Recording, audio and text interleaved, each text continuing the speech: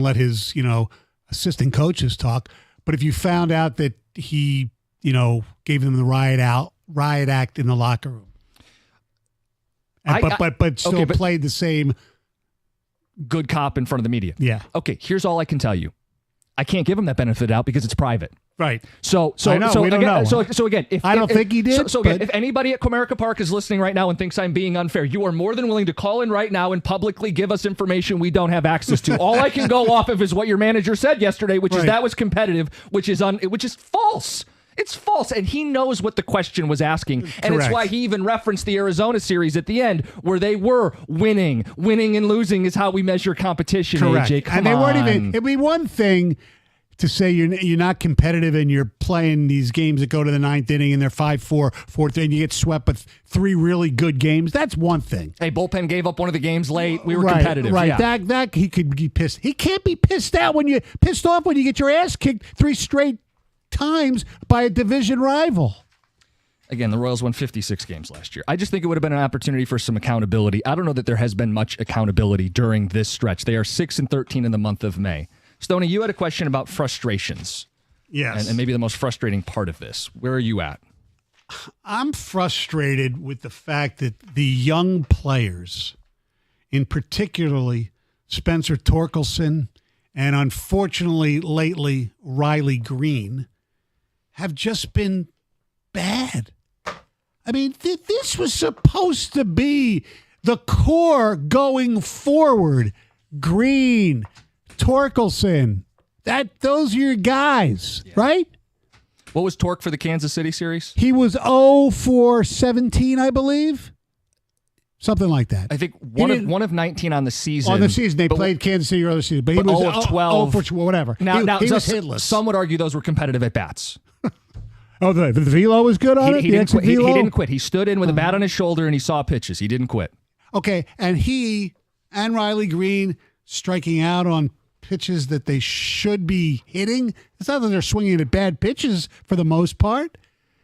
That's the frustrating thing. Those 2 guys, and Torque more than Green, there's no bulletins here. That is just frustrating that this young core of major league players, which doesn't give them an excuse, but I believe is the reason that they didn't go and get those bats that everyone wanted, was because they believed that these 2 plus Kerry Carpenter, who's doing okay, but he doesn't play every day, was going to be enough with the pitching and that they'd be able to compete in the division. Right now, they're not. Okay? It's, they're just going through a bad time. A lot of teams have bad months. Okay, they're having a crappy month. And they're in 4th place in the AL Central. Yes.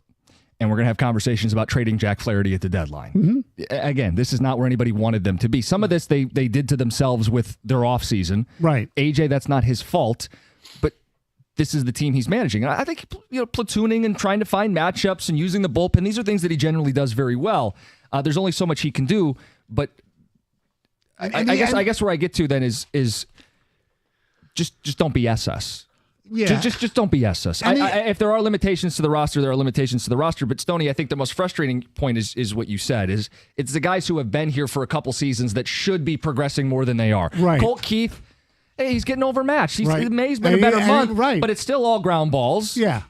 And he's a platoon guy too at this point, so it's not like you're giving him a ton of ABs against lefties, especially now that Gio Urshela is back. I'm not going to get that pissed off at the guys like Veerley and even Kana and, Ibanez. Whatever. Even Gio, there's no power, but fine, whatever. Perez has been good, obviously. So hopefully, yeah.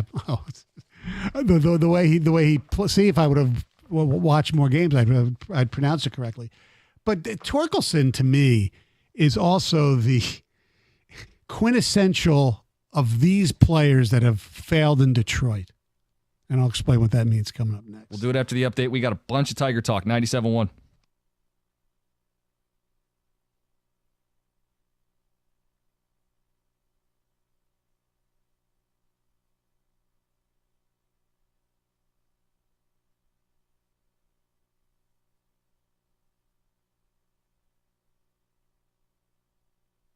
Brought to you by Precision Garage Door Service of Southeast Michigan. Conference Finals games continue to be on the hardwood and the ice. Game 1 between the Rangers and Panthers at Madison Square Garden. Kind of a fairly embarrassing mistake for New York in front of their own crowd.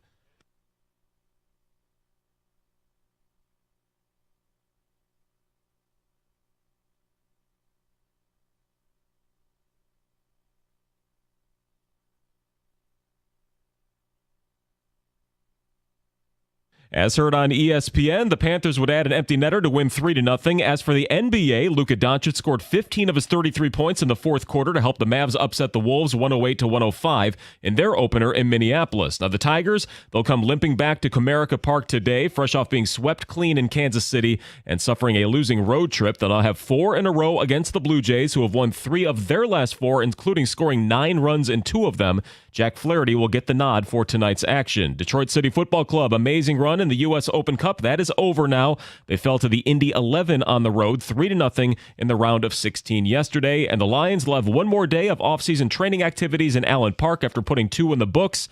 They'll have 3 more sessions next week before mandatory minicamp begins in early June. From the Corewell Health Sports Desk, I'm Chris Villar. For more, go to 97.1 The Ticket and Odyssey.com.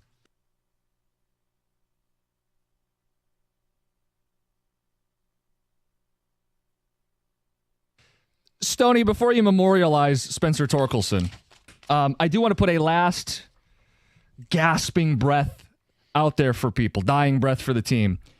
What would it take to get you on board?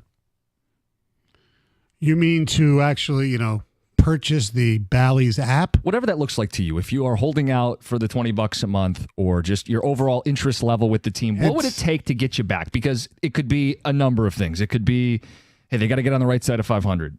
They got to get to at least second place in the AL Central. They have to trade for a bat, call up a bat, get a quote from Scott Harris as to what the hell's going on. What would it take for you? For them to be compelling, entertaining. If you're asking for people to spend money on something, they have to be entertained. Okay?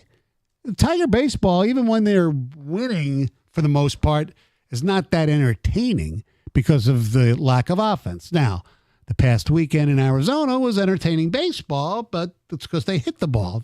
Yeah, to me, it's all about the offense. And it could be guys currently on the roster figuring it out, Cole Keith, Torkelson. Mm-hmm. It could be calling up Young or Henry Malloy. It could be trading for a bat, although I'm not holding my breath. They got to hit even a little bit. Yeah. And they didn't make the moves in the offseason. You guys know where I stand on it. So to me, I'm not that hard to please. Just have somebody hit a little bit, please. Yeah. Please. Be competitive, be compelling. How's that? They are competitive.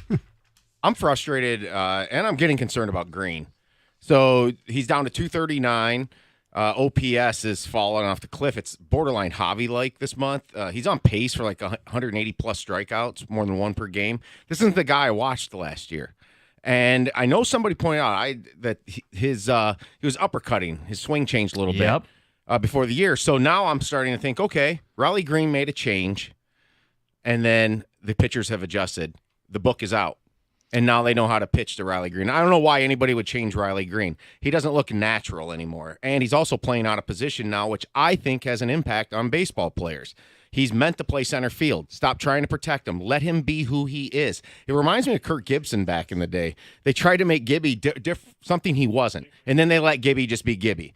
Would you say they are ruining players? I'm curious to that. You're open to the possibility. Well, okay, fine. So my big picture frustration, I want to really see what you guys think about this. In 2014, last time the Tigers made the playoffs, the ALCS that year was the Royals and the Orioles. In 2019, SI wrote a story saying the Tigers would not contend till 2024. Mm-hmm. And Jamie was besides himself, if you remember, Stoney. Remember we did that? And we're like, well, it's kind of the whole Ken Holland building a hockey team thing, too. If you don't. Bottom line is we're in 2024, and the Orioles and Royals have completely reversed everything. And that's what the Tigers should be, and they're not even close. Because the only reason the Tigers are even winning games this year is because of the guys that will not be part of the future in my mind for the most part. Right. There's a lot of their bullpen guys. And the other thing is, especially Baltimore and Kansas City to a little lesser extent, their draft choices have been great, and their development has been fantastic. That's- 2021, the Orioles won 52 games. Right. They started this before the Royals. Are the Royals pulling an Orioles here where they're gone from 56 and they're going to contend for the division here? Yeah. I mean, it's just like it just went boom. You know, Bobby And Witt with the Jr. has bats. turned into a superstar. maybe. I am questioning right now the Tigers' at least major league approach to hitting in general. And I'm going to tie it to Green and his struggles.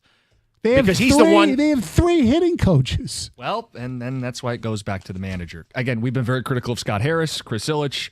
If the season goes south, as good a manager as I believe AJ to be, Okay, you're not safe. You're not. And these are fair questions. Meadows is lighting it up in Toledo.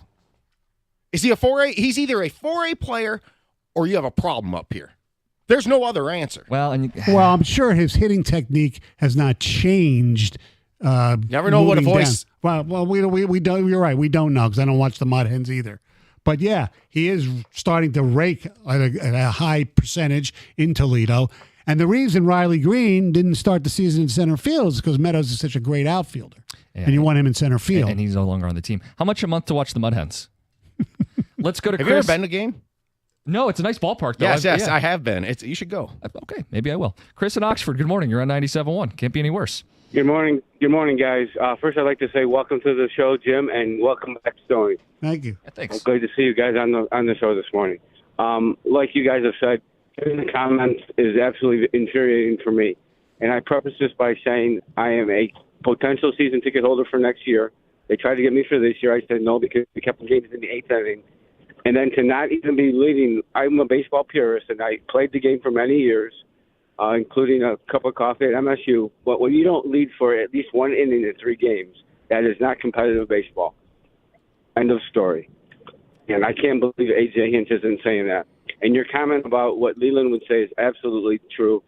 It was a butt kicking that they took from the team that won 56 games last year. Which player frustrates you the most? You got 5 minutes? Probably. Take us to 10. I'd have to say Baez still. Really? Because we paid, yeah. When he got and I go back to his first, I watched the opening day, I was there, and when he got a double in his first at bat, I'm thinking, thank God, we're going to have a good year from him. And then he's still crapping the bed again. Yeah, he had one good weekend. To me, it's not even frustrating because You just accept it. Yeah, that ship has sailed. To me, it's Torkelson and Green to a lesser extent, but still. And here's the thing, and I just want to point this out. Detroit, we have the worst either luck or we just get the wrong guys. And I might be missing somebody here, but since I've been to town, okay, so this is 1986 I moved here, Jim. All the Detroit teams have had the first overall pick a total of 6 times in their respective sports. Okay. Here's who they are, and in no particular order. I might have missed one. If I missed one, somebody let me know. Joe Murphy for the Red Wings was the number 1 overall pick out of Michigan State. That's the last one they had, yeah. That's the last one they had. Matthew Stafford, Cade Cunningham, Matt Anderson. Oh, boy. Casey Mize, Okay. and Spencer Torkelson. Best of the bunch is Stafford. The worst of the bunch is Matt Anderson or Torkelson. I was going to say, and Mize is, look, now his is injuries, but he looked horrible the other night. Yeah, he's not going to get to Kansas City for whatever reason. Most disappointing. Cade could end up being disappointing, but he's not the worst. Yeah. The last really Stafford was. I don't want to get into a Stafford discussion. I know, but he was really good. Billy Sims, way back before I moved here, was maybe the best number 1 pick Detroit has he had. Got hurt. Yeah. Ticket text 248-539-9797 and the phones. Let's get to Nick in Detroit. Nick, good morning. You're on 97.1. Hey, so I think that this really boils down to bias. I know that you guys just said it's not that frustrating anymore. You just deal with it. But I really think that he sets the tone for our whole team. He's the highest paid player on the team. He is one of the worst players in baseball, and he doesn't even lose playing time. At the very least, right, when you're a baseball player, you're in Little League and you're in any level of baseball, if you don't play baseball well, you don't get to play baseball anymore. And on this, and we're here at Major League Baseball, Tigers baseball, and Javi Baez still takes the field every night and is the worst player in baseball. What does that say to the rest of the team? Their incentive, I mean, they only have personal pride, of course, but, like, what is their further incentive? They see their teammate go out there every day and be the worst player in baseball. And be highly compensated and get the playing time regardless. Yeah, that's a multi-prong issue, though, right? Yeah. Because they didn't bring in a shortstop for AJ. That's a Scott Harris problem. AJ's playing him regardless. That's an AJ problem. And the fact that they won't buy him out is a Chris Ilitch problem. Yeah. It's a multi-pronged issue. I mean, it's enough to get your blood boiling. I guess today it's AJ Hinch's quotes. It'll probably be Baez in a couple weeks. There's no shortage of things, to Stoney's point. There's a lot to be frustrated about. There's no shot in your mind that if Kreidler was healthy, they would have brought him up and done something with Baez by now. Well, he hit in the spring, and they didn't have him make the opening roster. Yeah, I know. But they thought Javi was probably going to be a little better than he was, although he sucked in spring training too. Well, we kept hearing he was going to be different. Guys, the thing with Javi, though, Torque and Green had good seasons last year, and he was here. Yeah. I just Yeah, can't buy it's that. not. That's why the Javi's whatever. He is what he is. Matt and Canton, good morning. You're on 97.1. Hey, good morning. For me, it boils down to ownership. We see two owners in this town that are trash, in Chris Ilitch and in T-shirt cannon fella.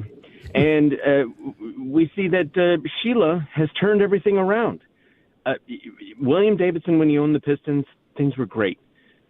He dies, unfortunately. The widow, Karen, yeah, really screws the pooch. Pardon me. But and then Mr. I, God bless him, he wanted to win with both teams, and then his scion takes over and really just does a number on the fans and everything, and it's horrifying. Yeah, well, what But make, I think we see how important ownership is. right. What we found, what good ownership is finding the right people to run their business. And you mentioned Bill Davidson. Well, until he hired Jack McCloskey, the Pistons were a joke. Trader Jack, the yeah. Dick Vitale deals, those years. I mean, they were horrible under Bill Davidson. He hired Jack McCloskey, and it worked. For the Red Wings. When Mike had Jimmy D. Right, Mike Gill. They were the dead things. He hired Jimmy Devellano. D, and it worked. I mean, that's the way things go. The Lions, okay?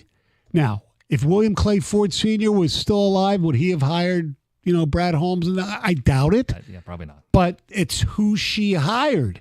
And more than that, do you remember? And the culture she led. That's what I was going to get to. Do you remember? Yeah, of course you remember.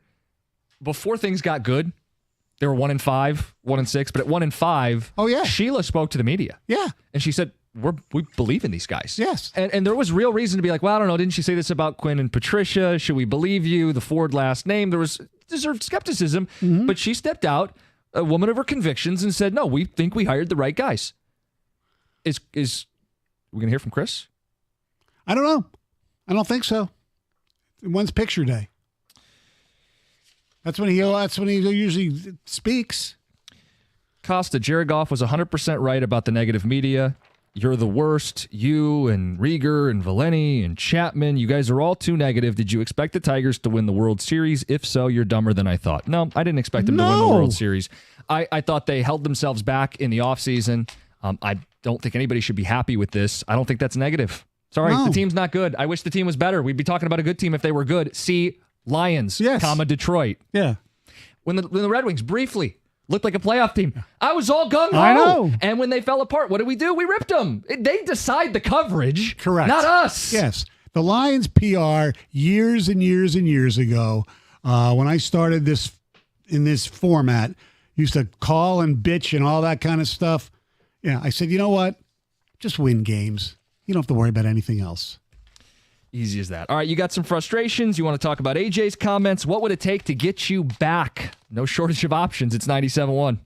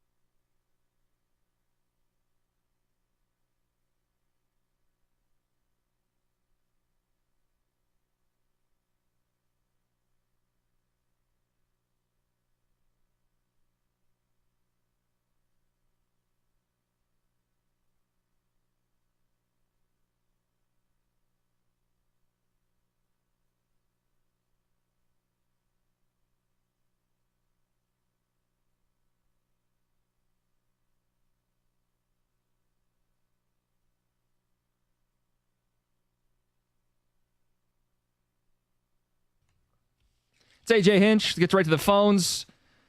Oh, by the way, we have a poll question up. Yes. This may be mean-spirited. But you got two options as a sports fan. We throw them both out to you today. You could watch Detroit Tiger baseball against the Blue Jays, or would you rather be at Lions OTAs? Last chance to vote this hour. We'll reveal the results at the very end. I think OTAs will be more competitive. By the way, you have no choice because OTAs are not open to the public. But if you had the option, even if we set up a little camcorder at the top of the bleachers. Would you rather watch OTAs on TV? Would you rather have your phone and watch OTAs off of a small screen or be at Comerica Park? I still think OTAs win. Oh, yes, because the Lions are the hot deal and the Tigers are the cold crap. Speaking of the Lions, cold crap, there you go. Speaking of the Lions, the hot team, 9:35, Stony schedule game. I know the schedule came out last week. You were supposed to be in when the original schedule was going to be. And we just want to check in with where you're. You played the schedule game your whole career. We need to know where you're at now that they're on the edge of the Super Bowl. That's at 9:35. Gene in Ann Arbor, you're on 97.1. Hey, guys. My thing is they should have picked up J.D. Martinez in the offseason. They got to take some pressure off these young bats. And they're talking – I bought for a minute the line that, we're going to block all these good players. But, I mean, what players? There's, 2 hitters in the organization. They need someone who can let these other guys develop, someone who can carry the team for a week or two. And if he doesn't, get some hitters in the offseason – then we'll know for sure that he's not going to spend money, and then we got a problem. Gene, 2 things can be true. They didn't try, and even if they did, he wouldn't have come here. He hates the ballpark. You think so? Doesn't have to be that guy. I know. You're right. You're right. I mean, Justin Turner, even at age 40, is going to be here with Toronto. I didn't even check what he's hitting. But that's another guy. He's kind of... Would have been a stopgap. But clearly, Jay Shun, they wanted him to get a year in the minors. Their option was Gio Urshela, who has no power at third base. Right. And, Matt Chapman had another home run yesterday. He's up to 7. I can already feel... I know. You just had to say it, didn't you? Luis Ariz was traded. That was brilliant, by the way, what San Diego did. They didn't give up one of their top prospects to do it. They gave up some quantity, not quality, and he's hitting 350. That's not with a lot of power, but this team could use a guy who beggars can't be choosers. Thank you. And the other name is Cody Bellinger, who can play center, corner. He can play first. You could DH him. This team doesn't have anybody who can hit. And the rebuttal is always, and I heard even Rieger and Wojo yesterday. Wojo goes, they wouldn't have come here. Well, they didn't have deals up until the very end of the offseason. They signed effectively 1-year deals with options. If you had offered them more money, isn't that why guys play? If you offer them more money, could you have been more competitive? You could have overpaid and still been a below-average payroll. Now, to your point, now to your point, they probably still don't win the Central, but at least you could say they tried. They'd be more competitive, to use the word of the day. Well, the problem is we don't know, like that, which I hate. It's a lame answer for a lot of questions, but we have no idea if they even A, asked, or B, he would consider. I mean, he thought maybe Bellinger that I'll stick it out to the end. If I get something crazy, I'll sign. If not, I'm going to go back to the Cubs. I love playing at Wrigley. Yeah, Wrigley's cool, and he had a good season there, and it's Chicago. Yeah, sure. See, my thing is though, you can be right or wrong about this. You're looking more right in terms of them being more competitive this year, but what do any of these guys have to do with the future? See, that's where my problem is this morning. Like, what are you resting on in terms of they're going to be better next year? Something external and nothing internal? That hitting wise, batting wise. Right, I get what you're saying. Even if they do, Colt Keith is showing a little promise lately. I'm sorry if I'm not going to completely buy in and be all in on it. No, he is in his first year, and he deserves more time and patience. Real quick, what is the bird chirping? That's Greg. Okay. Torque and Green have to be part of the future, or you're in big trouble. Yeah, that's why I said the most frustrating thing is the core of their team. Those 2 guys in particular, quite frankly, right now, blow. Colt Keith, in the last 8 days, has bumped his batting average from 171 to 232. And he's got some 3-hit games. He had a 4-hit game in there.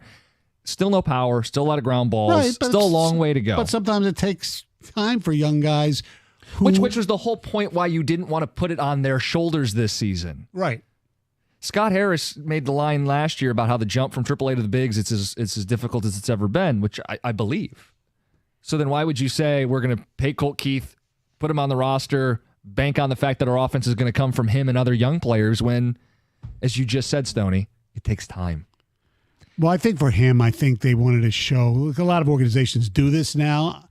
I don't think it makes sense all the time, but now obviously Wander Franco was he had a different problem, but you project what guys are going to be, so you pay them now so you don't have to pay them a lot more later. And sometimes you win, sometimes you lose in that gamble. And I'm not saying they lost that gamble. No. If anything, signing Colt Keith was a money-saving move. Yeah. In their mind, right? Yeah, it was a smart move. If you could lock a guy in, I'm not mad at the Colt Keith signing. No. It was a long-term, cost-saving move. So why did Gator cite it as a sign of them spending in crosstalk 2 days ago? I don't know. Anyway, that's for him. That's for him. Anyway, let's get to Heather with the news. Okay, excuse me. So MDen, the official merchandise retailer for the University of Michigan, is accused of not paying their bills. Yeah, the company has been in court for alleged financial issues this year, with suppliers saying that the company owes them a lot of money. There's also a sales tax warrant for more than $13,000 that was filed in Indiana against the business back in April. So there's one company in Kansas that's suing MDen for $4.2 million. Another Wisconsin-based publishing company that says MDen owes it nearly $26,000 for 2 shipments of U of M championship books. And they said that money is really big to them. They're not, a big publishing company, and that's a lot of money. Yeah. So apparently I guess there's too much window shopping going on at the end then, because it's usually, especially the one in Ann Arbor, is always crowded. Sometimes the one at the malls, not so much. But in Ann Arbor, it is normally. Yes. Yeah. The owner of MDen says there must be some miscommunication going on, because they said they've already paid at least that Wisconsin-based publishing company. That's already been paid for, but it sounds like there's some back and forth going on there. The university itself is basically saying, hey, just talk to them. We have nothing to say about it. They've obviously been a longstanding vendor of U of M for many years. But the Oxford high school shooter asked his parents for help, and they turned him down. So he wanted help in his appeal of his life sentence. Obviously, we know he pleaded guilty to multiple felony charges. He was sentenced to life in prison without the possibility of parole, and now he is fighting his sentence. He was asking for access to these confidential pre-sentencing reports from his parents. His defense team argues that his parents' these reports have information that is relevant to his appeal. They reached out to them. Parents said, "No, we're not going to help you out." And now a judge has also taken the parents' side. On Wednesday, an Oakland County Circuit Judge, Cheryl Matthews, basically concluded that the shooter has no rights to these confidential files, and kind of said, hey, if his new lawyers want any information about his childhood, just talk to him. He can tell you everything about it. You don't need these files. And his life sentence shouldn't be appealed. Bottom line. Right. Did the crime, do the time. Exactly. A Michigan man has been diagnosed with the bird flu. And this is now the second human case associated with an outbreak in the U.S. In dairy cows, so not in humans. But this man, he was a dairy worker. He was in contact with a cow at this farm that was infected. He experienced some mild eye symptoms and has since recovered. And he said he started feeling like a gritty feeling in his eye. Little swab. Turns out he had the bird flu. And there's been a big outbreak of the bird flu in cows. Right. And there was some worry that could this potentially spread to humans, through dairy milk, through the cow milk. But turns out not really the case. It's really only maybe for workers who are going to be exposed. A lot of exposure. Yeah, and they can just wear some eye gear. And, But there's no risk of like the worker who has it giving it to another person. It doesn't sound like it. Minimal, no. if any. Okay. Yeah, and you can still drink milk, not the raw. You're not going to go and drink cow milk, No. right from the source. You can have pasteurized milk No, you from better the not. store. No. A Florida man, he was on the run from police for 2 months, but he was just found in a really compromising position. So you got to check out the photos. This guy, 31 years old, he was wanted on multiple charges for this incident that took place back in March. Last week, though, deputies received a tip that he was inside of this home. And so they issued, a search warrant, went there, looked through the whole house, couldn't find him. Then they entered the laundry room. Still didn't see him, but they opened the dryer and this guy got himself all up inside this small dryer drum. I don't know how he did it because dryers aren't that huge, No. right? Like you gotta like concoct yourself into a weird position. Anyway, they said when they found him, the look on his face was a combination of guilt, embarrassment, and warm hosiery. So, yes. When they pulled him out, they said they pulled him out one limited time as he clung to his tumble-ready hideout, and outside of the dryer, deputies removed 3 dryer sheets, 2 mismatched socks, and a crumpled-up tissue from his surprisingly wrinkled Star Wars shirt. Anyway, Florida man story. Yeah, has to be. Always is. Those weird Star Wars people. He's not listening Nope. to you. It's okay. He's talking to you, Greg. He's taking pot shots. All right, Heather with the news. Coming up next, Stony schedule game for the Lions. It's 97-1.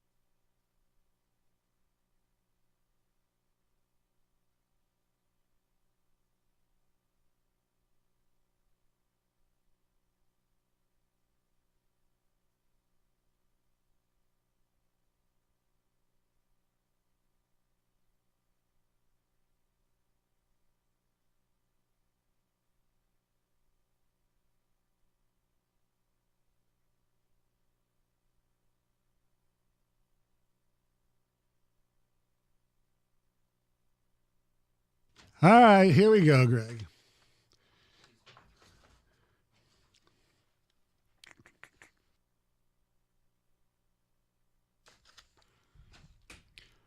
Hey, it's Stoney. Spending time outside is a great way to enjoy the warmer.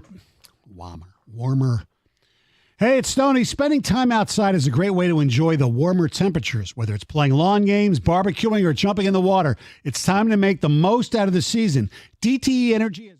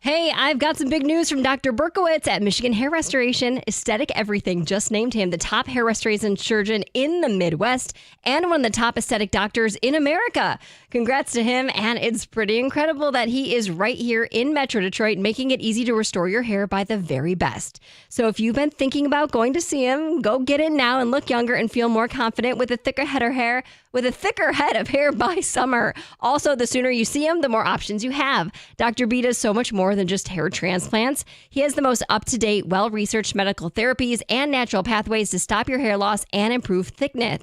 With the treatment plans that fit almost every budget, Dr. B takes the time to create a custom plan just for you, and he guarantees all of his treatments. So call Michigan Hair Restoration and make sure you speak to Maria. Mention 97.1 and you'll receive a complimentary natural hair remedy treatment at your consultation. That's $1,000 value. For more information and to schedule a consultation with Dr. B, go to MichiganHairRestoration.com.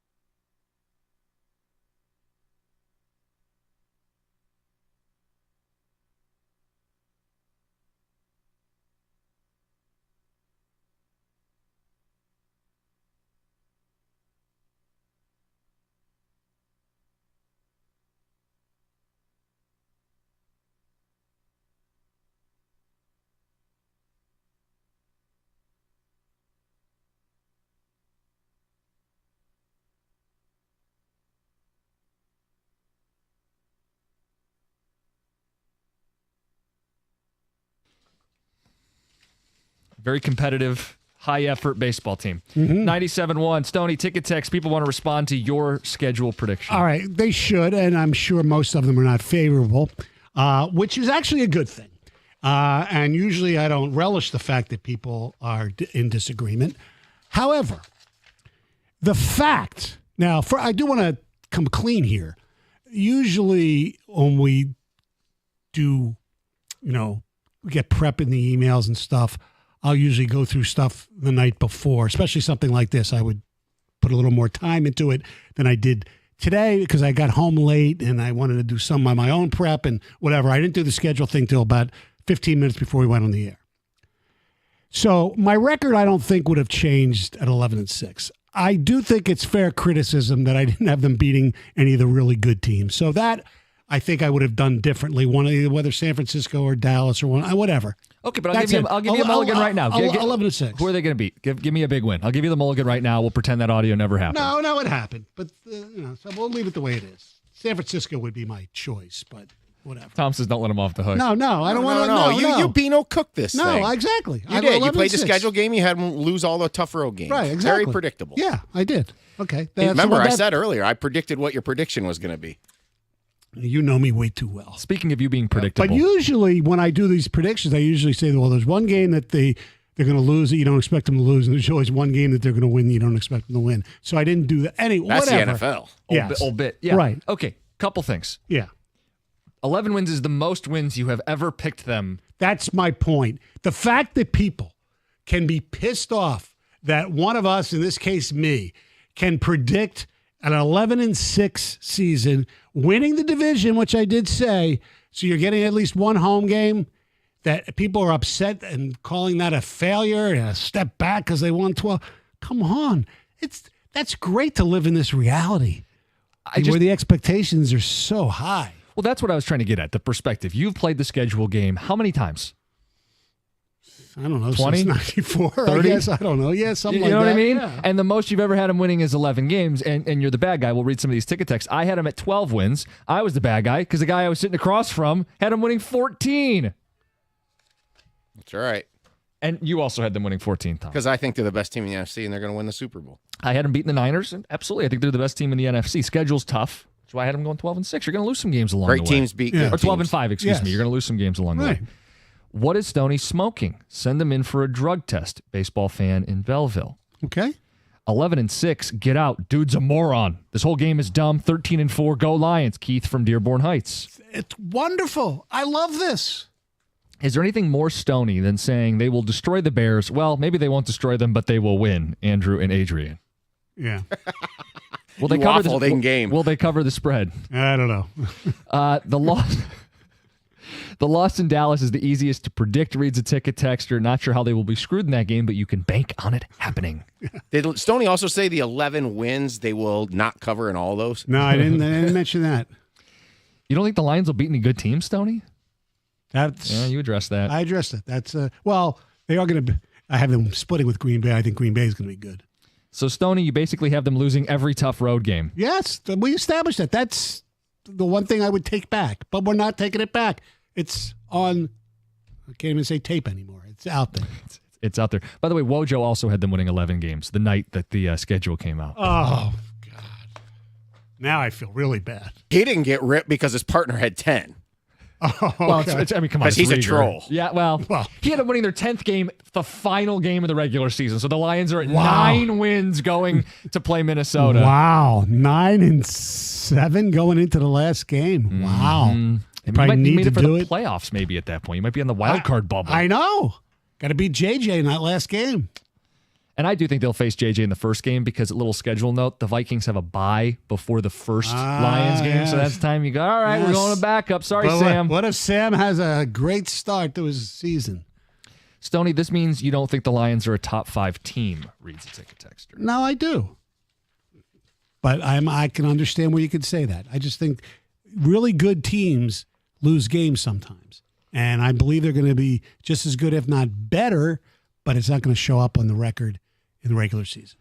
You thought the poll would go this way. Mm-hmm. Our poll question today, would you rather attend the Blue Jays against the Tigers at Comerica Park or if you were allowed to, it's not open to the public, Lions OTAs at Allen Park. Basically, T-shirts and shorts practice.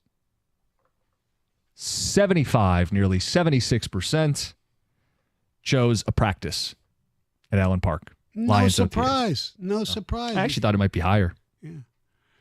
Wow. Look at Marcus Davenport. He's healthy. 248-539-9797. Will Marcus Davenport's health be a factor?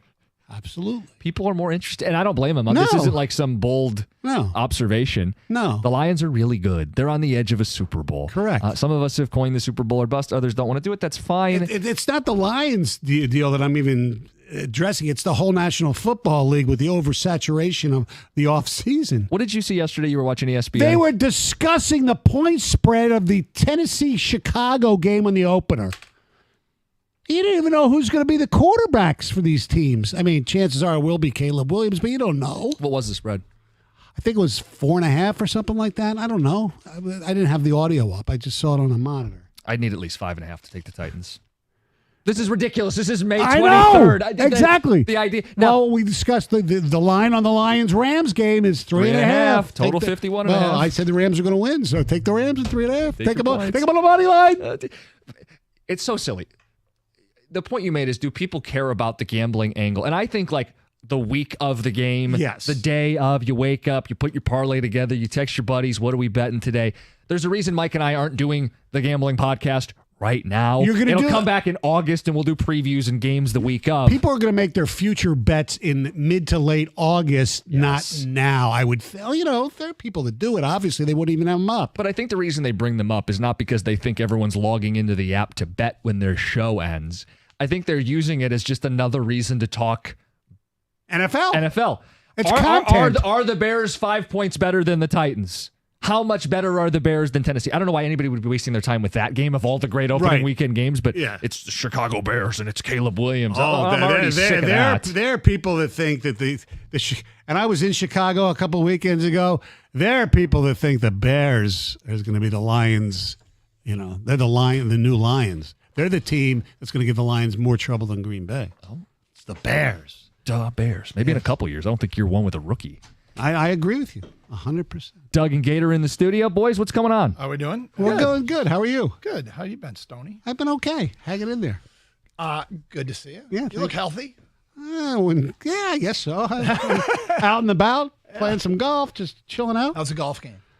It's the first thing I asked him. I broke 90 for the first time in 3 years last week, and then pardon? I said bravo. Yeah, it was. 41 on the back at the course I play. It was pretty impressive. And then the next time I played, I had a 96 with a 51 on the back. So I had my one great round. Golf. Yep. Yes, exactly. Yada, Absolutely. yada, yada. You guys doing good? Are you guys wearing the same shirt? It's close. No.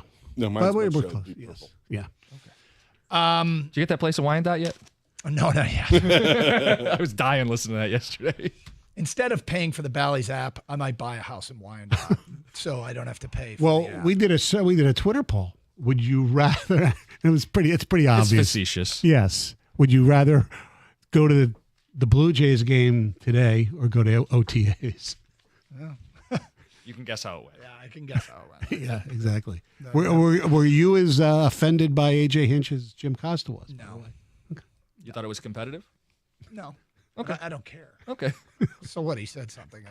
He's backing his guys. But you can back your guys without like insulting the intelligence of the fan base. I don't take myself that seriously, so I don't really care what he said. I think paying customers don't like being. Anyway, if they, I don't think that people really care that much about the Tigers. Oh, that's now, so. That's kind of the conclusion. That's true. I mean, they might be a segment today. I don't know, Gator. What do you think? I don't know, man. You're gonna be all right. I heard you were pretty disappointed the other day. I've been down. I've been beat. And this is Sounds like a blues song. I know. Listen, I got the Detroit Tiger blues. We can't hit. I'm down and I'm out. Carson Anderson coming up next. Have a great day, everyone. Don't ever change, Mike.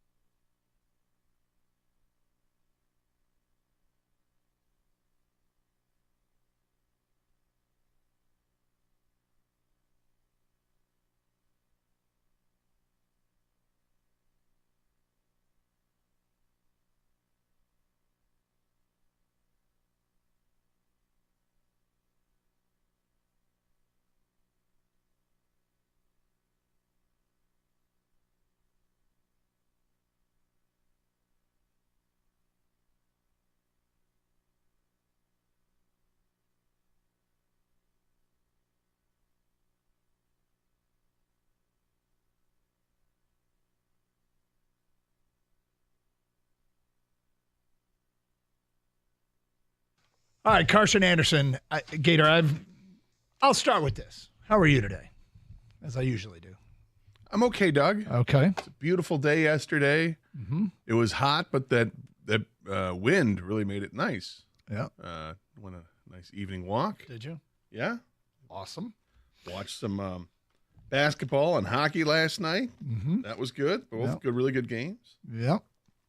Watched a little wrestling. Taped it, so I only saw a couple matches. But So Brad. sorry, recorded it. I shouldn't say taped it, but I know. yeah, no, it started to make up for the gross afternoon that I had to watch. Yeah. With the school I mean, mess. look, we'll circle back to the Tigers at some point. I don't want to start there today. Is that okay with you? Dude, that's fine with me. All right, I'm gonna have some fun. Let's have some fun right out of the gate. Right out of the gate. Hang on. Did you say fun? I did. Okay. I hope you haven't seen this. Did you see who Dennis Rodman's daughter is dating? I did not. Okay. She's a soccer player, right? Yes, she is. Trinity Rodman. And she apparently posted something to Instagram. And this is how you go official in 2024 when you post your relationship to IG. So she's IG official with a former Detroit athlete. She is dating a former Detroit athlete. Is this athlete age appropriate for her? I think so. Okay, it's not like It's not Vinny like Johnson. Yeah, it's not like lamb beer. The microwave's still cooking. Now we call that the air fryer. Yeah, 007. Right, exactly. Yeah. Okay, so it's a former Detroit athlete. I want you to see if you can narrow it down. Of the Big Four sports? Yes. That's all right. We got two guesses? I'm gonna give you 10 guesses. Okay. 10 questions. Okay. Yep. You said Detroit sports, so that's not Michigan State. It's Detroit sports. So, is it baseball player? No. Is it football player? Yes. Okay. Former Lion. Mm. Did the person play at over 240 pounds? No. Okay. So what do we got? You got 6 questions left. All right. Did the person play on the offensive side of the ball? Yes. Okay. I feel like I've narrowed it down significantly. You done a nice job with yes but I'm or not no sure questions. if I have. 10 yes or no questions. I'm not sure if 10's going to be enough. We'll see. Probably not. Yep.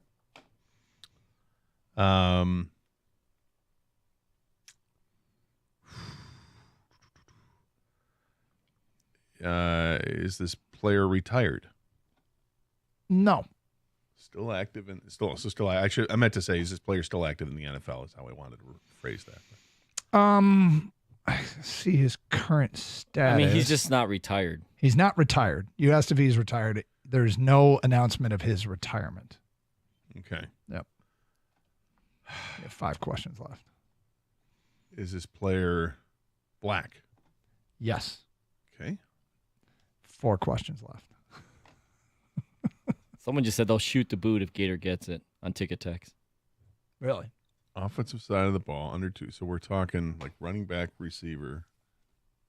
Yeah, all the offensive positions. Well, no, but also under with you. under You're 250 pounds, so or 240 pounds. Yeah. So Skinny guard. no. And it's not Mulebach because he is not black. Did you ask that question just to eliminate Mulebach? Yes, that's what I did. How am I possibly going to be able to eliminate Mulebach? Not Player Scott. black, yes. Oh, there goes Mulebach. He thought he was zeroed in on Mulebach. I had it. Is this player a running back? No. Okay, all right. That's a big one. Mm-hmm. Okay. Was this player good? Well, that's an opinion question. Yeah. It kind of is. All right, let me see if I But can I'll qualify answer it. No. Great. So this is going to be obscure. You have two guesses left. Two Gator. questions left. Make him good. All right, what do we got here? We got You know that Trinity Rodman is dating a former Lion. This is Dennis Rodman's daughter, dating a former Lion who is on the offensive side of the ball, weighs less than 250 pounds. Less than 240. 240, not a running back. Is a wasn't African American gentleman. Is not retired and isn't very good. So wasn't very good. It was an opinion question, but I feel relatively comfortable with that. So I've narrowed it down to a receiver, just because I can't think of a third string quarterback that was black. I know that they had one or two. I just can't remember the names of the players, so I'm going to try to move past it. Okay. And it's probably a mistake to do that, but I'm going to. So I'm going to think receiver. You said under 240 pounds? Under 240, I said. Dante Culpepper was a quarterback here. Yeah, he was like 260. And I think he's officially retired. Playing weight. Yeah, and I think you could say he was good, not good. But I threw that out there because it's Thank not you. him. Mm-hmm. Thank you. He's got 2 questions left. What do you think? He's going to get it, Doug? No. No? And this is starting to drag out a little bit. We should. These all have to be yes or no questions. Is this how this works, or can I Yes. just flat out? Okay. Do you want to guess? You can guess right now. He's trying to guess who Trinity Rodman is currently dating. Is this person under the age of 30? Yes. Okay, that helps a little bit. Yep. Not even a little bit. He's got one. Is it Quintez Cephas? Oh, good guess. That's a great guess. It is not Quintez Cephas. Do you want to keep going, or do you want me to tell you the answer to the Trinity question? Is it that guy who scored that touchdown the one time that nobody remembers? Remember we had the whole crazy. I think he was a tight end or fullback. Yeah, I think he may have been white too. Talking about Jed. Yeah, I forget it. Yeah, Jed Flask or whatever the hell that guy's name was. No, it's not Jed Flask or whoever the hell that guy was. All right. Should I start giving him clues? Well, who is Trinity Rodman dating? So should I start giving him clues? I'll start giving you clues. All right. Yeah. It was a Brad Holmes acquisition. Oh, a Brad Holmes acquisition. Yeah. So not a draft pick, but an acquisition. Mm-hmm. Okay. So let me think of receiver. They had. Oh, who were those bad receivers that first came in? But they were bad for the Lions. They might be older than 30 at this point. Okay. Another hint. Let's see. He had 10 receptions in his NFL career. That might be with the Lions, but that might be it for his career. He was acquired for a 5th and 7th round selection. Oh, I can't remember the name. Is it the guy we always make fun of because he was never healthy and was? Yeah, you know who it is. Yeah, he was speedy, but can they give me a first initial? Sure, well, I can give you a first initial. T. Trinity Benson. Yeah. Correct. Trinity Rodman. You see, you don't know it now, but he was emphasizing Trinity a lot. I emphasized Trinity all throughout. Well, well done. I know 2 people named Trinity, and they are now dating. Huh? There's a pro wrestler named Trinity, but yes, that's. I know 2 people. No, well, that would be 3 for me. So it's crazy. Wow. Trinity Rodman is dating Trinity Benson. Okay.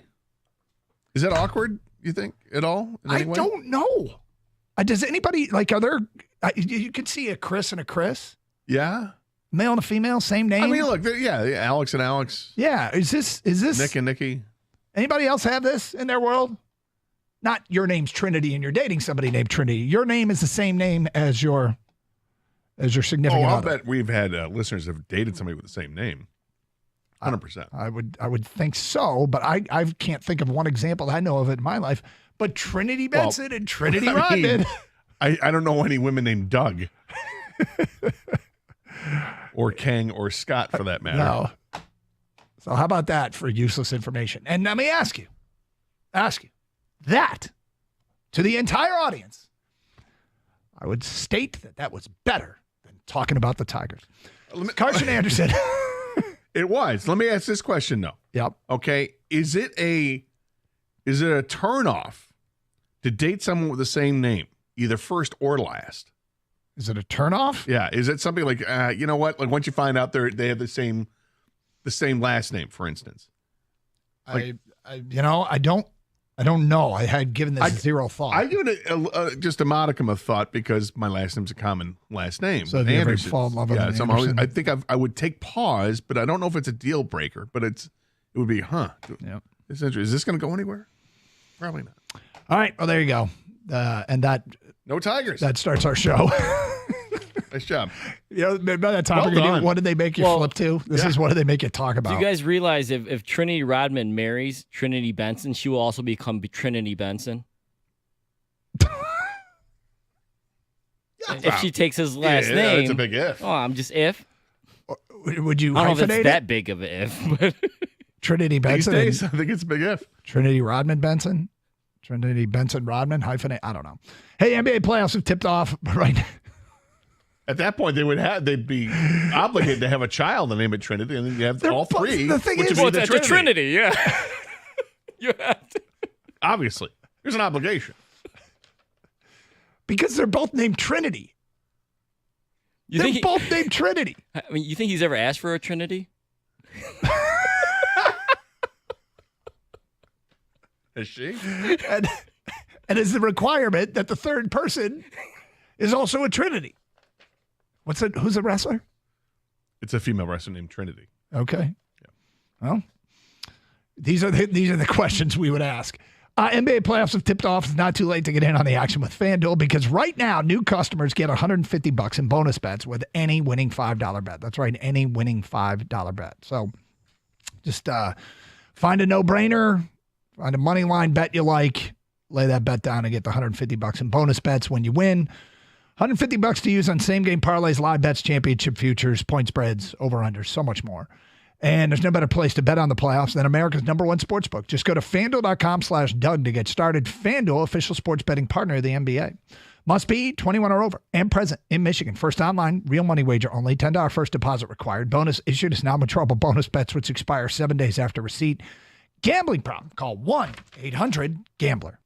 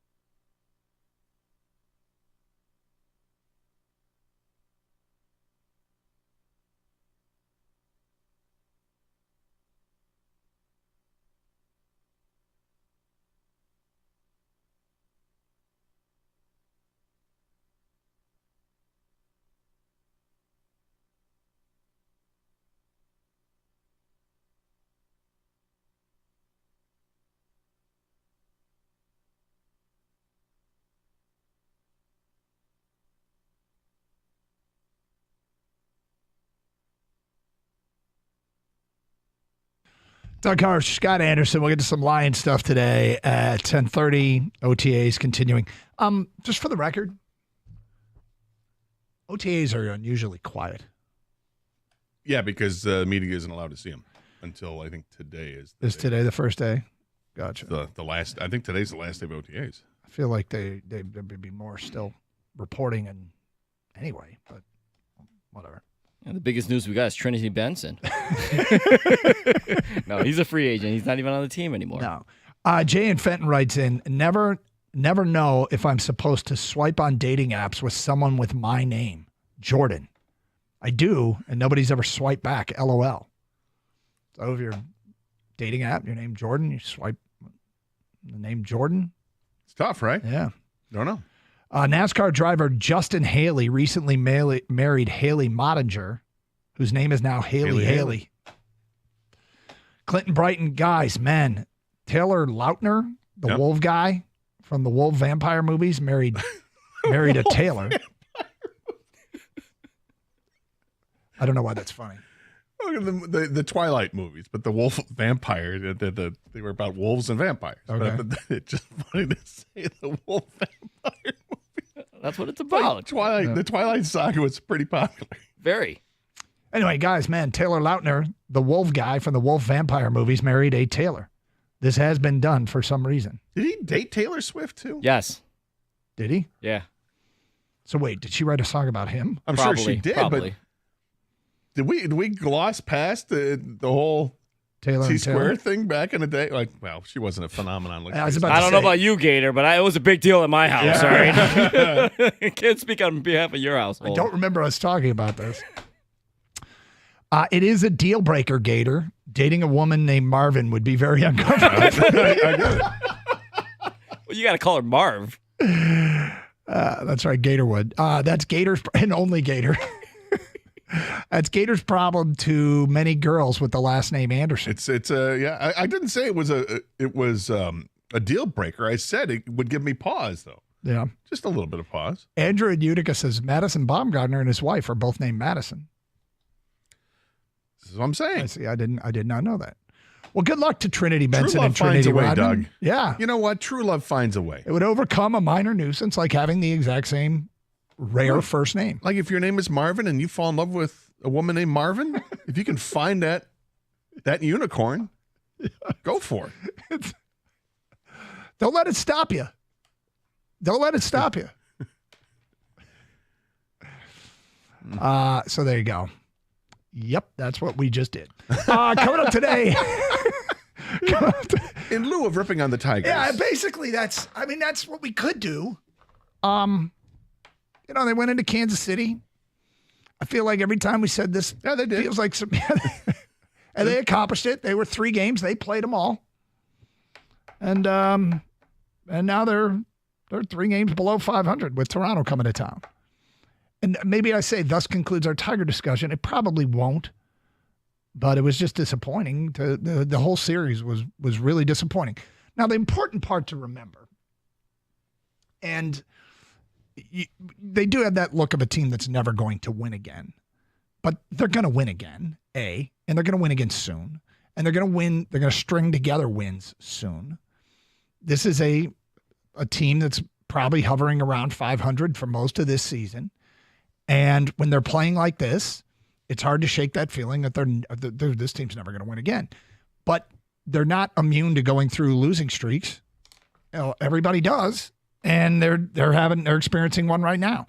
They opened the season on a winning streak, which built up some hope and some intrigue, and now they're in a typical midseason losing streak. I mean, I'm not ready to declare this as, this is it. They've lost 4 in a row. It's the first 4 of a 17-game losing streak. I don't believe that. It's baseball. It is baseball, but I don't like that they're falling now 3 games under 500. You get swept by a team that you think that you're better. At least I think that they're better than. And now if I have to come to realization that they're not better than Kansas City. No, they're not. And the last time this happened was that 6-game road trip. We're like, all right, let's watch this 6-gamer against the Yankees in Cleveland. Remember? And they lost the first 4. So, this is This is twice now where they've taken some serious hits on the old winning percentage in a short period of time. Yep. And they'll probably settle back in and start winning at 500 pace again soon, and then they'll get a winning streak. But Well, my whole 18 game thing ends, I believe. It ends with the Red Sox series, which I think is next week. I think they play 2 games against I've noticed Boston. this is a Gator formula. Gator will segment parts of the season and say, I'm going to watch this segment and make a conclusion after. Because You've done this for years. There's nothing wrong with it. There was a reason behind it. It was very specific because of the way the schedule was set up. All these games against teams that had below 500 records. The only team that had an above 500 record was Kansas City during the stretch. So they were going to play 15 out of 18 games against teams with below 500 records. And at the time, the Tigers were, I think, a couple games above 500 when that streak started. And now they're 3 games below. What? Yeah. That's not good. Nope. So you got these games against Toronto coming up that they're now kind of become important to me anyway, when I'm looking for an evaluation on this team to see where this team really is. And sure, if they come out and, sweep Toronto, does it look better? Yeah, it looks better record-wise, but when I match it up with where they were, it's not that much better. Well, when they were off to the 5-1 start, and we were using some careful language to describe them, I think the same is applicable here. They're not a hopeless team, okay? They're playing like it right now, got it, but they're not a hopeless team. No, but my biggest concern going into all of this when we're looking at what is this team was that the pitching was going to come back to earth. And unfortunately, the pitching has come back to earth, and it has not looked good. Even Skubal yesterday. Look, give Skubal a pass. Every once in a while, he's going to have a clunker. It just happens. But, that's the ace of the team that goes out there and, gets hit up a little bit. It didn't look so good. And then you've got the bullpen that had been so good for so long, and then it went through a stretch where they weren't good, and now it's like, rocky. No. So what is the bullpen really? I don't know. I don't have the answers on this. And if you don't have the answers, if it's inconclusive, it's not a good thing. It just means that the team is what they are, mediocre. They're a 500 team, maybe at best right now. And I don't like that. I expect this team to be further along than where they're at. And they have not developed the bats like I thought that they would have and should have developed bats. Is that an AJ Hinch problem? Is that a, pick your batting coach problem because they have like 2.5 batting coaches right now? Is it a Scott Harris problem? I'm not sure. Or is it just that the jump now from the minors to the majors is just so significant? Is that it? Which might explain everything because of the way the offense is down and throughout baseball. But the Tigers are well below average when it comes to this below average offense trend in baseball. All right, Q&A with a Lions insider. Some interesting questions and answers. We will get to that today at 10:33 here on Carson Anderson on 97.1.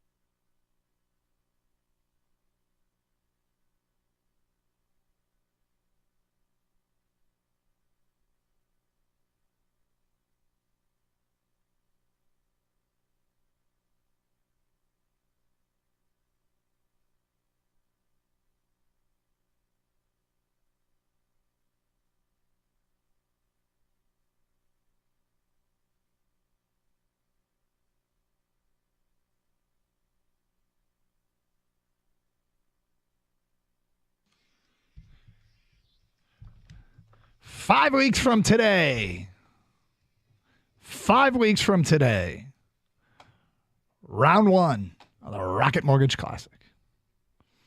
So, something to look forward to in Detroit. A week from Sunday is the Grand Prix in downtown Detroit. So, stuff coming up. Already? Wow. Yep. I've not heard anything about the Grand Prix yet. Haven't you? I've seen the hype. Or the pre-promotion. There's signage downtown and everything. Yeah. I'm excited about the Rocket Mortgage Classic to see which golfers will commit. Only a handful or so of the big names have committed. Yeah, so far, every time are we going to do the same dance we do last year? Was we're going to, when somebody commits that we're excited about, we're going to mention it, and then the golf guy's going to tell us how bad the field is. Well, I don't care what the golf guy says. I care what I say. Yeah, I understand that, but my opinion matters. It just no. How does it make me feel is what I care about. I know. Look, I actually do have a ton of respect for people that know a ton of stuff about more about golf than I know, but it's funny. I swear to God, every year we go, hey, did you see who committed? And we'll get excited, and then golf guy, field still sucks, guys. I'm like, all right, man, but that doesn't mean you can't get excited when the field sucks a little less. If it sucks a little less than it did before, you know what field sucks more than it used to? All of them, because a lot of big names went to live. Well, the thing is that the tournament's been good. Like the tournament has come down to, the last couple holes over the last few years. I mean, it's been fun. Yeah, and was it fun when Ricky Fowler wins? Everybody loves Ricky Fowler. Tony Finau, didn't Tony Finau win last year? Tony Finau won. Yeah, look, it's Bryson DeChambeau won. If you haven't been, I enjoyed the hell out of it. Now, I always realize that I have a warped perspective. And what I mean by that is I went just strictly as a fan. I had no media, so I was walking around just relaxed and having a few pops and hanging out and enjoying the day with no responsibility whatsoever. And that is so unusual that you get to do that. Like whenever I get to go to a game and just sit in the stands, I love it. I love it, especially if it's a game I know we're never going to be talking about. Yeah, if I'm on you're on a family vacation, you go, hey, you want to go to the Arizona Diamondbacks game, which we did. It was like the stadium's great, views are great, concessions are good. I was loving it. And then I was like, where does this park rank? And I looked up rankings of that ballpark, and it was like 29th out of 30 in the major leagues. And I'm like, I enjoyed it. But I realized that I have a warped perspective because just being a fan is so much of a different experience where you have zero, you're not thinking about what's the topic going to be. And so. Well, the other thing is that as we get more and more new ballparks built, just because something ranks towards the end of it doesn't mean it sucks. It means that maybe they're all really good. Yeah. And then you have to rank them somewhere. Yeah. Well, may not be the case, but okay. That's how I'd look at it. Lions OTAs Q&A with a beat writer, Dave Burkett, which I like these. I like these when the insiders say, all right, time for a mailbag, and people will tweet them a whole bunch of questions. It's a funny term, right? Mailbag. Yeah. I used it once on the air. I was sitting in with you and Wetzel. How long it was? I said, what are we doing? Maybe it was teasing what's coming up next. And I said mailbag, and Dan couldn't stop laughing. Yeah. Like, I got it. Yeah, he's a child. Yes, he is. Immaturity. I mean, it's ridiculous. What's going on? So anyway, Free Press, Dave Burkett, mailbag. These are a couple of questions we highlighted.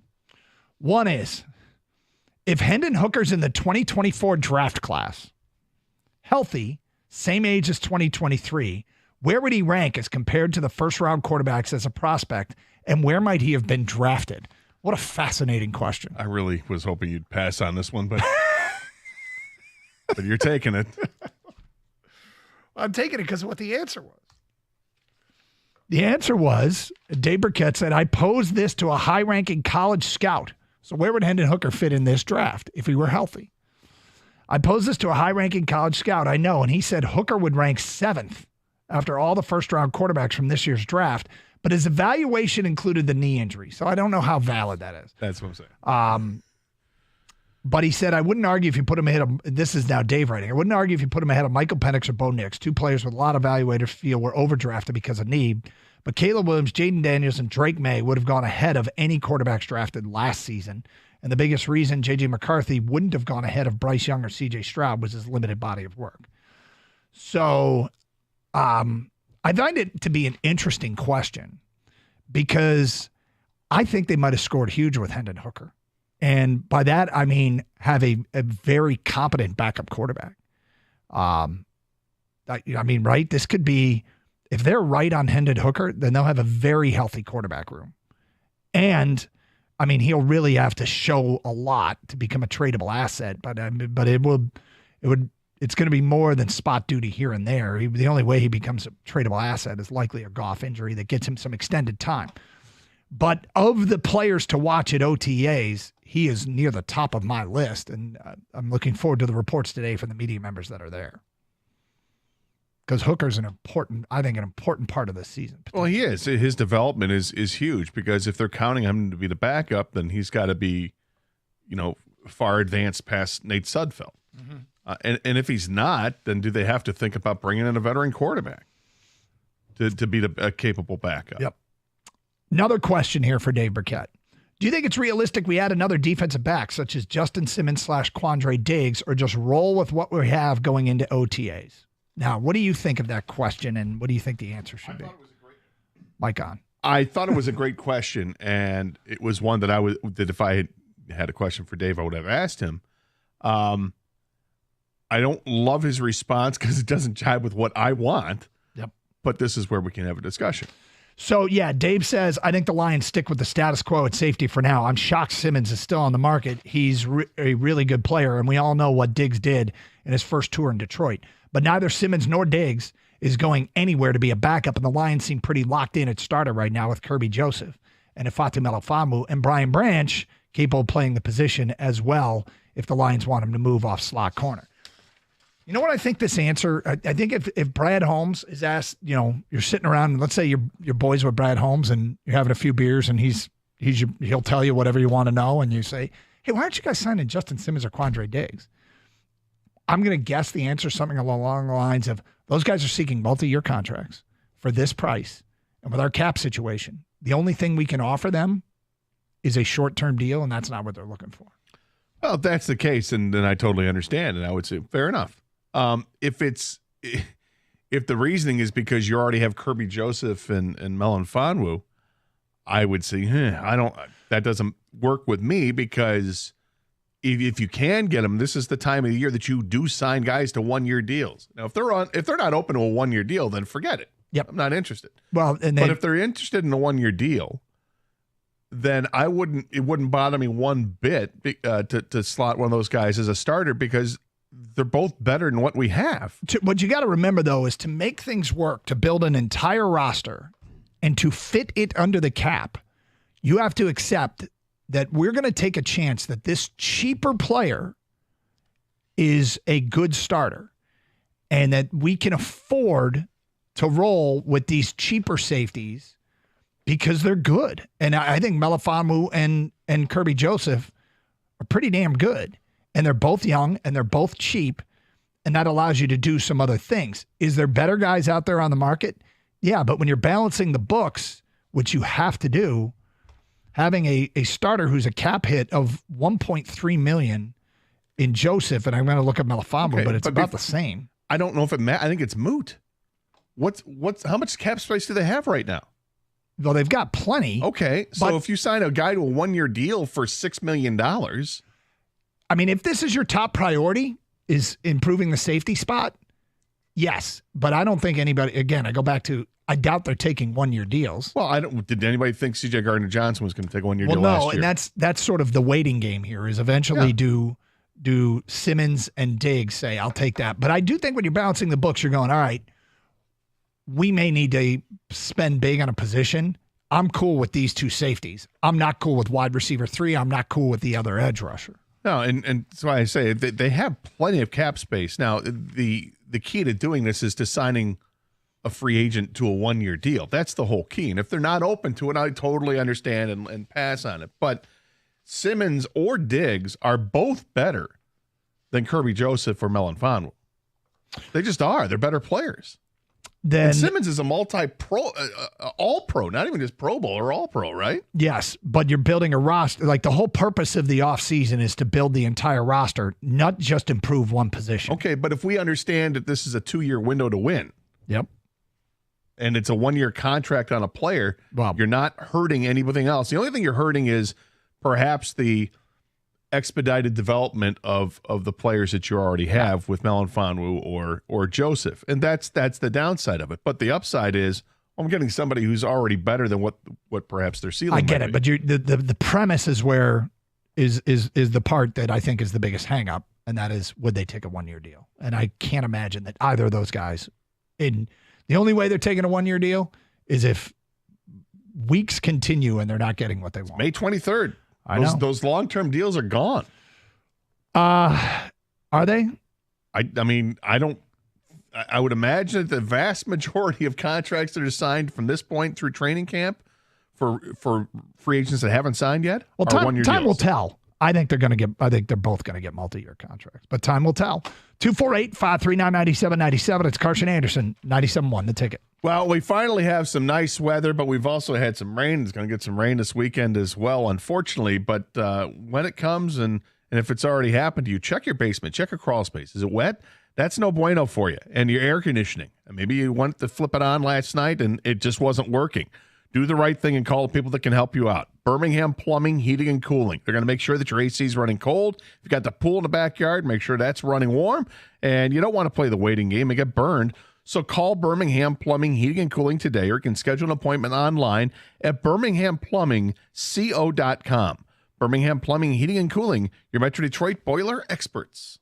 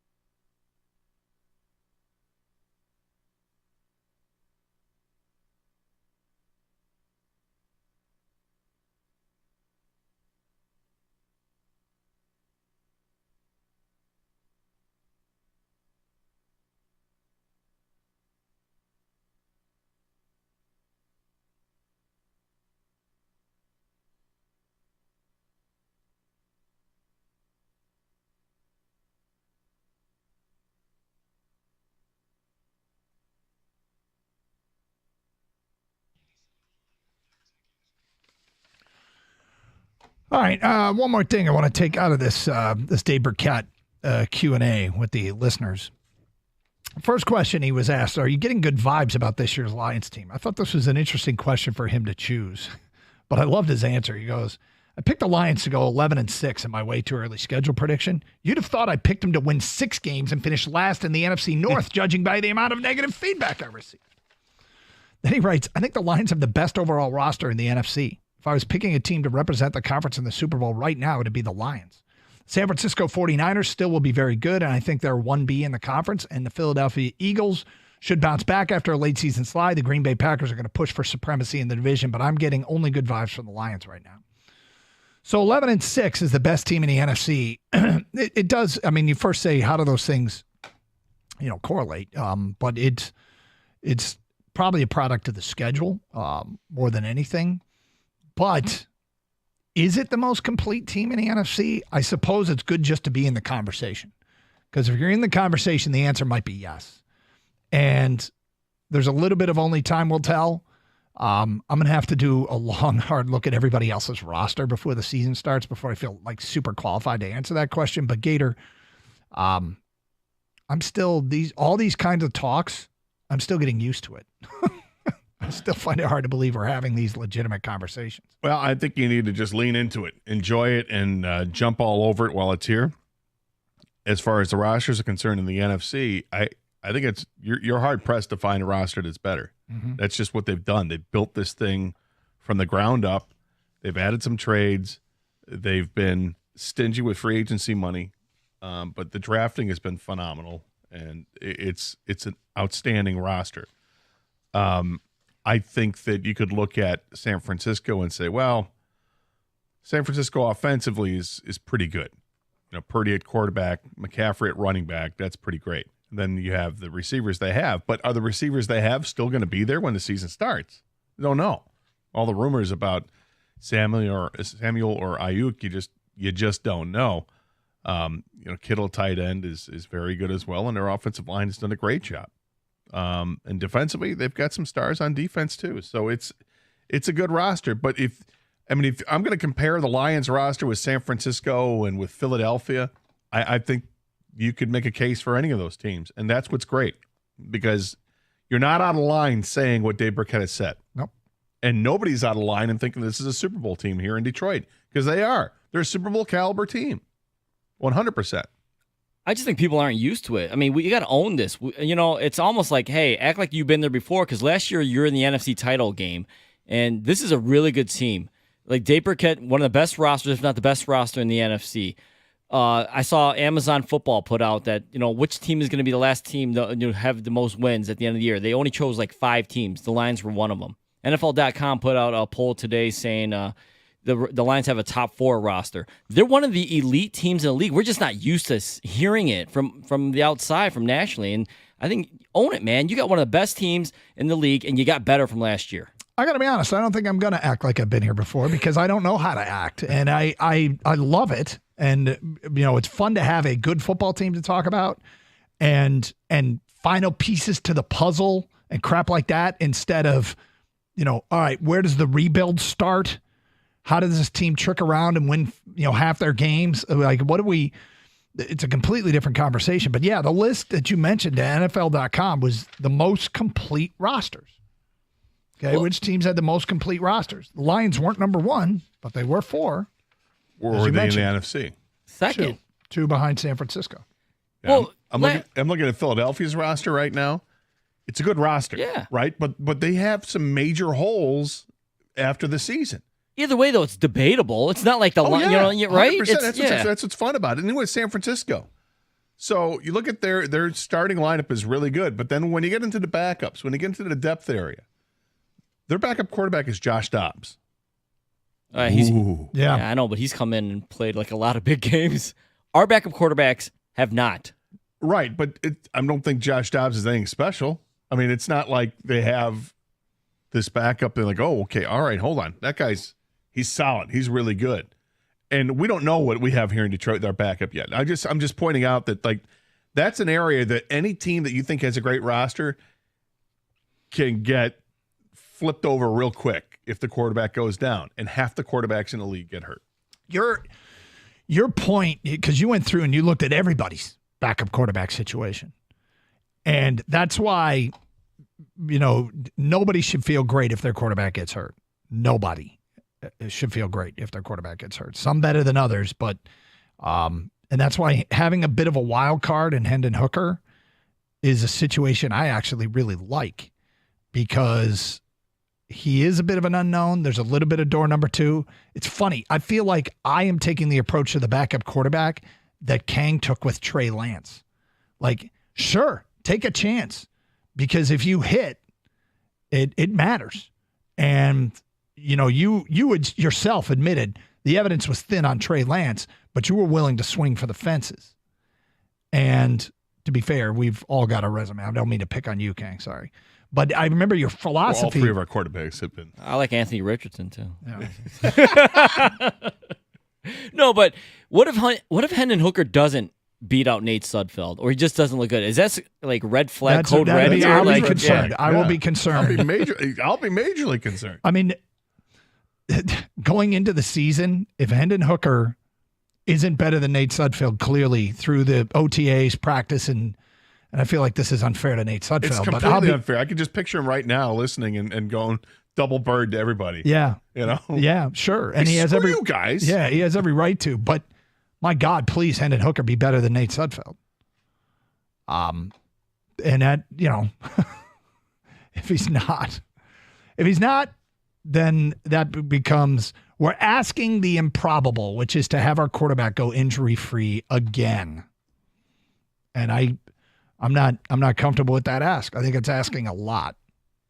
But just because he didn't get hurt last year doesn't mean there's less of a chance he gets hurt this year. In fact, it kind of means there's more of a chance he doesn't get hurt.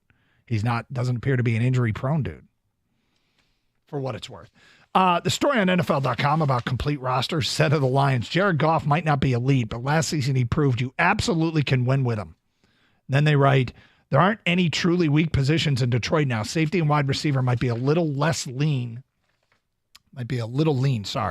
after a certain point of the depth chart. The special teams remain a small question. The Lions would really love for another front 7 defender or 2 to level up. But across the board, there's a nice starting talent and decent depth. Awesome.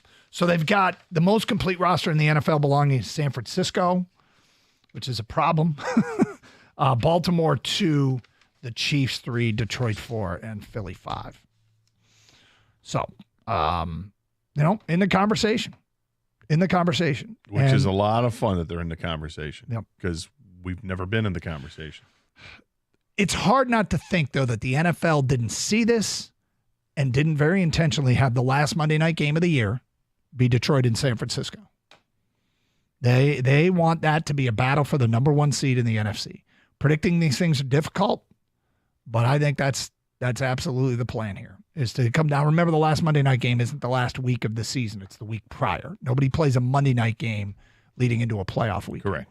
So it's the week 17 game. So the Lions will have a game the following week 18, but it's already, when you looked at the list of biggest games of the year, that game was near the top on everybody's list, Detroit and San Francisco. Well, yeah, I mean, you got a rematch of the NFC Championship game. 248-539-9797. Phone calls, feedback. Carson Anderson. All right, Gator. There was an announcement last night. I can't wait to get your take on it. It involves Michigan State, Michigan football. So with a tweet today. So have us looking into the schedule a little bit. We'll get to that today at 11:05 as we talk some college football. It's Carson Anderson here on a Thursday in Detroit on 97.1 The Ticket.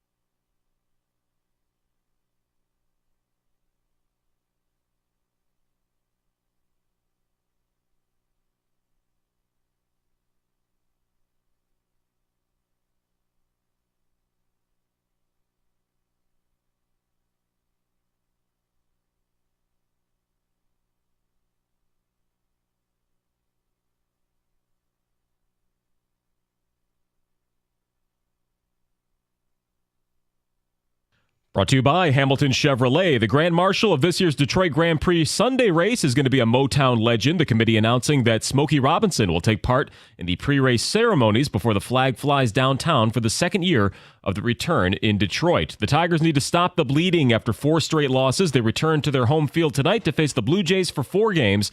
And after a losing effort yesterday, Tarek Skubal offered up the best advice for what the team should do now amidst the spiral.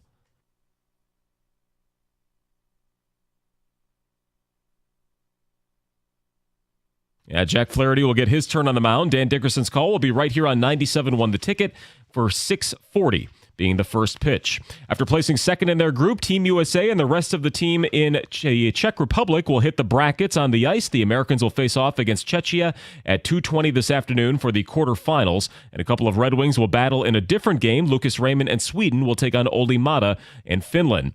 On the slate for the postseason tonight in hockey, Ken Holland's Oilers and the Stars will begin the West Finals in Dallas, and it'll be Game 2 of the NBA East Finals between the Celtics and the Pacers, with Boston up 1-0. From the Corwell Health Sports Desk, I'm Chris Villar. For more, go to 97.1 The Ticket and Odyssey.com.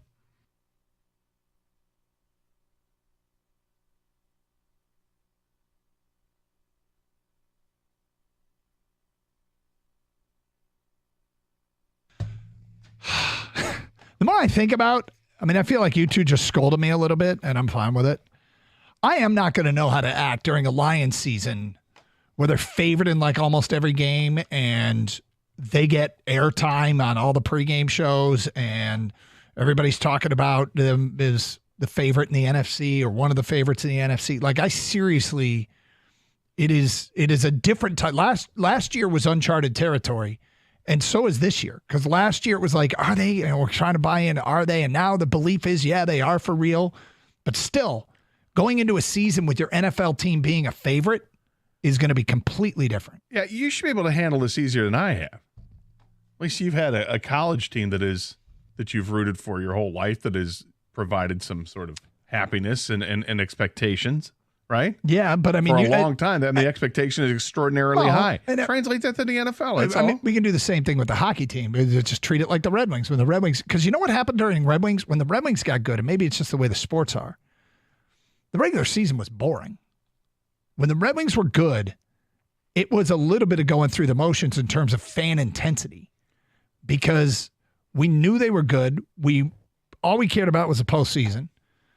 And I wonder if that's what it's like to be a Steeler fan or a Patriot fan back in the day, or is the NFL just the format's too different? I think it's just different because there's 17 games in the NFL now and there's 82 games in hockey.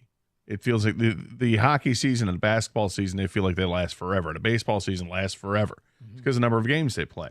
This is a once a week thing. You got time to ramp up for each game. But I think Lions fans are starting to lean into this and enjoy it because it is a good football team. It's a really good football team. Yep. And like I said, for you, come on, man. Yeah, I guess the truth is, I'm saying all this, but you know what it's like when you authentically get into the situation. We can sit here and talk about what we think it's going to be like, but until we get into the situation, we're in the season and the Lions are, 4-0 and everybody's talking about who could beat the Lions in the NFC. I don't know what that's going to be like until we get into that situation. Well, we were in that situation last year. We were in that situation to a degree. We were more still hoping that they weren't going to let us down. We believed, but you know what? There was this regular season success is nice, but there's a huge albatross hanging over this organization when it comes to the playoffs. And they answered that bell too. Yeah, but this team was never mediocre last year. No. I guess after the second game of the season, when they lost to Seattle, they were 1-1. But then they just took off. Then they were, 5-1. And then they were, 8-2. And then 9-4. Ooh, they lost 2 out of 3 games there. And then won 3 of the next 4. This is a team that rewarded Lions fans last year and should have prepared all of us for what we're going to experience this year, which is a season where we have high expectations, and we shouldn't be ashamed of it. We should absolutely own the fact that this is one of the best teams, if not the best team in the NFC. I think you're mischaracterizing what I don't know if you're understanding what I'm saying. Like, Yeah, I think they're good. Yeah, I believe in them. But what I don't know is what it's like to be the favorite all the time. I don't know what it's like to go into a season where you're thinking Super Bowl and anything other than at least getting there will feel like a letdown. Now, we can debate that whole, if they get there, do they have to win it? Is not winning the Super Bowl a failure? Whatever. That's a whole different topic too. I'm saying, yeah, all of that, what you said is all true. I just don't know what this is going to feel like throughout. Because you know what? It's different when you have that kind of expectation going into a year. When you have the expectation, it's completely different. Yeah, but I'm saying we should know what it feels like. You brought up being a Red Wing fan. We know what it feels like. Being a Pistons fan back in the 2000s, we know what it feels like to expect it. No, it's been a while since we've had a feeling with the Pistons, and it's been a while since we had a feeling with the Red Wings. But as a Michigan fan, you've had that feeling. Yeah, I'm not sure that the crossover applies, but maybe it does. Dominic in Lake Orion, you're on 97 on the ticket. Hi, Dominic. Hey guys, how's it going? What's up? Long time listener, love what you guys do. Thank you. I just wanted to comment. I don't know why the narrative is that Jared Goff is not elite. That doesn't make sense to me. Well, what does the word elite mean to you? That's my point, right? Like, how do you define elite? Most of our big yardage plays that we had last season, incredible plays we had last season, he's audibling at the line, right? Yep. He did a lot of that. There wasn't a game.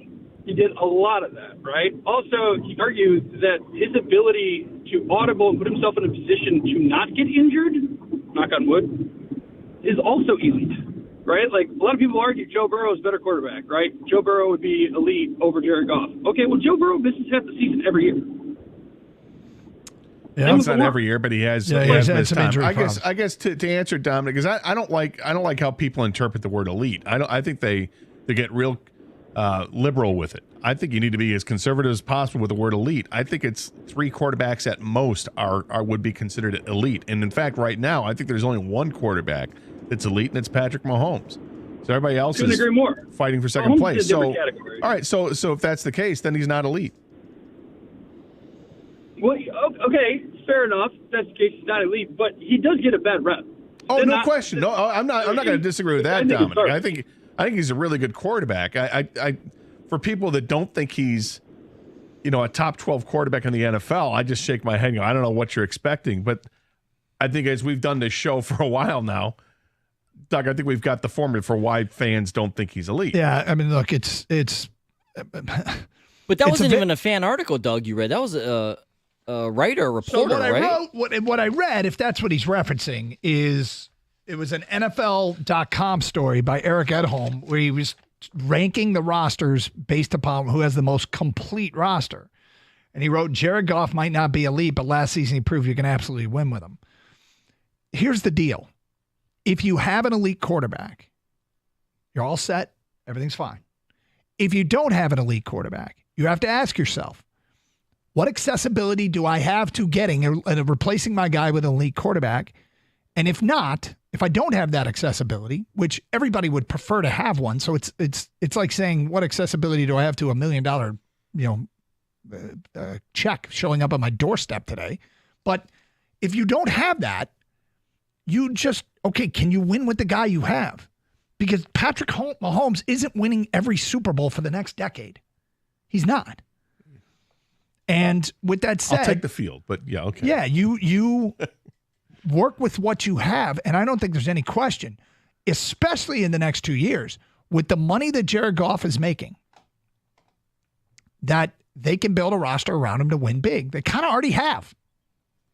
I think the fact that the writer has the right in there that Jared Goff is not elite is disrespect. I'm serious, because even if you think Mahomes is the only elite quarterback, I bet you he writes that about Joe Burrow or Josh Allen. He didn't say Josh Allen, although not elite, Joe Burrow, although not elite. I guarantee he doesn't write that. But with Jared Goff, he'll write Jared Goff, although not elite. Well, that's interesting. I'm going to go look at go look at his other. I would bet you're right. And to that point, why do they got to say that? Because they're filling up space on a sheet. I don't know. They're saying that because they don't respect them. They don't. No, you're 100% right. They don't respect them. Is it that they don't respect them or they didn't respect them, but they do now? I don't know if they do. Okay. I think they give them credit for the season they had. I think they think that he's a good quarterback, but good but not great. All right, I'm going to work my way through this because I got them all here. San Francisco, best roster in the league. Here's what they rate about Brock Purdy. Quarterback Brock Purdy should be even better after blossoming into an MVP candidate in his second season. Here's what they write. The second best roster, Baltimore. Lamar Jackson won the league's most valuable player award by maturing in a diversified offense that is flush with weapons. We know what he wrote about Jared Goff. Cincinnati, the fourth best roster. Injuries limited Joe Burrow at the start of the year and eventually ended his season mid-season. He played in all 10 games. As a result, the Bengals won only 9 by season's end. Things will look a lot different around the franchise if Burrow can stay healthy this fall, primarily because Cincinnati is the only team in the league that has proven to be a consistent pain in the butt for the Chiefs. So he doesn't really say much about that other than state the facts. What does he write about Jalen Hurts? He doesn't write about Jalen Hurts in evaluating the fifth best roster, the Eagles. How do you leave him out? I don't know. We're going to talk about the Eagles and not mention the quarterback. Yeah. Let's see. What do we got here with the Bills, who are next? If Josh Allen can continue trusting offensive coordinator Joe Brady as the quarterback did in the second half of last season after Bills fired Ken Dorsey, then good things will continue to happen. Houston has the seventh best roster. C.J. Stroud gave the Texans a swagger and a belief that carried them to the AFC South title and a wild card win last season. So then that's where they stop. It's after 7 teams. He does put a weird qualifier on Goff. Everyone does. I'm telling you, and I was a guy who thought, I was wrong about Jared Goff. I thought this guy was the bridge quarterback, get us to the next guy. Completely wrong. 2 playoff games, NFC title game, 30 minutes away from the Super Bowl. He has proven to me this man deserves his flowers right now. There is no qualifier anymore with Jared Goff in my book. 248-539-9797. We'll get to more of your phone calls and feedback coming up. Hey, discover how good your water can be, like our family did, with a new Kinetico system that removes up to 99% of contaminants. If you're not filtering your water, you are the filter. Don't be the filter. Get clean, purified water and reduce plastic bottle waste. Call 855-339-4242 or visit cdcwater.com. This month, get 50% off a Kinetico K5 drinking water system with a purchase of a Kinetico Premier Softener. Financing options available with approved credit. CGC Water Treatment and Plumbing, your authorized independent Kinetico dealer.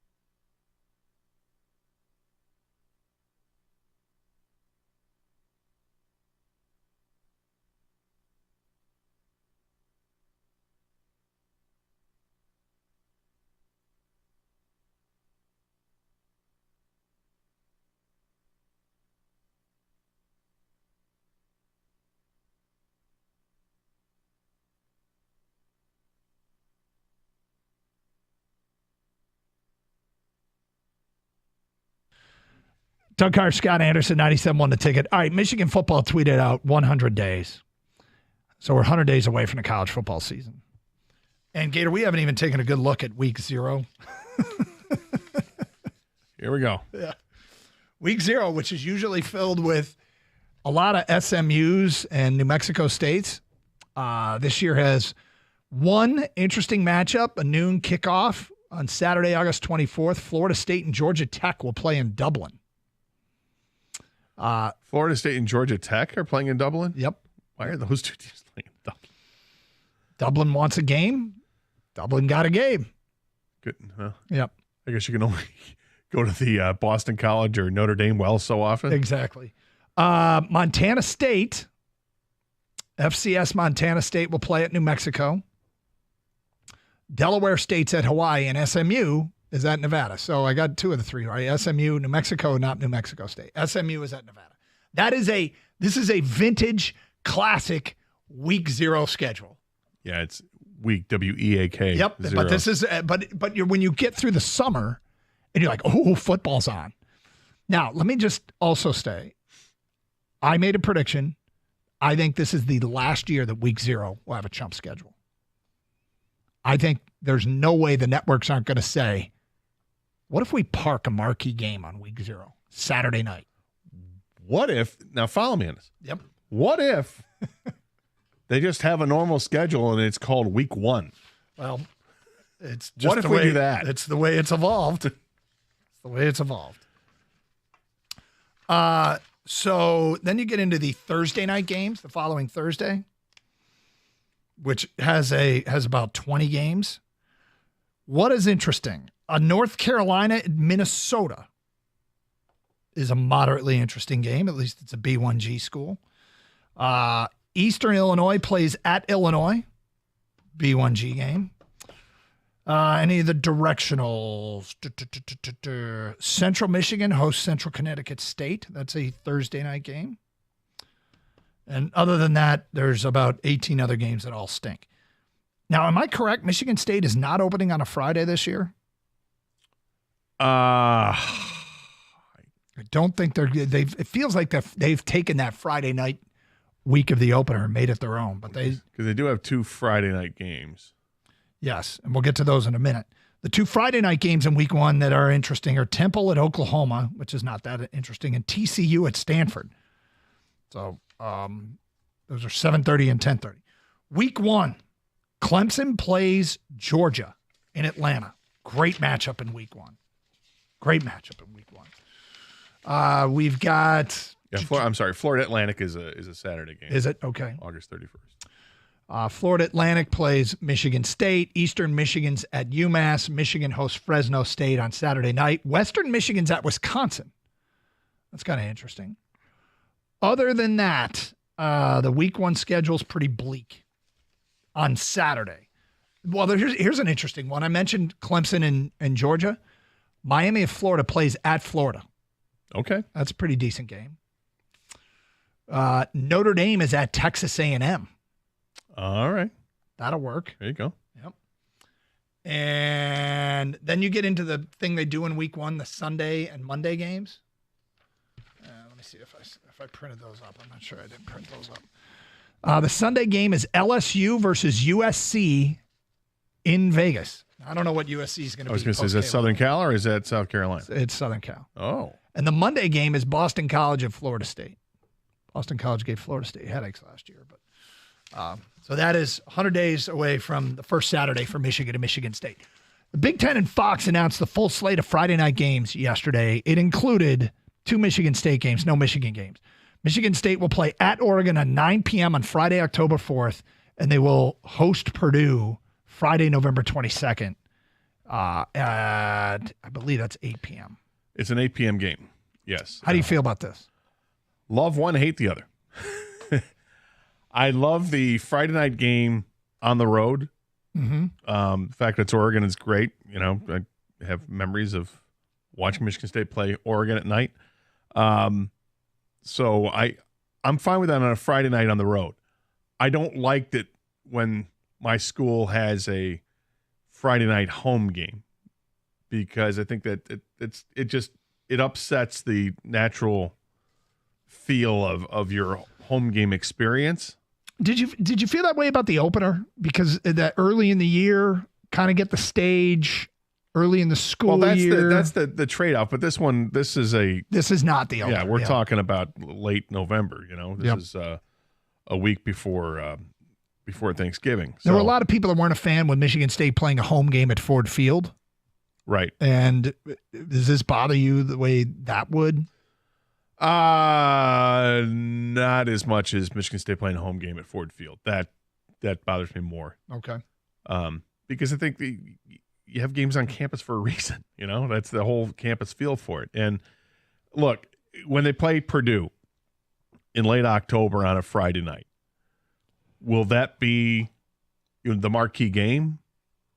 Is this going to be the one everybody's going to tune into? Because there's value to that heading into a signing period. If you're trying to put your best impression there and, talk to recruits and all that for whatever it's worth, I think there is a value to it. I just personally, I'd rather see the game being played on a Saturday. And part of that is because, Friday night is high school football night. And that late in the season, are we talking about, because that's before Thanksgiving, so that's playoff time. Yep. Yeah, I mean, look, out of all of the games that got scheduled, this Friday night schedule that got released, there's one that's ridiculous. It's absolutely ridiculous. Did you see the Rutgers-USC game? Mm-mm. Rutgers at USC starts at 8 p.m. Pacific time. It's an 11 o'clock time? It's an 11 o'clock start here. Rutgers will play at USC at 11 p.m. Now, when you start at 11 p.m., that game will end at roughly 2:30 in the morning, our time. Okay? I will tell you, the travel, getting out of your hour and a half minimum, so they're going to be boarding the plane after 4 a.m. for the 5.5 hour, 6 hour flight, whatever it is, from LA to Rutgers to Newark. And by the way, when you I don't know if Rutgers 5 hour flight. Yeah, if Rutgers, we've done the Rutgers trip before. You land in Newark and you bus for like an hour. Those kids aren't going to get, that's a full overnight travel situation that is just awful. And I feel for the student athletes, but then again, it's this a classic Big Ten matchup. Well, that's the thing. We are getting to the point where none of that matters. I made a prediction with the whole conference expansion. I think all of those West Coast teams that have joined the Big Ten, all of their teams are going to suffer from all the travel. Well, Michigan State playing at 9 o'clock in Oregon, in Eugene, it's a similar situation. It's Friday night. But yes, it's pretty bad. It's 2 hours better. And they'll have 2 days to recover before going back to class. But I don't know if there's a straight shot to Eugene, from Eugene to East Lansing on a flight like that, if they charter a plane to do that. Yeah, of course they charter, yeah. I mean, that'll be easier to do because I know there's an airport in Eugene. So yeah. So but the 11 o'clock start, Rutgers USC. Oh, no, I don't get that. I don't either. I mean, West Coast, you want to cater to USC fan base, but you said it's a Saturday night? Saturday night. And look, I have already seen the cynicism come in. Rutgers doesn't have any fans, Doug. Why are you talking about them, worried about them missing class? Got it. Yep. Everybody's cynical, but they do go to class and they do have fans. I don't know how many USC games are on Saturday night, Pacific time at 8 o'clock. I don't know how many there are. Yeah. But I feel like they should all be limited to teams on the West Coast, like taking on Oregon or taking on UCLA or Washington. Yeah. No, I agree with him. That's the way, it was, of course. I loved having the late game because, live football at night if you happen to be up or coming back from somewhere or wherever. But this can be weird to see it's Big Ten football at 11 o'clock at night. Rutgers? What? Honestly, the last time I saw this, I think, was Michigan State at Arizona State. Wasn't that a 10:15 start? That was a late start, yeah. And that I don't know if it was that late. It may have been that late. I think that was a 10:15 start at Arizona State. Right, because it was the start of the season, and you're talking late August, early September in Arizona, you're going to want that sun to go down so it can cool down. Otherwise, it's because I had friends that went to that game. They were telling me how it was hot as hell. Yep. For the start of that game. Anyway, it's the new world order of college football. There'll be Big Ten Friday night games and catering to USC already. Well, again, you try not to just hate change for change's sake, but God, this stuff is really pushing the limits. And I love it more football, I guess, in theory. Something to watch on Friday nights. But that was my home team. Yeah, I know. I didn't think you'd love it, but 248-539-9797, Carson Anderson. All right, we'll get back to some Lion stuff in the noon hour. Also, requirements for the golf course. We're getting into golf season. It's Carson Anderson, 97.1, The Ticket.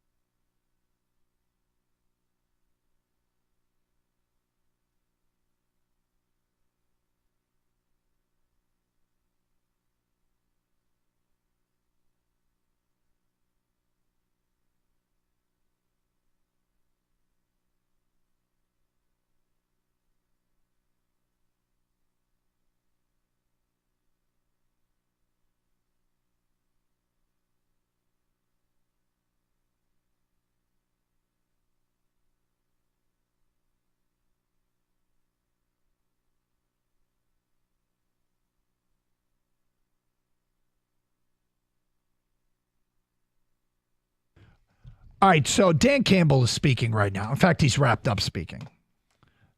And we've kind of been following along on social media as a lot of the beat reporters are tweeting out what he's saying. I think there's one thing he said that is really going to get people going. Are you ready? Yes. All right. I'll start with Colton Pouncey.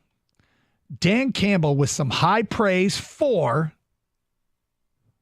wide receiver Jameson Williams. Sounds like he's been a standout during off-season workouts. Campbell, quote, he's a man on a mission. I'm just going to leave it at that. Next tweet. Said he's the most improved player this spring. Next tweet. Question, where is Jameson Williams better? Campbell, everywhere. Oh, look at Kang. Yes. I can't stand up. There's a camera on you. Watch out. Yeah. I won't stand up then. It's the pleats. Must be the pleats. Yeah.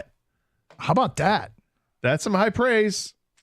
I don't know if Dan Campbell's the guy to give out the high praise too He's often. not. Exactly. He's pretty guarded with what he has to say. And he'll call people out too if necessary. Yeah, yeah. And I mean, this is OTAs, but the questions were asked and he responded in kind. That's something else, huh? Mm. Who needs a number 3 receiver, guys? Well, actually, the Lions still need. Yeah, I know they kind of do. Yeah, but wow, that's interesting. There is a long list of players that are not practicing or are limited. Yeah, from Justin Rogers, Ragnow, Decker, Laporta, Awasika, Sudfeld, Gibbs, Knight, Kirby Joseph, Davenport, Reeder, Kaminsky, Barnes, Mosley, Arnold, Rakestraw, Anzalone. Other than that, yeah, I mean, that's a ton. Those are all guys you expect to be on the 2 deep. But what about this Williams thing, man? I love it. I love to hear it, and I'm concerned that it is just preseason hype. Yeah, but why would he? He's not that guy. I don't think he'd do that. I don't think he's that guy either, but I don't know. Does winning change you? I don't know. Does he feel obligated to give the young man some confidence? Or is this absolute legit? I don't know. I mean, J-Mo's completely healthy, knock on wood. I mean, we know his skill to run is better than just about everybody in football. And now you're seeing him run some patterns and catch the football, and he's improved. Dude, this is how impressive he has been so far in these short 2-3 days, Gator. That's what I take it as yes, it is just OTAs. Yes, they don't have pads on. No one's tackling or hitting each other. With that being said, quote, he's a man on a mission. I'm going to leave it at that. Where did he get better? Everywhere. I've always believed in Jameson Williams. You guys know this. And my theory was because even though he wasn't getting the ball, and when he would have some drops, right? That mentally he was always engaged. He was blocking downfield. If he was on the sidelines, he was cheering on his teammates. He never looked like he was pouting or out of it. And with that, I saw like the fact that we knew what potentially he had physically.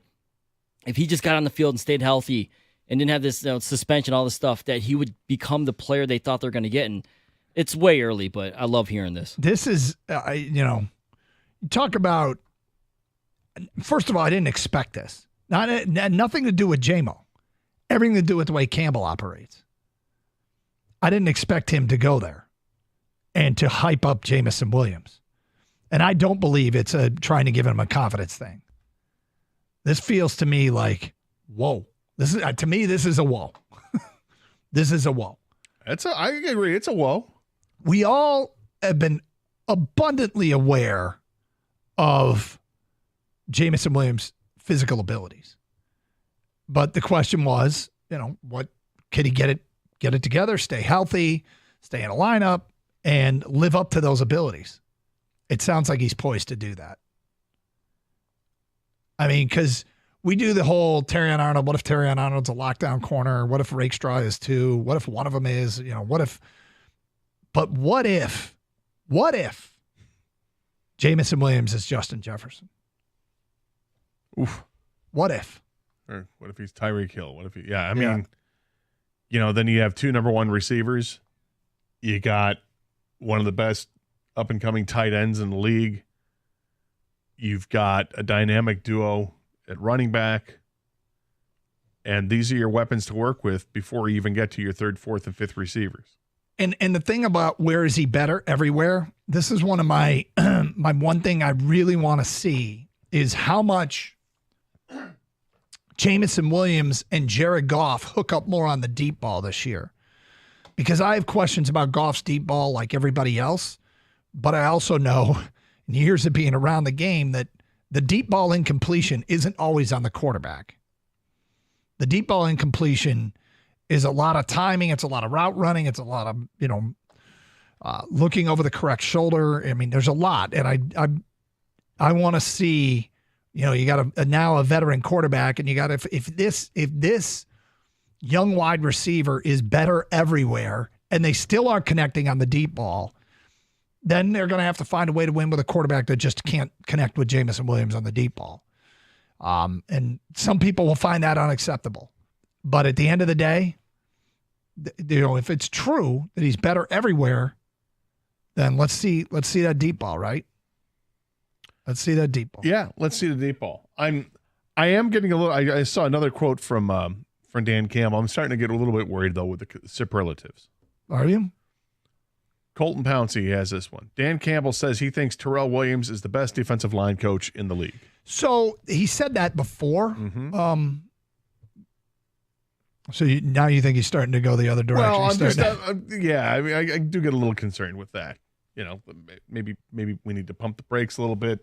Again, it's a bit of underwear Olympics out there with OTAs, but you can see things. I'm not discounting that. Like, you can tell if a guy, like if Jameson Williams is catching everything, that's an improvement. Yep. Right? Yep. If he had, followed the Amon-Ra St. Brown method of, hey, after practice, I'm going to go to the jug gun and catch everything that's thrown at me for the next 15, 20 minutes, great. Awesome. Take it to heart and let's see that. And maybe that's what they're relaying. I don't know.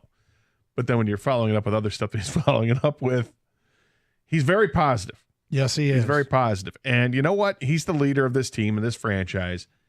And this is how he wants to lead. Everybody get on board.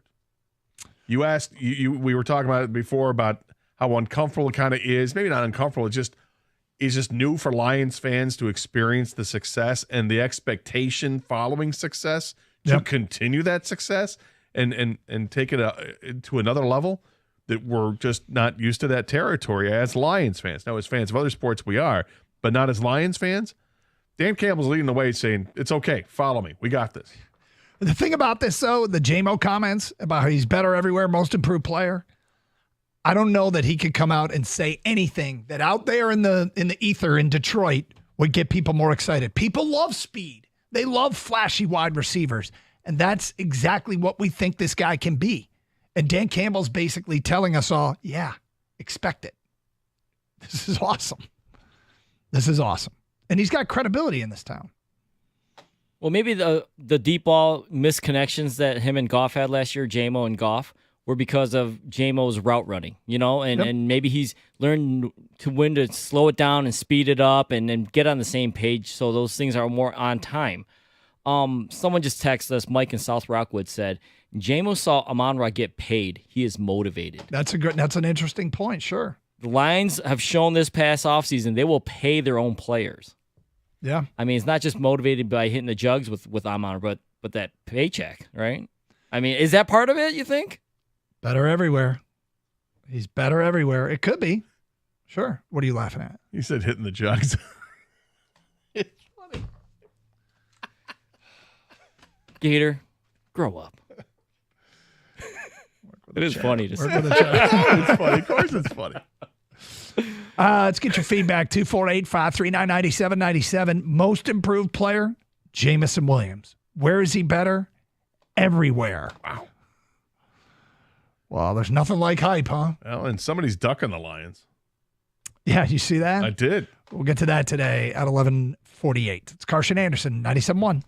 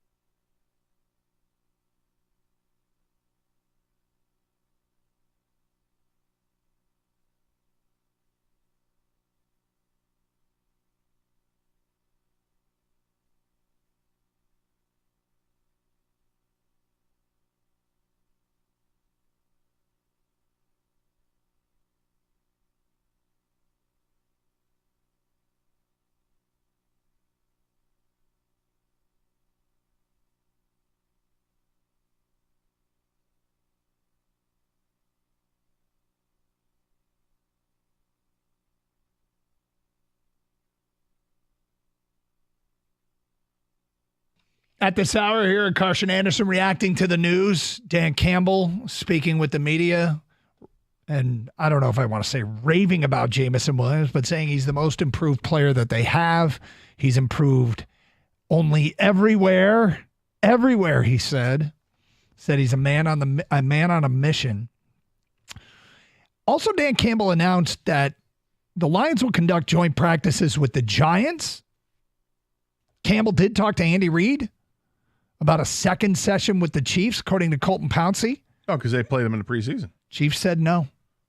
What? Chiefs said no. Chicken. Ducking the Lions. They don't want to. You know what it is? They don't want that smoke. They don't want that smoke, and they don't want to give any kind of advantage prior to the Super Bowl matchup. Probably smart. Yeah. Maybe it wasn't smart to ask them. I mean, it's tuck and tail and running, but it's okay, Andy Reid. You do what you're going to do. Enjoy your nuggies. Yeah. So, how about that? Yeah.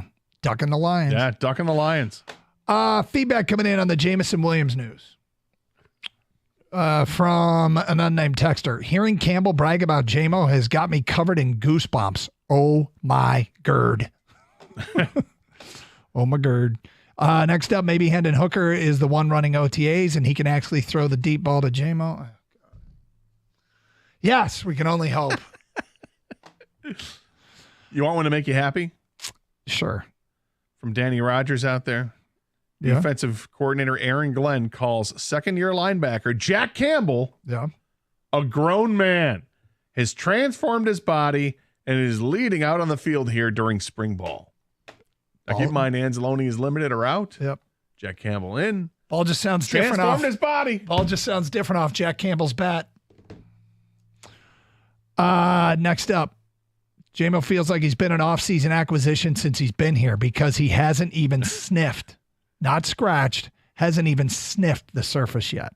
Yep. Williams needs to produce in order to get that coveted second contract. That's from Tom in Waterford. Well, he's getting the hype. He's getting the hype from the head coach, Dan Campbell.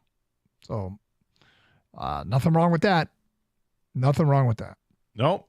I mean, the thing is, everything we're reading right now, of course, everything's positive. You know? Yeah, I mean, look, I don't think Dan Campbell's afraid to call people out, though. No, but I don't think he's going to do it in OTAs. Yeah, maybe not. Maybe not. Still, interesting news. I mean, he could do it with the rookies, Gator. Like, say, hey, he's got to really, he's got to get up to NFL speed. He's got to change his body a little bit, They usually downplay expectations for rookies because it's smart. But we haven't seen anything really talking about that just yet. I mean, Aaron Glenn has said a little bit about the rookie secondary players, but he also, following up on his comment on Jack Campbell, he's a man. He's a grown man. He's really taking control of this offseason the way that he should take control. He's a true Mike Backer. Like it. He's a green dot guy. Kyle Mikey, Dan Campbell on whether this season is Super Bowl or bust. Quote, I don't see bust.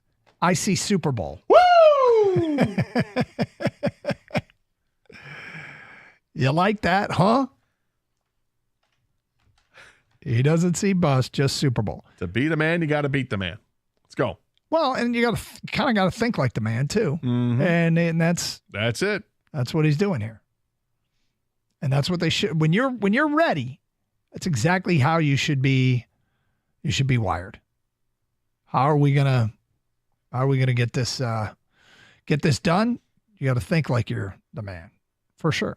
So, all that coming out of the Detroit Lions OTAs. Tigers got swept by the Royals. They come home and take on Toronto starting tonight. They are 3 below 500 right now.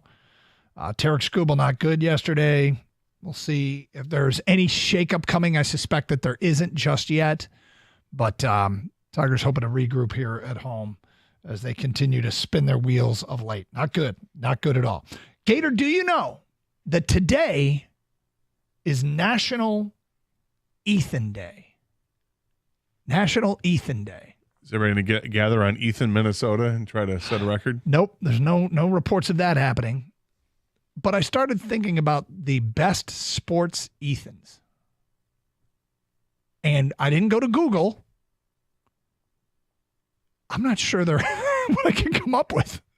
Are there any great sports Ethans? I mean, is there? I'm sure somebody's going to think of something and can text us over. A great sports Ethan? Do you got nothing? I got nothing. I'm not getting on, without getting on the internet, off the top of your head, give me a sports Ethan. A notable sports Ethan. There's got to be one in baseball. What about hockey back in the day, Gator? You got some hockey knowledge that you. I know. I would think hockey would be another one, but I can't think. I look. Is this? Don't name your kid Ethan. They'll never make it to the bigs. Is that the moral of the story here? They'll never be a professional athlete. I mean, literally, the only Ethan that keeps coming to my mind is Ethan Hawke. Like I cannot stop. I'm. You know what I thought of? The only Ethan I thought of was a running back named Joe Nathan, and that's not Ethan. It just kind of sounds like Ethan. I got nothing. I got nothing for the name Ethan. Yeah, I'm. Are you on the internet now? Yeah, I'm going to like Baseball Reference, Pro Football Reference, and so far. I mean, there have been some that come up, but I don't know who the hell they are. You've never even recognized one? Not really. I can't for the life of me think of an Ethan. Somebody's going to come up with one. We're going. Oh yeah, I do remember Ethan Moreau, the hockey player. Okay, I do remember him playing. Played with Edmonton for a long time. All right. Played forever. Was Is that the list? That's a list. Start and end the list. Oh, Ethan Moreau had a great nickname though. What was it? Chopper. That's a good nickname. It's a great nickname. Yep. Somebody's got something out there, but it is lean, man. It is really lean. Mm-hmm. I would never have guessed that it was until I started thinking about it today. Today's National Ethan Day. Do we do anything with that? Well, what are the best sports Ethans? Can't think of one. Can't think of one. Better off going with Kyle. Hopefully you heard the show yesterday. You know what that's referencing. Well, if not, you could always use the Odyssey app. That's AUDACY. Mm-hmm. And use a rewind feature. Go back and listen. Help us out. 248-539-9797. Is there such thing as a great sports Ethan? You're shaking your head no. No, I'm saying no. There is not. There's not one? I mean, outside the big four, how about like tennis? Anything? Golf? Yeah. Equestrian? Is there a track and field Ethan somewhere? Yeah. Billiards? Played hockey with an Ethan. Not a household name, but he can play. Really good player. I used to play golf with an Ethan. Yeah? Yeah. Was he good? He was all right. Kind of on par. Well, I mean, he wasn't a scratch golfer, no. But I just mean he's okay. Okay, yeah. I don't think there's a lot of names where you can't come up with anybody. All right. I'm on ticket text. You want me to tell you? Yeah, you got something coming in? Ethan Happ. Okay. Wisconsin, right? Okay. Though you probably saw him once or twice in Big I Ten did, Network. yeah, sure. Is he the best Ethan that we've got? Is the old Wisconsin basketball player Ethan Happ? Ethan Happ. The pride of Milan, Illinois. And So Rock Ridge High School. So it was like Ethan Kinsler?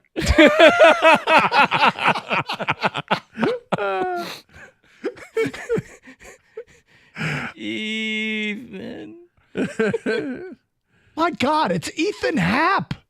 Hey, man, Ethan Happ was pretty good. Through 4 years at Wisconsin, averaged 15 points a game. Last 2 years was 17-9 and 17-3 a game. I bet that there's almost every name we could think of would have a better player than Ethan Happ.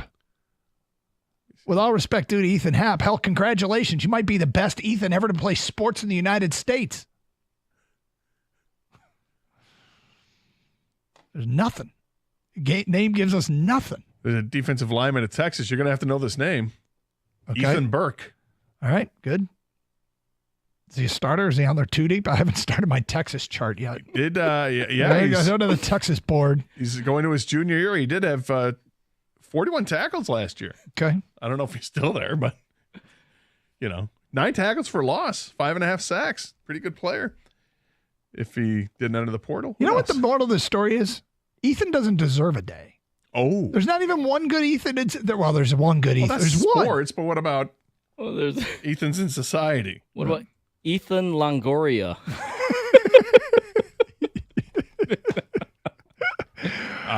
Yeah, I mean, there's a lot in other realms. Ethan Cohen, he and his brother Joel done a bunch of the Coen brothers did a bunch of movies. Those were all really good. Okay. Big Lebowski among them. You mentioned Ethan Hawke. We're getting Ethan Allen a Right, lot. Ethan Allen, yeah, there's that guy. Ethan Happ. That place. It's amazing. There's just nothing here. Oh yeah, Ethan Davidson, Bill Davidson's kid. Went to Lasser High School. What did he play? He didn't. Okay. Played bass. Played bass guitar. Yeah, see, the phone calls are light. The texts are light. There's no good sports Ethans. Actor Ethan Embry. I'm skipping over all these other Ethans. I have no idea who they are. Ethan Suppley, he's an actor. His name really hasn't provided a lot to society, and yet it's got its own day. 248-539-9797. All right, coming up next hour, the must-haves for golf we'll explain today at 12:30. 97.1 The Ticket.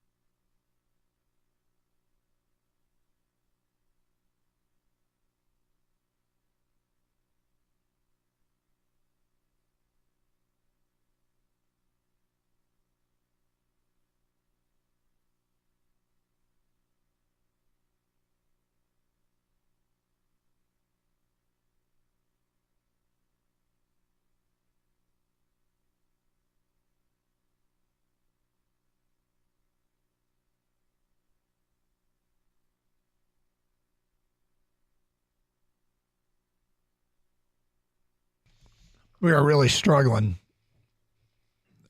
We finally got on Google to find out that to see what we could find, and it's today's National Ethan Day. Congratulations to all you Ethans out there. Hope you enjoy your day. For those who celebrate, yeah. But we were talking about in the world of sports, there's just not a lot of great Ethans, and here stateside in our Big Four, it might be Ethan Happ, the basketball player from Wisconsin. I don't even know where he's playing now. I don't know. I don't think he is. Well, he's not certainly not in the NBA. Well, Ethan Happ might be all we got. After a Google search, here's what we've come up with. Gator found that Mbappe. Yeah, how about that? Ethan Mbappe, soccer player. Who's not the Mbappe. It's his brother. What? Yeah. It's the other Mbappe. Tomato, tomato. So there's that. Meanwhile, Kang's making jokes backstage. Yeah, the former Utah Jazz center, Mark Ethan. No. That was a giant. It was a baseball player, too. Adam Ethan.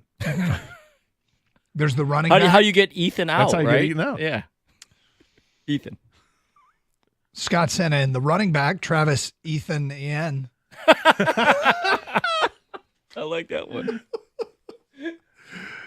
They're just not out there. There's no great sports Ethans. So when I found this website, famousbirthdays.com, and they have people listed with that name. And there's like 50 of these people listed with the name Ethan, of the famous Ethans. Let's hear it. Yeah, they go 48 deep.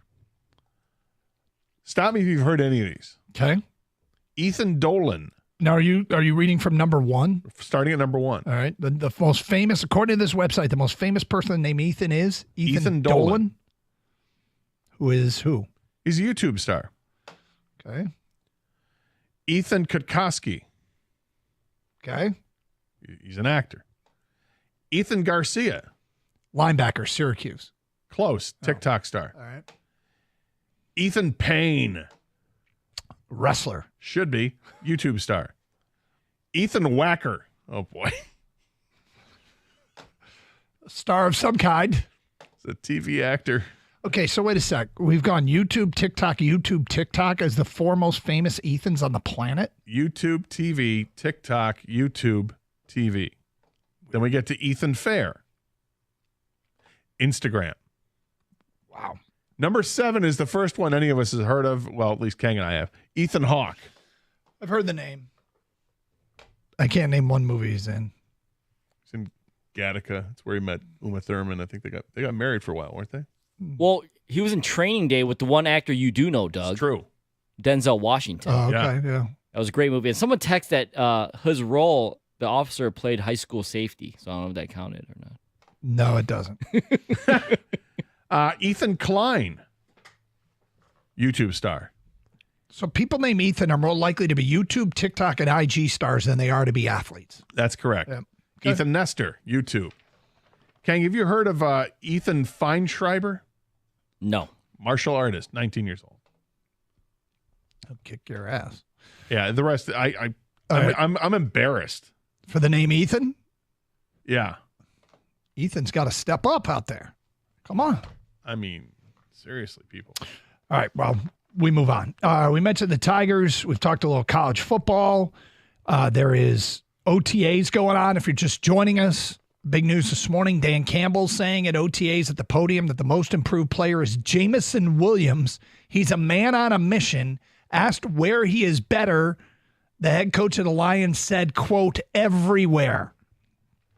That is high praise indeed for J-Mo, who seems like a big part of this team moving forward. And the idea that if this is all true and it's indicative of what's to come for Jamison Williams, I don't know if there's anything out there that could hype up the fan base more than to hear that the speedy wide receiver, the off-the-charts speed, the guy that people in the league just can't hang with, is starting to live up to the hype.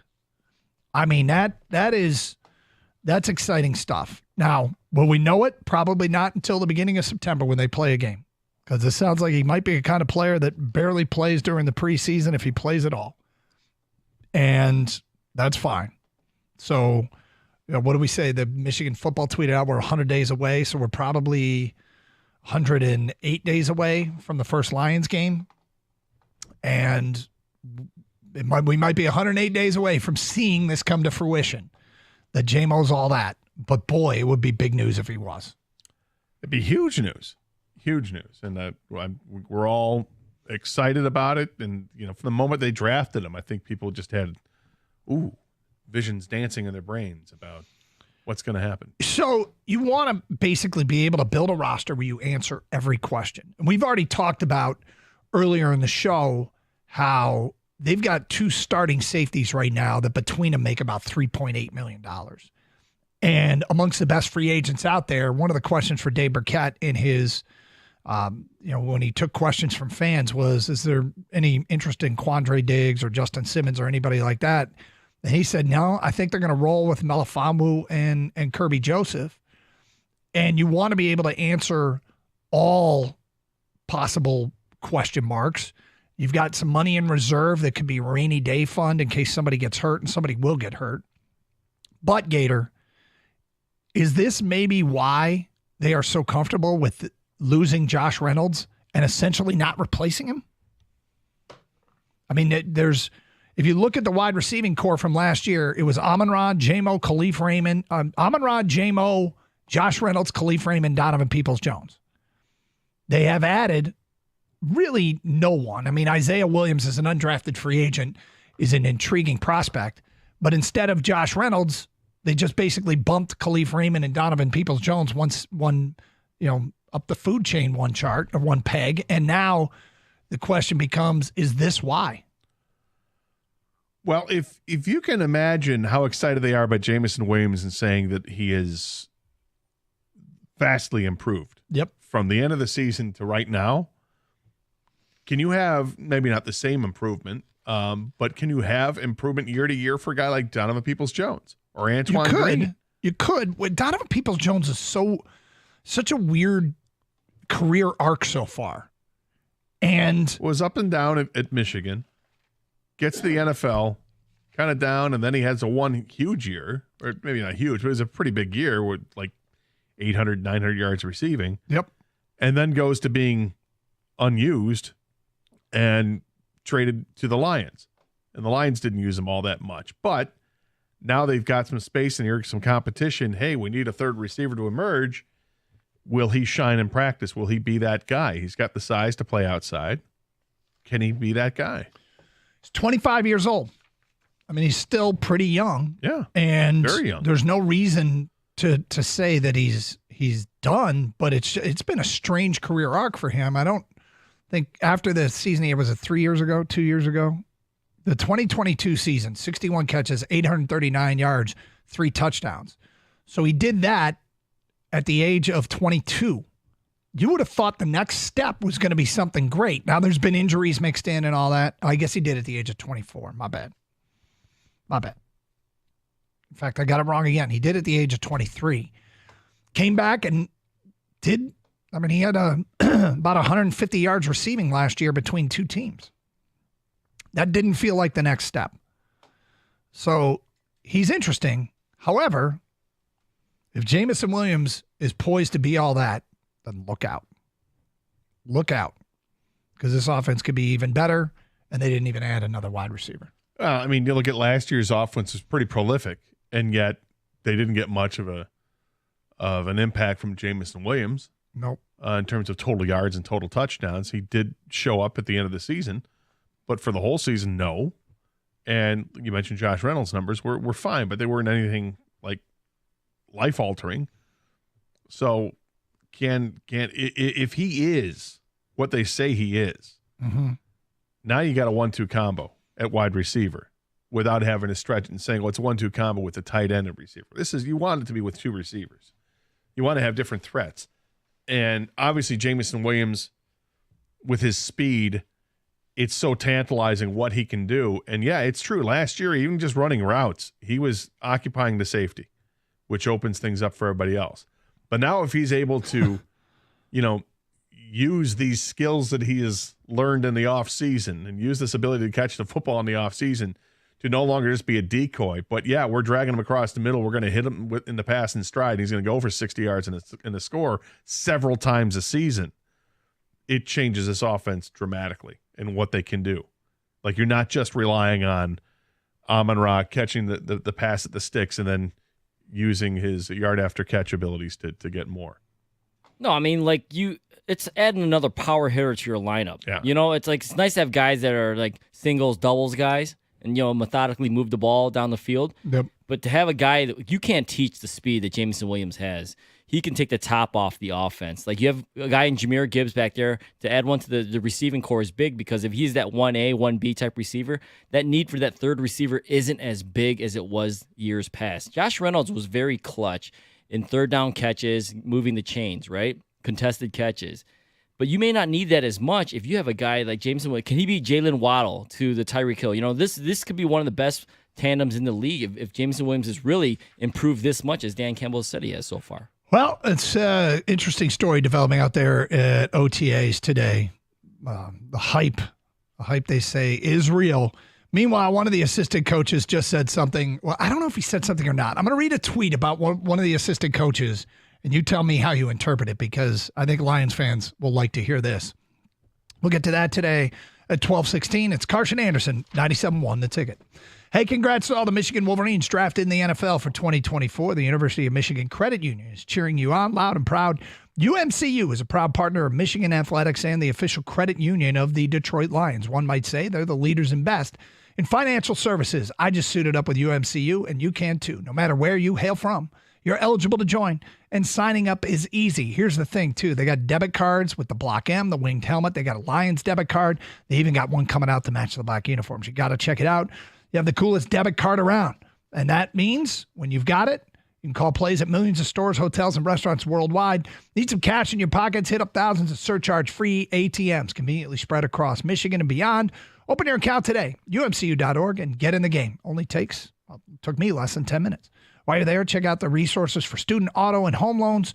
University of Michigan Credit Union proudly repping your official Block M credit card or debit card. Win with UMCU. Some restrictions apply. See site for details. Federally insured by NCUA.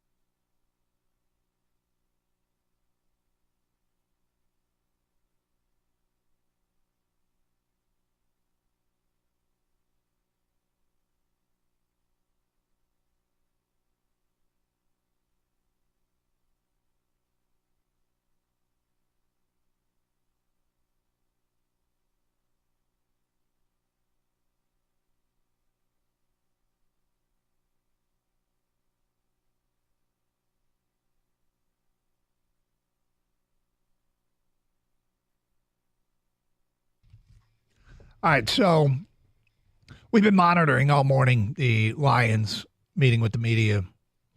This one wasn't streamed, so we can't really turn around the sound real quick. Hopefully we'll have some for you on the station here at some point. And if not, maybe tomorrow here on the Carson Anderson program. But nonetheless, we mentioned the Jamison Williams comments from Dan Campbell. We mentioned that Dan Campbell, and if you're just flipped your radio on, the hype is real. He called Jamison Williams the most improved player they have, man on a mission, said he's getting better. He's gotten better everywhere.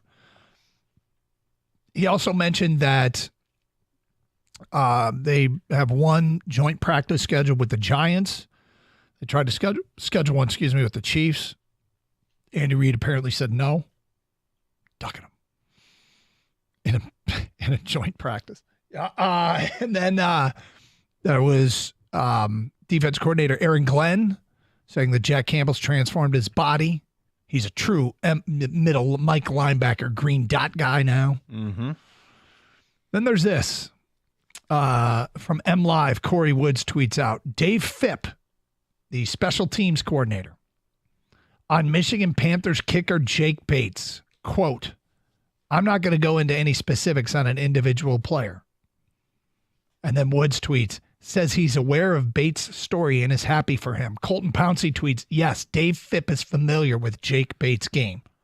Yeah, I don't imagine he's allowed to say too much. I mean, he's playing in the league right now that he's probably can't say anything. So I think it's a little unfair to ask him about You can't. People are wondering why this guy bombing 60-plus yard field goals for the Panthers hasn't signed with the Lions yet or anybody. It's because with league rules, they can't until that season is over. Which will happen in a few weeks. Yep. So, look, the Lions are aware of him, as they should be. He was also brought up in Burkett's mailbag. Oh, he was, wasn't he? Yeah. Do you remember what he said? I believe Burkett said that he's somebody that they would certainly probably look at and bring in to compete. But don't be surprised if this is somebody that ends up going to the practice squad so they can develop him more. He's made, 15 out of 18 field goals this year. Yeah, here we go. I do think the Lions will add another kicker at some point. And since I got a couple of questions on Jake Bates of the Michigan Panthers, he absolutely could be in the mix once the Panthers season is done. Bates has generated plenty of NFL interest with his big leg, and while he may need some development, he's made 15 of 18 field goals this season. He has NFL talent and will be looking for a chance to compete for a job when he signs in a couple of weeks. I mean, if you're a kicker and you're trying to find a spot in the league, you're looking for the teams that don't have a good kicker or don't have an established kicker or have a kicker that maybe lacks the length that Jake Bates has. Do you want to be on a winner? I mean, I guess if you're a kicker, it's probably more fun to kick important field goals in big games. So this could be an ideal situation for a Jake Bates. Could be. Could be a bidding war. Yep. They have to have him in it at some point. Like, they got to get involved, right? You feel like it's a total misstep if they don't. So the worry was also that he was only doing this indoors at Ford Field, like the long field goals. Yep. The Lions' schedule has come out. They only play 3 outdoor games. Yeah. So, he probably can kick outdoors, but you only have to do it 3 times this year during the regular season. Yeah. Try him out. Get him in here. I don't know how, but don't let this opportunity. It's going to feel like a massive missed opportunity if they don't get him in here. As someone who's been around the Michigan program, 28-1 over there, do you remember watching James Turner kick? Yes. Were you impressed by James Turner? Yes. He was in a tough spot, right? Because he was following Money Mooney, who was he was great from distance. He was great from short length. He had big field goals and won the Illinois game with a couple big field goals late. But James Turner, he didn't have the length that Jake Moody did, but he did have, he was good from 50 plus. He feels like a Badgley kind of guy to me, which is accurate, but maybe not quite as strong, but he's young in his career. He hit a huge field goal against Ohio State. And so, yes, Turner's good. Like, if he were coming back from Michigan, I would say Michigan has a good kicking situation. And, when you're that age, can you add length to your field goals? You can. So mean, Turner will be in the mix there. I think you got a lot to do to replace an NFL guy that you're similar to. Well, Fitby apparently was talking about him and the Badgley situation as well, and he likes the leg strength from Turner, but also notes that Badgley has showed improved leg strength in the offseason, so working hard to extend his range. And I suppose that's possible. I feel like kicker is something that we're all paying attention to, and it's not insignificant if they make a move for someone other than Badgley, because if they do, obviously they're thinking it's an improvement. And if they can improve the kicking game, you're talking the difference of winning and losing sometimes. Yeah. So it's not insignificant. No, I hear you. I feel like the fans probably worry about it more than they do internally. But I made the comment. Look, they sold me on taking Sione Vaki if he's just a special teams guy with a 4th-round pick. That's quite a resource to use, and they probably see him as more than just a special teams guy, but they've really praised what he means to their coverage units, and yet they didn't address kicker, which would, I think, be a more important special teams thing to focus on than your coverage team. But, hey, most of what they've done has been right, so I'm yelling at clouds here a little bit. But yeah, but do you think that if they had a kicker that they really trusted and believed in, that Dan Campbell would be less aggressive in certain areas? Or do you think this is just his DNA? He's going for it anyway. It's a great question. He really sells it that it's in his DNA, which is probably what you would do even if you're only doing it because you don't have faith in the kicker, which, you don't want to come out and say, well, we go for it on 4th down because our kicker stinks. We go for it on 4th down because we don't think our kicker has that length. You don't say that publicly. So you don't want other teams to know it. You don't want to erode the confidence in the guy that you have because you might need him to make some big kicks. But, boy, Campbell really does sell like he goes for it on 4th down all the time because Campbell wants to go for it on 4th down all the time. He does. Like, distance wasn't an issue on the extra point in Dallas. When he decided to go for 2 again. Oh, yeah. That was just the penalty. Yeah, they're trying to win the game. He may have been on tilt at that point. So, yeah, I guess I'm not asking you guys to think, like, he's not going to say it publicly. I totally get that. But when we watch the games this year, would that change that you just see it on the field whether he goes for it or not, Yeah. Of course, hey, we believe in our kicker, all that stuff, but we decided in this point in the game we'd rather just go for it. We liked our chances. We loved the play call, whatever. Yeah. Yeah, that's what he says. He does sell that and sell that hard. 248-539-9797. Al in Bloomfield, you're on 97.1. What's up, Al? Good afternoon, gentlemen. I hope you guys are doing well. Thank you, Al. I got to chime in, man. We need a kicker, and we need Mr. Bates here soon because we are not a complete football team without a kicker. If you look statistically, these are the leading scorers in the NFL, typically our kickers. There's going to be a day. We had this day in San Francisco. We needed those kicks. But there's going to be a day where we're down by a point or two. There's 2 seconds left to go. We're about on the 40-yard line. You're going to go for it on 4th down? No. You're going to make a kick. I mean, it doesn't make any sense. Not every 4th down is created equal. Not every situation in the NFL is created equal. You don't keep going for it every time. Sometimes you got to go with a kick. Sometimes you got to go for it. Sometimes you got to punt. Right, everything's situational. I mean, it's down and distance stuff. I mean, if it's 4th and 2 from the 40, you probably feel comfortable going for it. If it's 4th and 10 from the 40, and I got a guy who's got the leg to kick a 57-yard field goal, I'm probably going to do that. If you're indoors, there's lots of factors that go into it. Right, but my point is, like, I think Doug mentioned it, like he's going for it. That's his DNA. He's aggressive. But if we're not going to win a Super Bowl or get to it, if he keeps playing it the same way every time. But that's not why they didn't beat San Francisco. That's part of it, though. It could be. I don't think that's the biggest factor, but it could be a factor. Look, the guy dropped the pass on that 4th down play. That was a bigger factor. That was a bigger factor. Did we kick the field goal or did we go for it? Well, they went for it, and they didn't get it. Why didn't they get it? Because the receiver dropped the pass. That's why. Very catchable pass. Now, look, I mean, the kicker thing hovers over an organization that is really set at a lot of positions, and this one doesn't feel as set. And there's nothing wrong with questioning whether or not they're doing the right thing. They seem to have faith, at least a enough faith right now that they didn't address it aggressively is, could James Turner knock out Badgley? I suppose he could. I think of him as a lot like Badgley. He was really, really good, really, really accurate, but he didn't have Jake Moody length, and I think Badgley, for the same reasons, it's about, does he have the length to get it done? 248-539-9797. Long holiday weekend ahead. We want to know what's on your essential list when it comes to this. And Gator, I think one of my answers is going to irritate you. I really do. And I don't like it because I think you're going to think less of me as a person. Oh, it's a risky run. We'll get to that at 12:33 here on 97.1 The Ticket.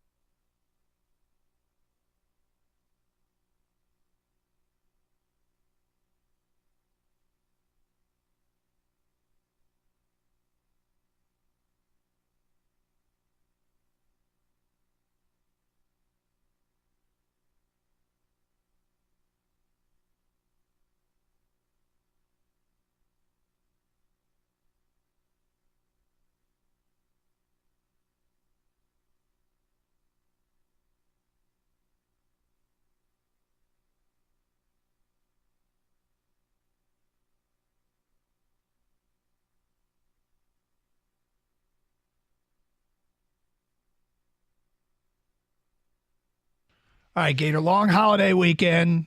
A lot of people could take advantage of it. It's kind of an opening weekend for golf.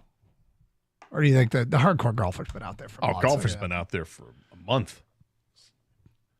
Anytime the weather is above 50 degrees on the unseasonably warm March day, they're out there. Yeah, they get after it. You find courses to play. Aggressive. They get aggressive, don't Yeah, they? yeah. No, I know that they've been playing for a while, several weeks already, because I'm subbing in a golf league tonight. Are you? For my first round of the year. What a boy. Oh, they called in for some help from the bullpen? Yeah, call in the righty. Yeah. This may not be a good thing. I was about to say. My shoulder is not good. So there's not a lot on the line in this league, huh? No. No.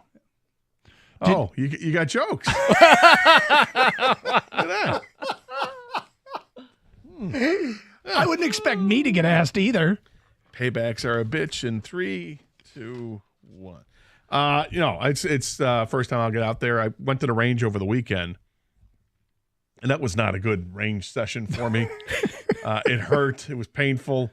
Had a blister rip open on my pinky that is still healing, so I got to throw some athletic tape on that today before. Tape it up, man. Yeah, I do. I know what I'm doing. Ready to go? Yeah, but I was a little concerned getting off the tee with the driver right away. So correct. Did you go to the range because you were asked to sub in this golf league? No, I went to the range because I wanted to do something on Saturday rather than just sit around at the house. Okay, and watch the Tigers lose. And then in the wake of that, you got asked, huh? Yes, I'm on this list. I don't know how many subs there are on the list, but it seems like every week they're looking for at least 3 golfers. Okay. So this was the day I could do it. So my buddy asked me yesterday if I could. I'm like, enjoy. Yeah, I look forward to you reporting back. Thank you. Yep. All right. So this was making the rounds on social media, and it was a grid of a bunch of things that you have to have in your cart other than the equipment. All right. All right. So you assume you have your clubs, you got your golf glove, your golf shoes, rangefinder, all that. Hat, sunglasses. Yeah. But what else must you have with you? Limit 2. Limit 2. Yep. Beverage. Okay.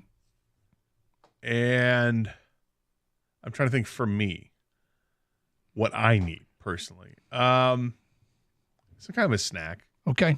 All right. So I've changed or at least on this. money for the turn. I'm definitely getting a hot dog at the turn. So mine are summer shandy. Mm-hmm. I think it's perfect for when you're golfing. I love a summer shandy on the golf course. And a speaker.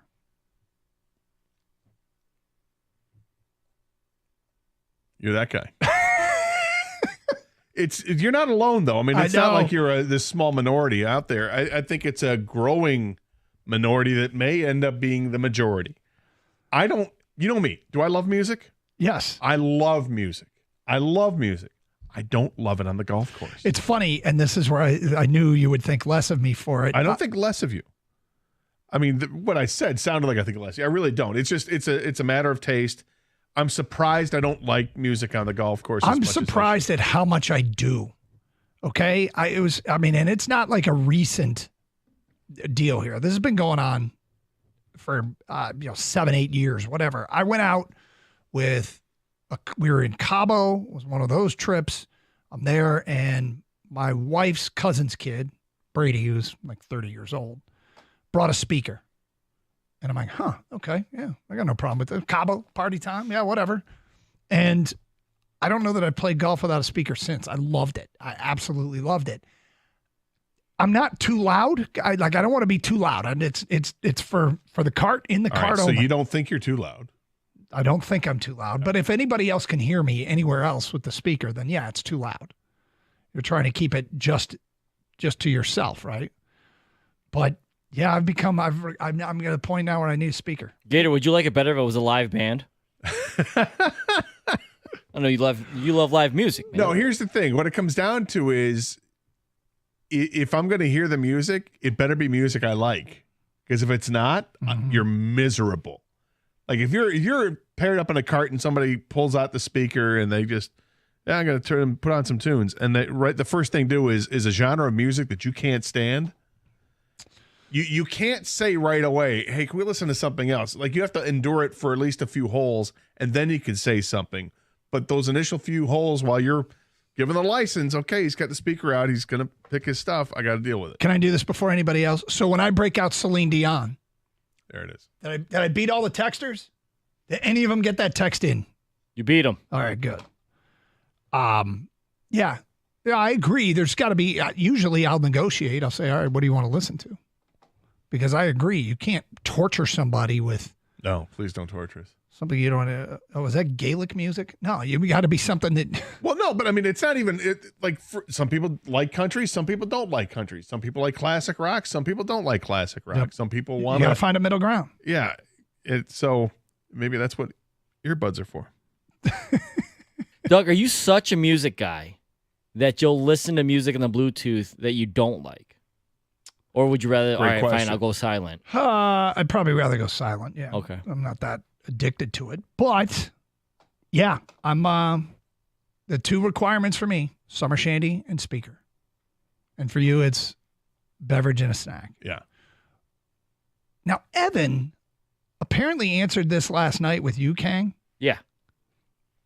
And you have his answer? Yes. Is one of the two the medicine? Yes.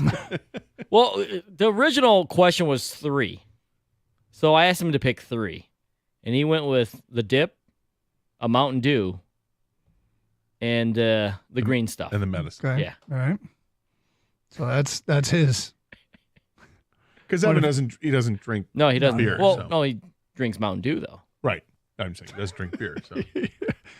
Okay, so a couple things here. What is on your list of 2?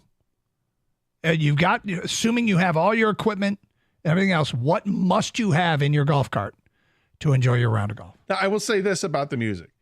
When I've gone up north, yep, in the past, and if I had gone up, by myself, and I went to a golf course, and I was just a single, and I could play on the course, like one of my favorite courses up there is Chestnut Valley. Yep. Which I can get on there and I can play a whole round quickly, depending on what time of the day. I'll listen to music then because it's just me, and I can listen to whatever music I want to listen. I don't have to worry about, hey, is somebody going to get upset that I'm listening to? Well, one of the things that, like, I've been in your car and you've said you plugged in your iPod and said choose something, and I chose music that was like your list. So, I mean, that's one way to do it. Where if it's my phone and I'm, hey, you want to choose one of my playlists? Assuming then we both like it, right? Well, hopefully, yeah. Assume, yeah. All right. What must you have in your golf cart? Big weekend for golf. You get 2 items. You got all your equipment. What else must you have in your golf cart? 248-539-9797, 97.1 the ticket. Hey, it's Sarah Chevrolet in Sterling Heights. They're getting psyched for the summer, and they got mega deals all month long. Right now, you can lease an Equinox at $239 a month or a Trax at $228 a month. These are both XL front-wheel drive, and they're 2-year leases for only $19.99 down. Unlock the savings with their GM employee discount and a lease in your household. Don't forget, Sarah Chevrolet in Sterling Heights is your #1 volume Chevy dealer in Michigan. That means they have a huge inventory of Silverados and Equinoxes and Blazers and Trax, hundreds on the ground to choose from. Call 87-SAY-SARAH, that's 87-SAY-SARAH, or go to saysarah.com. Together, let's drive.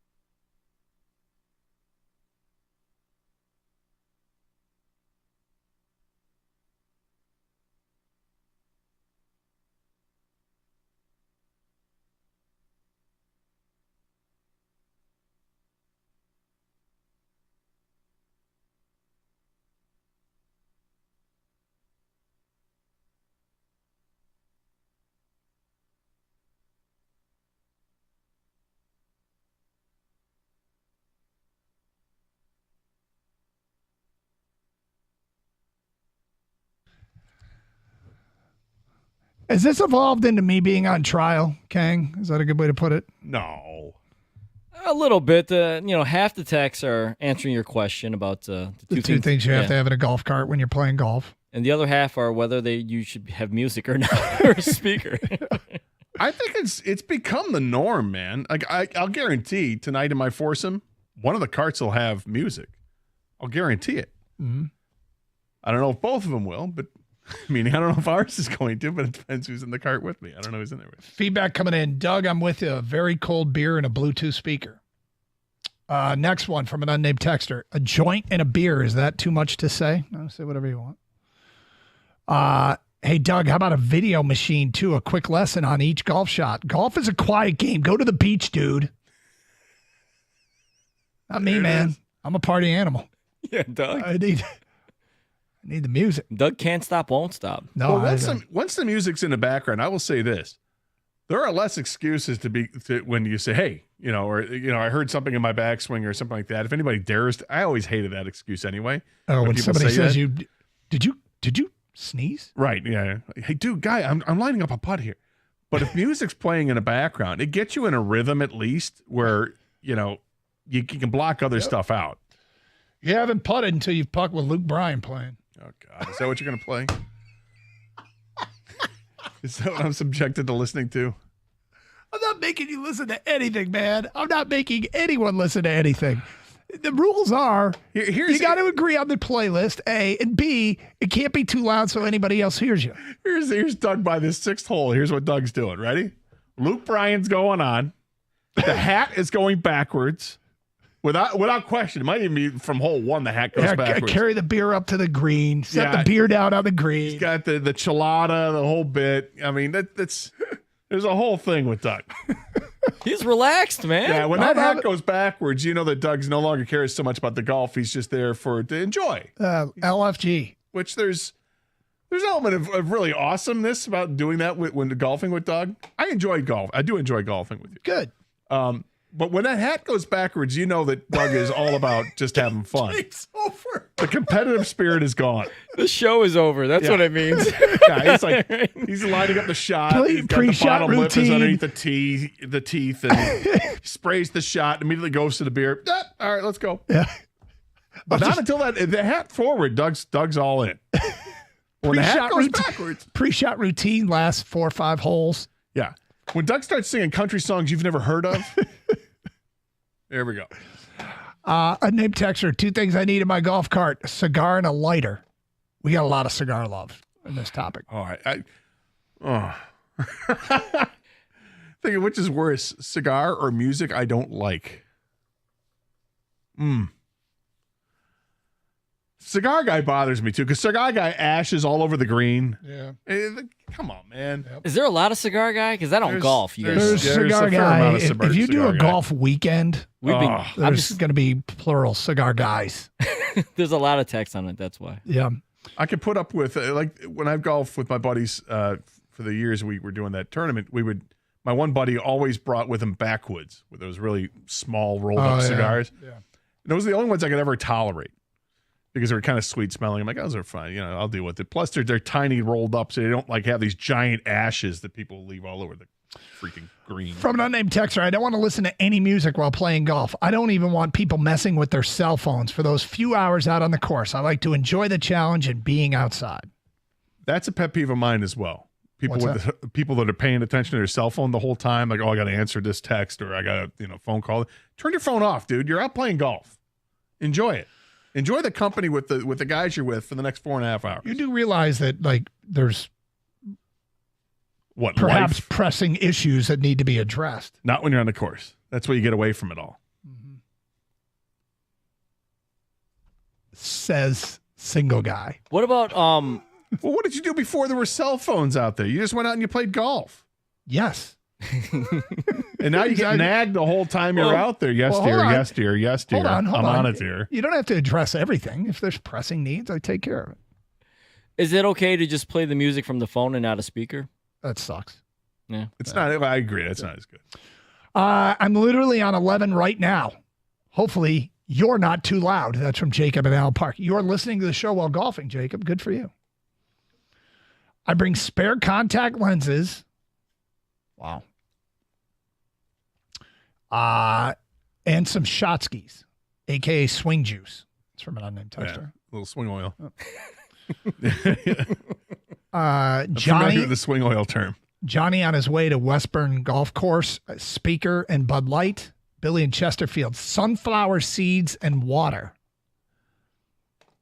Come to think of it, I for the last maybe 8 years or so, I've carried a flask in the bag.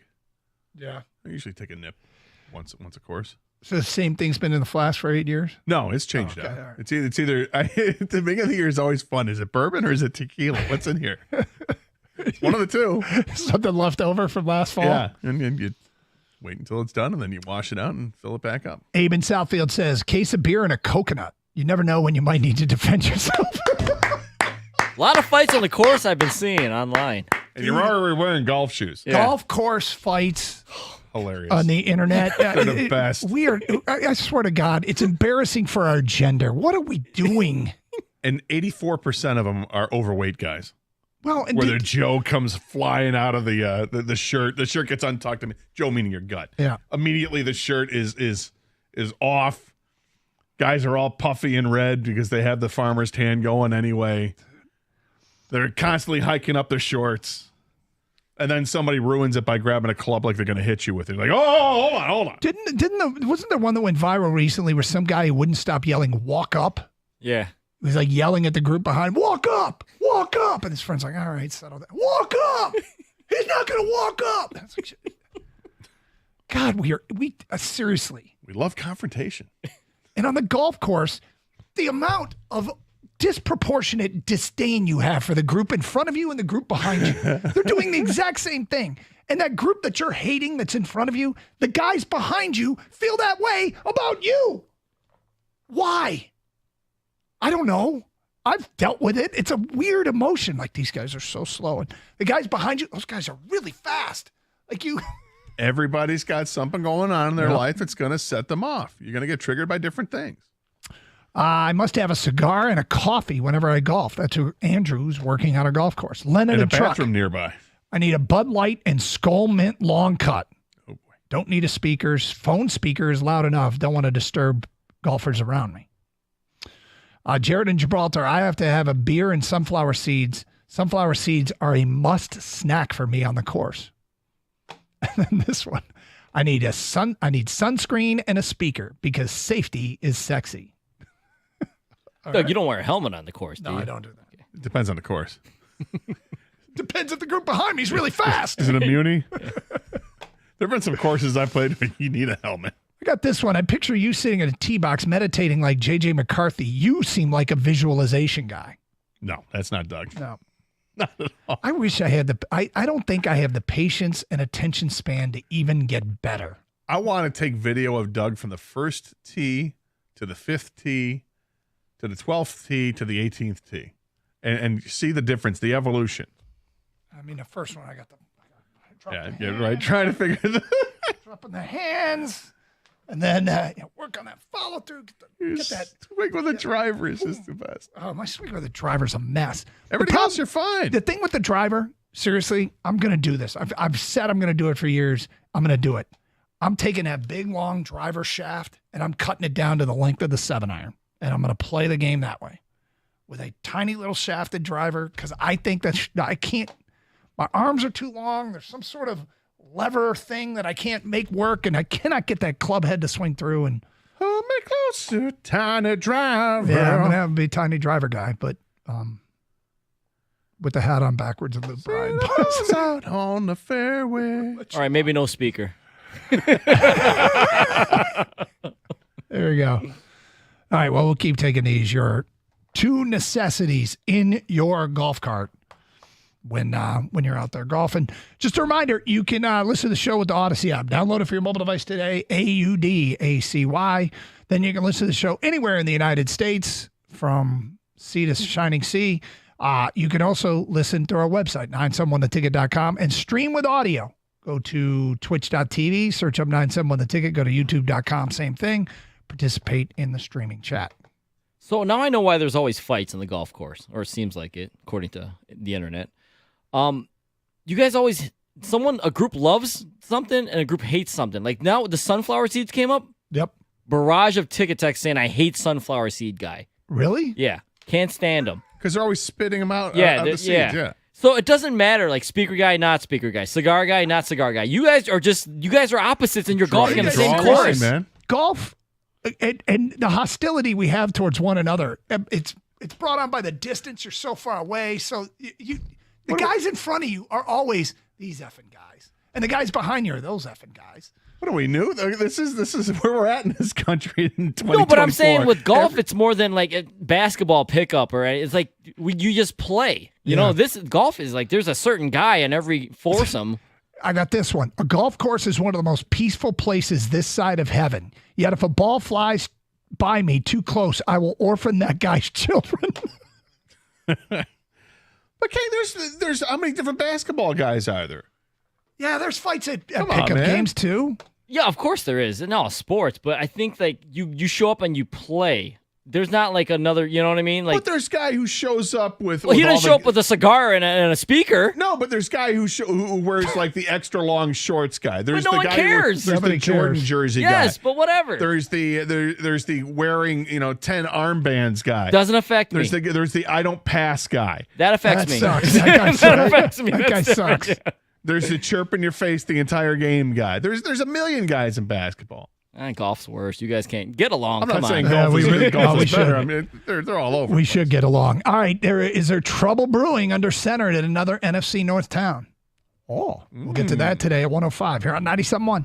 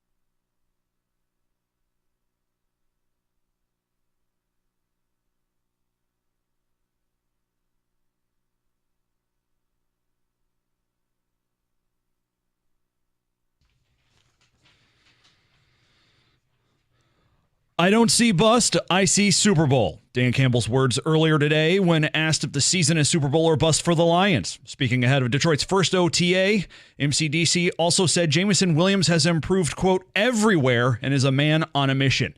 Lions are keeping several key players out of OTAs, including Sam Laporta, Jahmyr Gibbs, Brian Branch, Frank Ragnow, Taylor Decker, Kirby Joseph, free agent additions DJ Reader and Marcus Davenport, and draft picks Terrion Arnold and Ennis Rakestraw.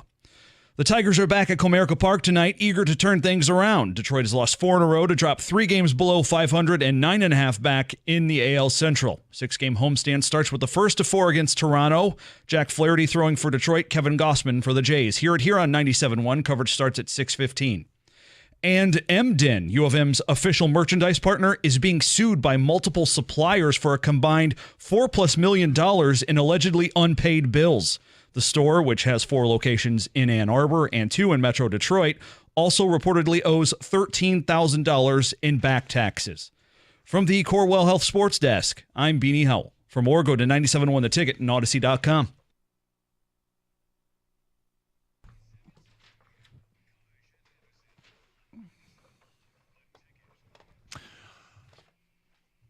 Doug Carr, Scott Anderson, 97.1 The Ticket. Was it a tweet that you were telling me about during the break, Kang? Yes. Was that a text? Yes. Tweet. It's out there for everybody. All right, let me see if I can find it. Do you believe it's true? Yes. That was quick. Sorry, was it too quick? This is tweeted out in the last 24 hours from Jeff Lesson, host of Lesson on Golf here on 97.1 The Ticket. He writes the following. Just played 54 holes of golf in 2 days with Jeff Rieger. He began with 60 golf balls in his bag. He ended up with a total of 6.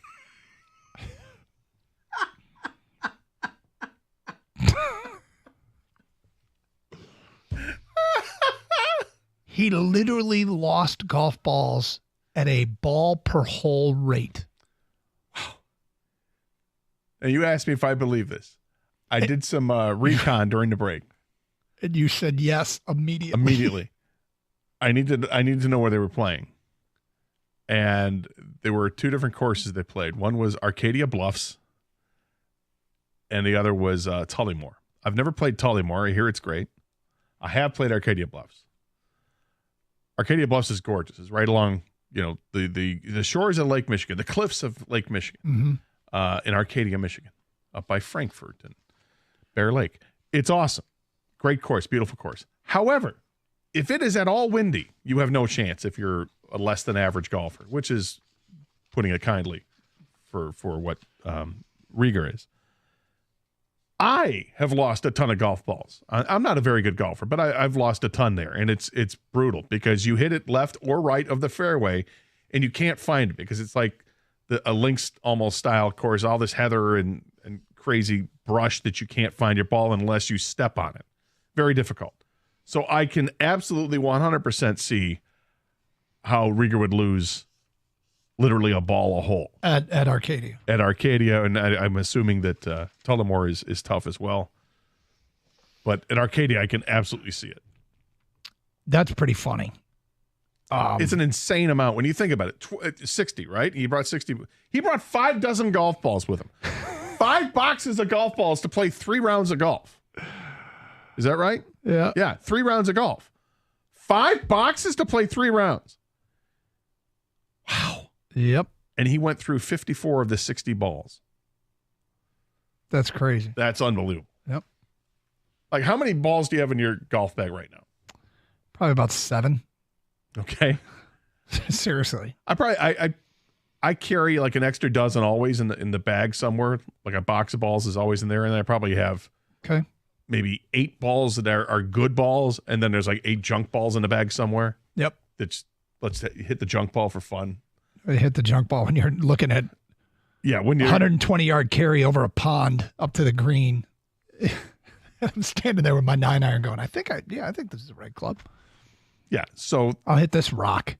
But 5, you start off the trip and you've got 5 boxes of balls. And you lost all of them but 6. I mean, it's classic. Wow. It's absolutely classic. Wow. Someone tweeted back at me, Tullymore isn't that hard. Losing that many is insane. Well, like I said, I can't speak for the Tullymore. I can speak for the Arcadia part. Pretty wild. Which is so frustrating because this is a beautiful course. Yeah. And when you're out there hunting for your golf balls all the time, and you talk about pissing people off. Slow play on that course when you're paying, $150 a round. No. I've only pulled into the parking lot during a sunset and looked out there and was like, oh my God. So great. Yep. I love that course. Because the one thing that TV, it doesn't matter how many times I watch Bill Hobson and I see that same episode. On Michigan Golf Live. Michigan Golf Live, I see that same episode, which they run like every other time slot is Arcadia Bluffs.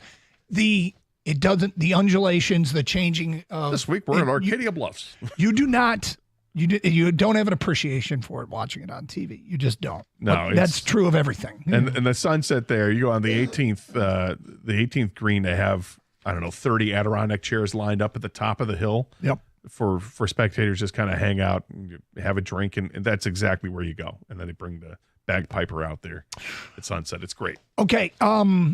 I don't know what this means, but people are starting to write about Jordan Love's contract. Jordan Love's contract. He just got a 1-year extension. His agents have said nothing to him about sitting out training camp if he doesn't have a new deal. He stopped short of saying that he could change that could change once the season starts. He's slightly less committal because he currently has a below market deal that's worth just $11 million for this season. Asked about what it means, we'll see. I don't know yet. We'll see.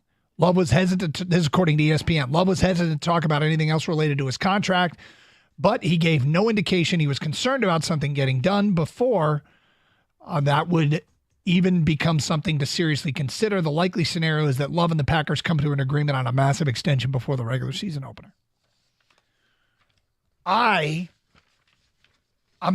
not here to speak for anyone, but if I were advising Jordan Love, I would tell him that he should sit out OTAs. Don't you think that's probably the best move for him and his family? Probably is. Yep. Probably is when you come to mention it. Yeah, I think you're right. Ask more about his contract. This, according to Pro Football Talk. I don't really know what's going on, but we'll see. I'm not going to get too much into contract stuff. We'll see. I don't know yet. We'll see.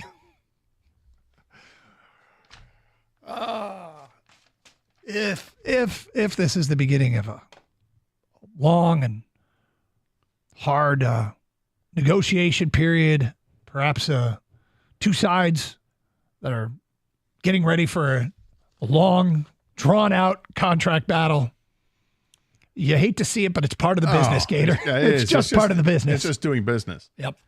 Well, and if you're Jordan Love's camp, aren't you pushing for a $50 million a year contract? I mean, you kind of are. He's getting paid $11 million. He came into his own last year. He's young. He looks to be pretty good. Got to pay him at some point. Well, I mean, Giants paid their guy. Mm-hmm. They may not be happy with Danny, but what did he get? Did he get 30? I thought he got north of that. Did he? Whatever he got. So I don't know. If Jordan Love, if you got an issue with her contract, yeah, sit out, man. Sit out. Make sure you let him know that his cap hit next year is 12,757. Now, that doesn't always represent his salary. I guess was 13.5. He's got some voidable years. Some of the cap hit is spread out over the next 3 seasons. It radiates through 5, 6, and 7, 25, 26, 27. And effectively, that's what they did, right? They wanted to pay him something for, this last year, basically, of the original deal. Yep. So they restructure it, and then they put voidable years at the end of the contract. I'm sure Green Bay was thinking, okay, great, we got him, and now we'll deal with this year. We'll negotiate this year for an extension. And now he's not happy because it hasn't happened already. Yep. Okay. Have fun. Because I think he's if you're his agent, you're probably in a really good place right now. Well, you got to, look, there's one choice here. Dig in your heels. All right. One choice. Hey. It's either that or become a vice president candidate. That's the next logical step. Yeah, Sure. So Jordan Love, pick one of those two. Okay. So they're back. Do you know who their backup is? I do. I looked this up, but I can't remember. Who is it? Former Penn State great Sean Clifford. So they're loaded there. They're all set. they're all set. Yeah. You got your succession plan. So if you're the Packers, yeah, and you're all set, dig in your heels. You got to dig in your heels. Hey, we got you under contract. Yep. What are you doing? If you don't play, that's okay. You know who will? Sean Clifford will. A Packer guy, by the way, who's listening to this. Yes, he scares us a little. That's what this is about. He scares us a little. I think he's impressive. He's a hell of a lot better than I ever thought he was going to be as a pro. Okay, there's much anticipation about something that's about to happen. But my question is, would this completely ruin it? Talking to you, gamers, and we'll get to that today at 1:16 here on 97.1 The Ticket. Hey, it's summertime in Detroit, and that means baseball season. So pick up your favorite Stoli vodka flavor and pair it with a refreshing lemonade to enjoy while you sit back and listen to the game. Make it the summer of Stoli. Celebrate with a Stoli blueberry and lemonade, or maybe try a Stoli vanilla espresso martini. No matter what your drink of choice is, remember Stoli for your premium vodka. Whether it's at a game or your backyard patio rooting for your favorite player to hit a home run, Stoli Vodka's got you covered. Pick up a bottle of Stoli Vodka today, and as always, Stoli asks that you please drink responsibly.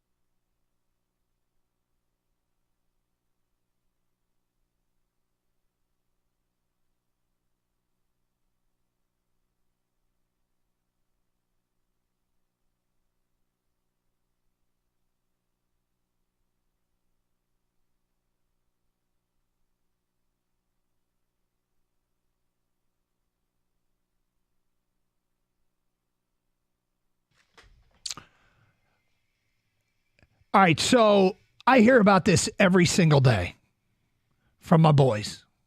One is 22, one is 16. They cannot wait for NCAA football to be released. There's all kinds of preview videos out there. They're getting really hyped for it. If you're on social media at all, you see the hype, the build up for this.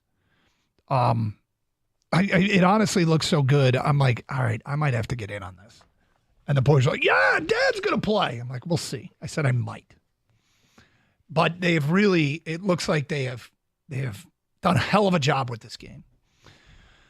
But I just saw something and it makes me wonder, how will the world react to this? There's a story on NOLA.com, okay? So out of New Orleans, Louisiana. And I saw it posted to social media because the story's behind a paywall, but the story reads that 38 LSU players did not opt in the game. 38. Players can opt in later, but as of now, 38 LSU players did not opt in. Now, there's some other things that some LSU fans were disappointed about, in like uniforms. They didn't have the alternate uniforms or whatever. That seems minor. But if you're a fan, the kind of the purpose of this is to basically get the Madden experience in college football, and the players have every right not to opt in. They're all getting a stipend for this, but you don't have to sign over your rights. 38 is a sizable portion of the roster. So now that's just LSU. We may find out that 4 players in the entire Big Ten didn't opt in. Like, I don't know but wouldn't that kind of ruin the game? Yeah, it would. I mean, if you're excited thinking that you're going to have all the college players are now part of the game, and then you realize they're not, there's just a number there, and there's nothing that says it's Nussmeier or whatever. I don't know. Right.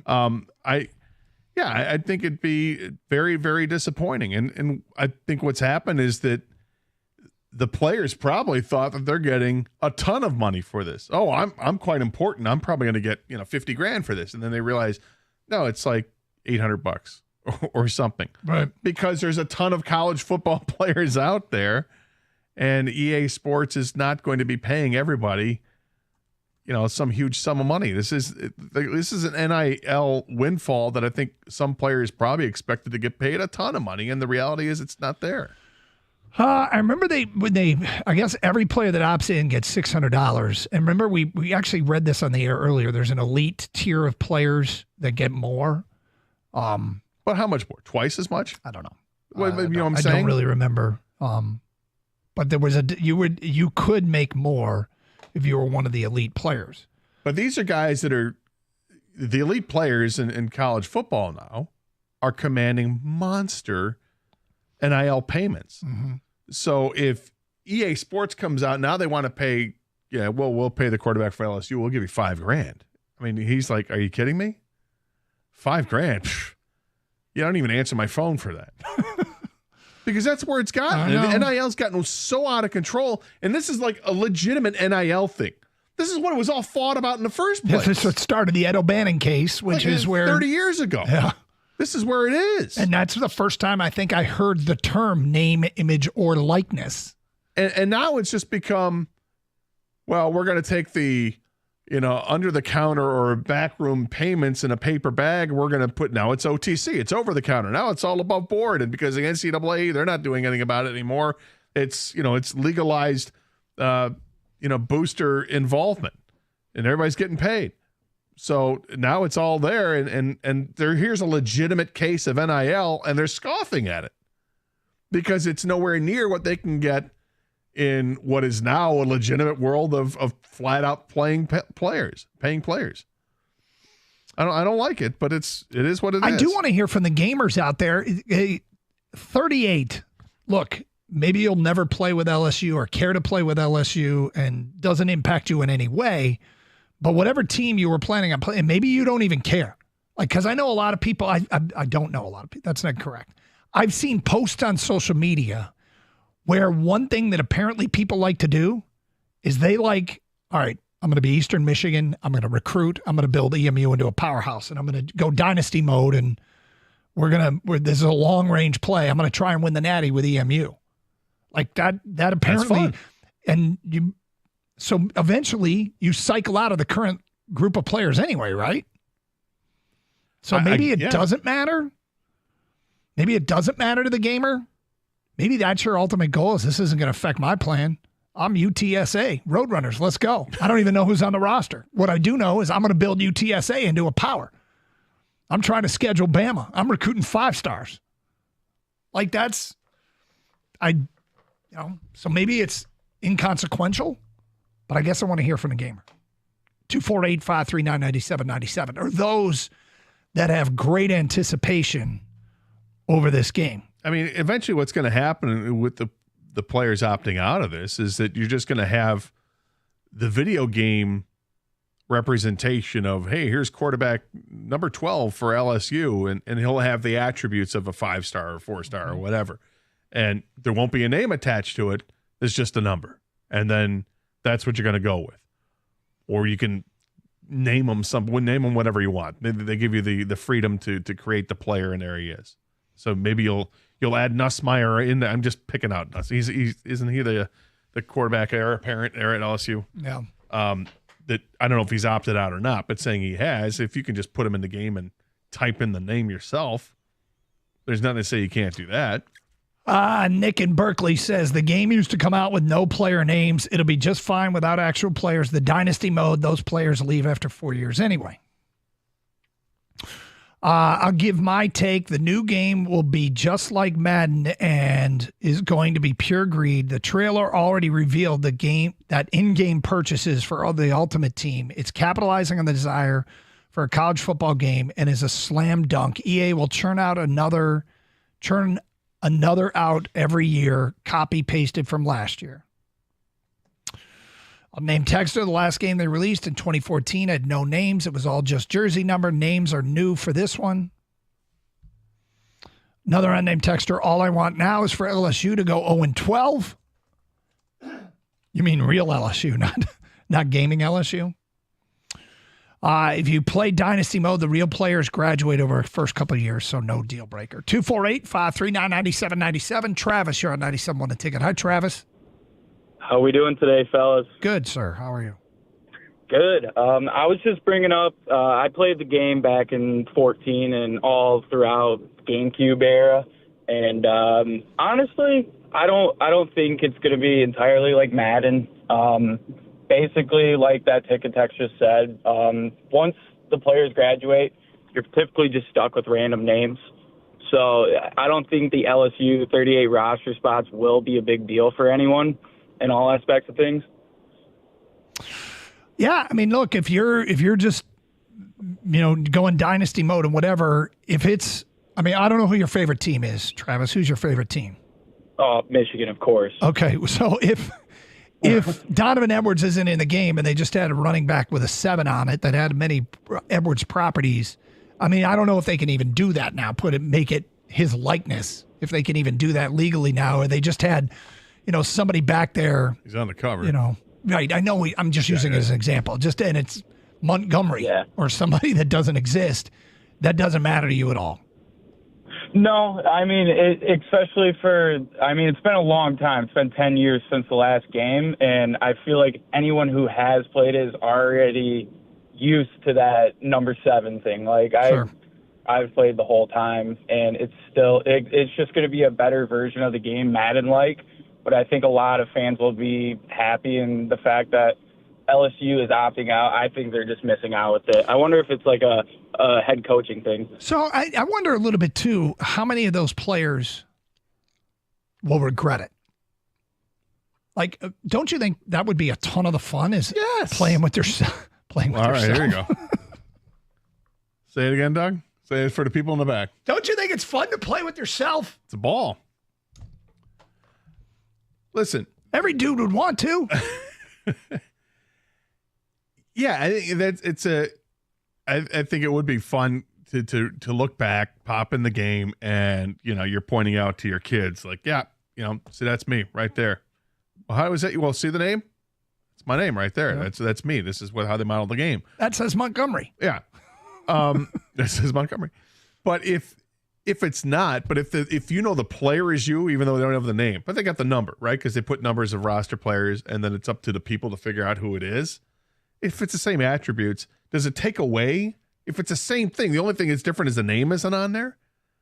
I think you get used to it. It's not that big of a deal. I think it's interesting that when they get to the cover of the game, the players that are on the cover of this, with Quinn Ewers and Travis Hunter and Jalen Milrose there, and then there's Donovan Edwards. It's just it's interesting as Donovan Edwards is not even the best player on their team. Whereas you look at Colorado, Travis Hunter and Quinn Ewers in Texas, and he's probably their most recognizable player, though. Might be. Yep. But I mean, there's a couple guys there. It might be top 10 draft picks in the draft. They move merchandise, man, and he's a recognizable figure in college football. He's had a wild career when you think about. He might have 4 of the biggest runs in Michigan's top 10 in their history, and he was essentially the backup running back to Blake Corum. They kind of looked at it as a 1A and 1B, but he's had an interesting career arc, to say the least. It's his show now, though.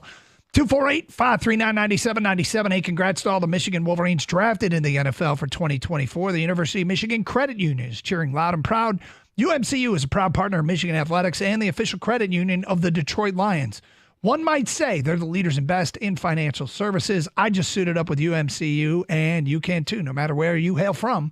You're eligible to join, and signing up is easy. Their debit card's the coolest around, the Block M, the winged helmet, the Lions debit card. They got a black one coming out that matches the black uniforms. You gotta check them out. And with that debit card, you can use them at millions of stores, hotels, and restaurants worldwide. And if you need cash in your pockets, hit up a surcharge-free ATM. There's thousands of them conveniently spread across Michigan and beyond. Open your account today at umcu.org. I did. Took less than 10 minutes to get in the game.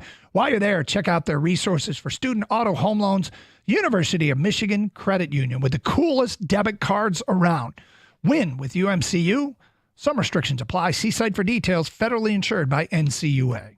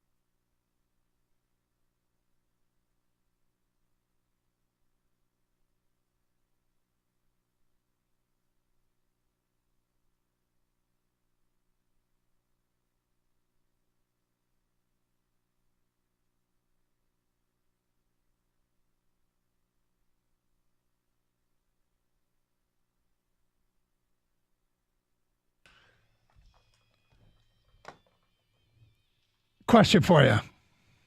Yeah. Do you think of me as a germaphobe? No. No, I think you lean in that direction, but I don't think that's who you Slight are. shading towards germaphobe? Yeah. Okay. Just a major big-time musician has an interesting trait that I'm trying to figure out what it's all about. But we'll get to that coming up in a few minutes. We've been talking about EA Sports NCAA 25. There's a report in NOLA.com that 38 LSU football players opted out. Now, it may or may not impact you. If you're a giant LSU fan and you want to play with this year's team, that may. So if you think about it, we haven't seen numbers on Michigan and Michigan State, if everybody's opted in, if everybody's opted out. I also wonder, by the way, if you're a kid, if you're like a 12-year-old and you want to play with your favorite team, does this help dictate who your favorite players are? Like if you're a 12-year-old and you're a giant Michigan State fan and Aiden Childs, you can't play with him, do you choose somebody else as your favorite player? And maybe that's inconsequential in the grand scheme of things, but the players get $600 for opting in. If they don't want it, they have every right to opt out. It's their name, image, and likeness. And it may not matter for people who want to play dynasty mode and just are like, I'm recruiting and building a power at Eastern Washington. We're going to make the jump to, we're going to join the new Pac-12. I would create my own players with family members. Would you? Yeah. Hugh? Yeah. I mean, I did this years ago when I used to play Sega hockey. I created my own players. Did you? I had myself out there, and my grandfather was out there. Two of us were dominating. What was his name? Gustav, yes. Olsen. Yeah. Anyway, the point is, it may be inconsequential to the hardcore gamer, the person that has big plans to, build a dynasty anyway. And maybe you find it sucks if it happens to whoever your favorite team is. 248-539-9797. Josh, you're on 97 on a ticket. Hi, Josh. Hey, man, how are you? Good.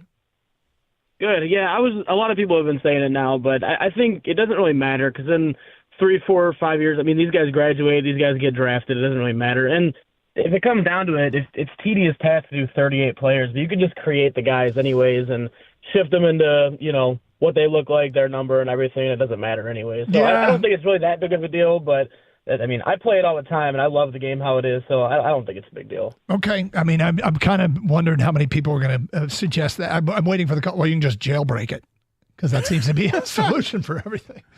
But yeah, you can enter in your own guys. And like you said, tedious task, but you can do it. Aaron, you're next. Hi, Aaron. Yeah, how you guys doing? Okay. Yeah, I'm going to piggyback off of what Josh just said. So pretty much how Madden has done it for years, and EA did it in the past with the college football games. There'll be guys who would go into the community files where people can download their files, and there'll be guys who would go and spend time and go through the rosters and, actually update the players' names back when they just had numbers behind them. Yeah. They'll update the player's name and roster, things of that nature. And this will happen in the NFL, too, because with the new Madden, you can do updated draft classes where you can put your own draft class, and they'll be there. Have you like done a freshman on Ohio State, so yeah. Have you done that yet, Aaron? Oh, yeah. No, for sure. I've always done it that way. What kind of year is Terrion Arnold having? Oh, that game's not out yet, so is it? Oh, no. I have Terry on my Lions roster right now, actually, because he's in the last year's draft class, yeah. How's he doing? I updated him to a 95 overall through training camp, so. Keep us updated. We want to know what kind of season he's going to have. Oh, yeah. I can definitely keep you guys updated for sure. Appreciate it. All right, well, we'll see how people react when the game comes out. So, Gator, you are familiar with Jelly Roll, correct? Not the intimately, singer, yeah. yes. Yeah. No, I don't know much about his music. I know what he looks like, yeah. I found a story. Jelly Roll will only wear a pair of socks once. Huh? Can I tell you a frivolous habit I have? Don't judge me for this, y'all. I promise I grew up very humble, but I only wear socks once. He buys his socks in bulk to avoid re-wearing them, saying it's the most frivolous thing I've done with my success. I'm sorry. I hope I don't let nobody down with that. But when you're fat, you can't have stinky feet too. So I got to have fresh socks. You could wash them. I don't know. It's what I do with my socks. I'm fat. I do that. Gator, I sit in a confined space with you pretty much every workday for the last 18 years. Never once have I thought, man, Gator's dogs are barking today. Thank you. I hope the same is true. It is true. But it's because, and for Jelly Roll's sake, we did get this new technology called a washing machine. Right. That does the job. It's unbelievable. Does he say that, does he throw them out or does he give them away? What does he do with them? I don't know, but I've heard those commercials that is it Bombas socks that for every pair you buy, they give a pair to the homeless because the homeless ask for socks more than anything else. Right. I think that's who it is. I hope he gives them away. I hope he he's donates. giving away, but I mean, this is ridiculous. Like, the moment that I give up on a sock, it's when I get a hole in the sock. It's a hole in it. Right? And I feel like I've made some mature decisions lately where I, as an adult, as a grown-ass man, looked at a sock and said, that's really thin. There's going to be a hole there real soon.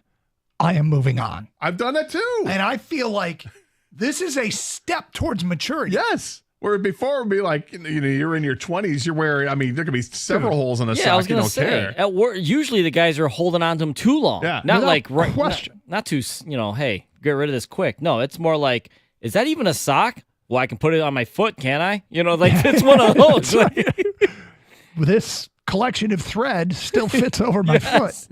It's usually that way. But it's one and done for Jelly Roll. That's ridiculous. I'm thinking, how often do I buy socks? Like once every couple of years?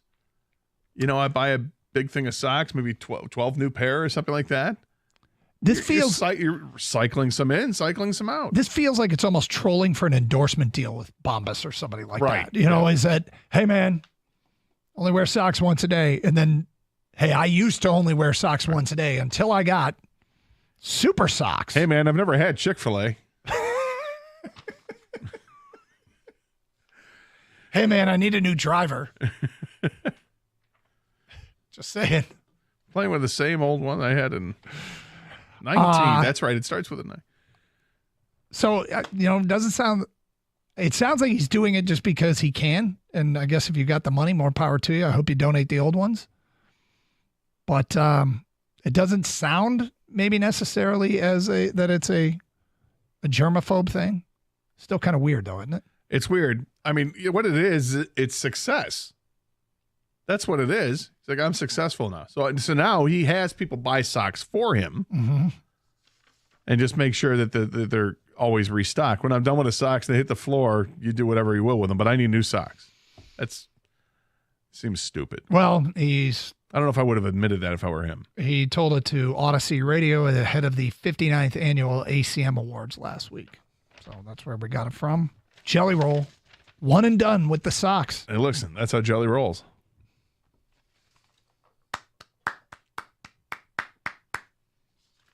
Well done. Clean feet. I would imagine, I was starting to think about if I had to put a number of wears I get out of a sock before it gets thin, I think it's probably north of 1,000. I think I have socks that I've had for decades. I've noticed there's a conscious decision by me to start to get rid. Like, I've definitely gotten rid of socks at a higher rate over the last 5 years than I ever did before. And maybe it's because the socks were that old. Yeah. But I don't feel like they're that terribly old. I think I got a few years out of them. Another side, but when you look and you got a full sock drawer, they're all in there rolled up, and you don't have to go hunting. You're like, they're all paired up too. I don't think I've ever had a sock drawer where every sock was paired up. Well, no, of course you'll find my wife's come out of the socks. My wife's come out of the dryer paired up, like already paired up. I don't know how it happens, but I will dump an entire, and there'll be two socks laying next to each other. I'm like, they go together. She's got her socks trained. Well done. On Twitter, Eric from Michigan writes in, Doug, in the last week, I've learned that Gator is incredibly organized with his closet, and he has great foot hygiene. Tip of the cap to Gator. My closet hanging is a nightmare, by the way. Left, right. Just get the hanger on before my wife basically goes nuts. I'm kind of in that camp. I went home and looked at my closet. I'm like, yep, all my buttons face right. So strange. Yes. And all your hooks are facing you. Yep. Yes, they are. 248-539-9797, 97.1 the ticket. Hey, mark your calendars. Twin Peaks is throwing another awesome party next week. If you made it to any of their in-store photo shoots, you know what they're all about. Next Tuesday at the Livonia Twin Peaks Lodge, they'll be celebrating all locations, Miss Twin Peaks contestants and winners from 5 to 11. The girls will be on location and present and ready to bring the house down. There'll be a live DJ creating an awesome atmosphere, and the 5 ladies who will be representing each lodge will be there as well. Stop in and meet not just the winners, but everyone who tried out to be a Miss Twin Peaks. Get in early and hang out. They got the Scratch Kitchen, sure to quench your appetite. Even I love their food. They got the signature items like the hand-cut New York strips, smoked in-house brisket and ribs. They're never frozen, breaded to order wings and tenders are awesome. The Chipotle chicken is my favorite. On top of that, you got the bar with the 29-degree drafts, the happy hour that runs 3 to 6 and 10 to close, the high-end tequilas and bourbons. It's the perfect way to let traffic die down on your commute home and satisfy that appetite. Don't forget their hours, late night 3 to 6. The late night hours are 10 to close. Mark your calendars, June 4th in Livonia, so you don't miss another awesome party. To find a location nearest you, go to TwinPeaksRestaurant.com. Twin Peaks, eats, drinks, and scenic views.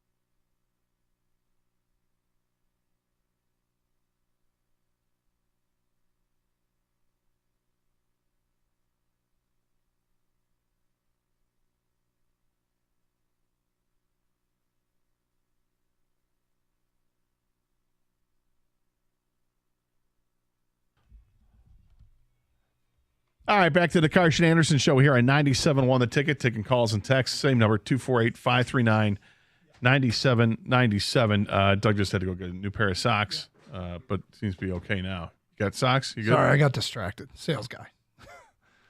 Do they not know? Yeah, they know. There's a rule. We were talking. It's on me. It's on me. So anyway. Was it Turner? No, it wasn't Turner. All right. My bad. Apologize for that. It's as long as it's not Turner. Found a list. 10 NFL top free agents still unsigned. Plenty of big names still available. Mm-hmm. See how many of these make sense in Detroit. Yep. Number 10, offensive tackle DJ Humphries. No. Number 9, offensive tackle Donovan Smith. Nope. Number 8, running back Dalvin Cook. Nope. Number 7, wide receiver Michael Thomas. Yep. This one's interesting. 10 games played for New Orleans last season. Not as good as he was. He's 31 years old. He had the same number of catches Josh Reynolds had last year and 1 touchdown. He did go to social media and rip a teammate. I feel like there was another incident. I can't remember what it was. Well, I say, let me put a caveat. Makes sense if he's a fit with the team. Could make sense. Yep. Okay, he could absolutely make sense. Look, the wide receiver position makes sense. He's a former All-Pro and likely comes at a cheap price. It would make sense on paper. Do the digging, and if he's not he's a character issue, then don't. Yeah, you could be looking at a guy that the Lions staff knows better than most foreign staffs, because a lot of the guys that were in New Orleans when he was there having his best years. Number 6, wide receiver Hunter Renfrow. What the hell's happened to that guy? Yeah, I don't know. He's possession receivers, right? Josh McDaniels happened to him. He was a 1,000-yard receiver in 2021. 9 touchdowns. Michael Mayer, they're doing some interviews, the Raiders, 'cause, around the league, everyone's got OTAs. He just said that there were days he didn't even want to come in to practice. Michael Mayer? Yeah, the tight end for the Raiders that they just drafted. Or drafted last year, sorry. I was going to say, but then Pierce took over, and yeah, he's then, like, now then everybody's he did. loving Yeah. him. Mm-hmm. Yeah. Well, he is a player's coach. All right, number 5. Was it 6 Hunter Renfrow? Number 5, Quandre Diggs. Yep. Cap casualty in Seattle. 31-year-old. Slipped a little bit in coverage of late, but interesting. The safety. Would he be an upgrade over Kirby Joseph or Melon Fonwu? Yes, I think he would be an upgrade over both of those. So would it make sense here? Makes sense on a 1-year deal, sure. I want to circle back to Diggs in a minute. Number 4, Xavier Howard, cornerback, 4-time Pro Bowler with the Dolphins. Rocky year last year. Doesn't seem to make sense. No. Yeah, they put a lot into. Got a lot. They got 2 veterans and 2 rookies that are new. Number 3, quarterback Ryan Tannehill. No. Only if there are injuries or massive disappointments on the quarterback depth chart and he doesn't sign anywhere else. He'd be a great backup. Great backup. And according to this, they say his days as a starter are gone. So, I mean, if Hendon Hooker gets re-injured and he and Sudfeld both aren't getting the job done, it can make some sense. But right now, probably no. Number 2, Stephon Gilmore. Well, I thought it made sense at a time, and then they went ahead and drafted 2 corners in the first 2 picks, so no. And the number 1 free agent, unsigned, safety, Justin Simmons. Yep. So here's the thing. We had a discussion at the beginning of the show about how the Lions are, because Dave Burkett got a question about Quandre Diggs and Justin Simmons. And he said he thinks they're going to roll with what they have. And I kind of understand it, because I would suspect that both Diggs and Simmons are looking for long-term contracts. The Lions have some money now, but I'm not sure that they'll be able to afford guys like this down the road. But Gator, because there's 2 of them, do they both get long-term contracts? 2 pretty damn good free agent safeties? Or is one of them going to get the long-term contract and the other one's going to go, all right, I got to go do a prove-it deal? I'm telling you right now, neither of them's getting them. You don't think so? Neither of them is going to get a long-term deal. I think at best they get a 2-year deal at this point, because we're at the end of May. Free agency began, in March? Well, there might not be a sense of urgency for a lot of these guys to sign their deals. Remember that Ndamukong Suh line about, hey, I don't have to go through training camp. If you're a veteran, you're not always in a rush to be at OTAs, right? Right. And did he ever sign a deal more than a year? If you made a statement like that? No, I thought it was a stupid thing to say, but I mean, guys that don't want to go through, right. And guys that don't want to go through training camp, you understand that they're veterans, like, hey, trust me, I know how to prepare myself and my body. I've been in the league for 10 years and all that.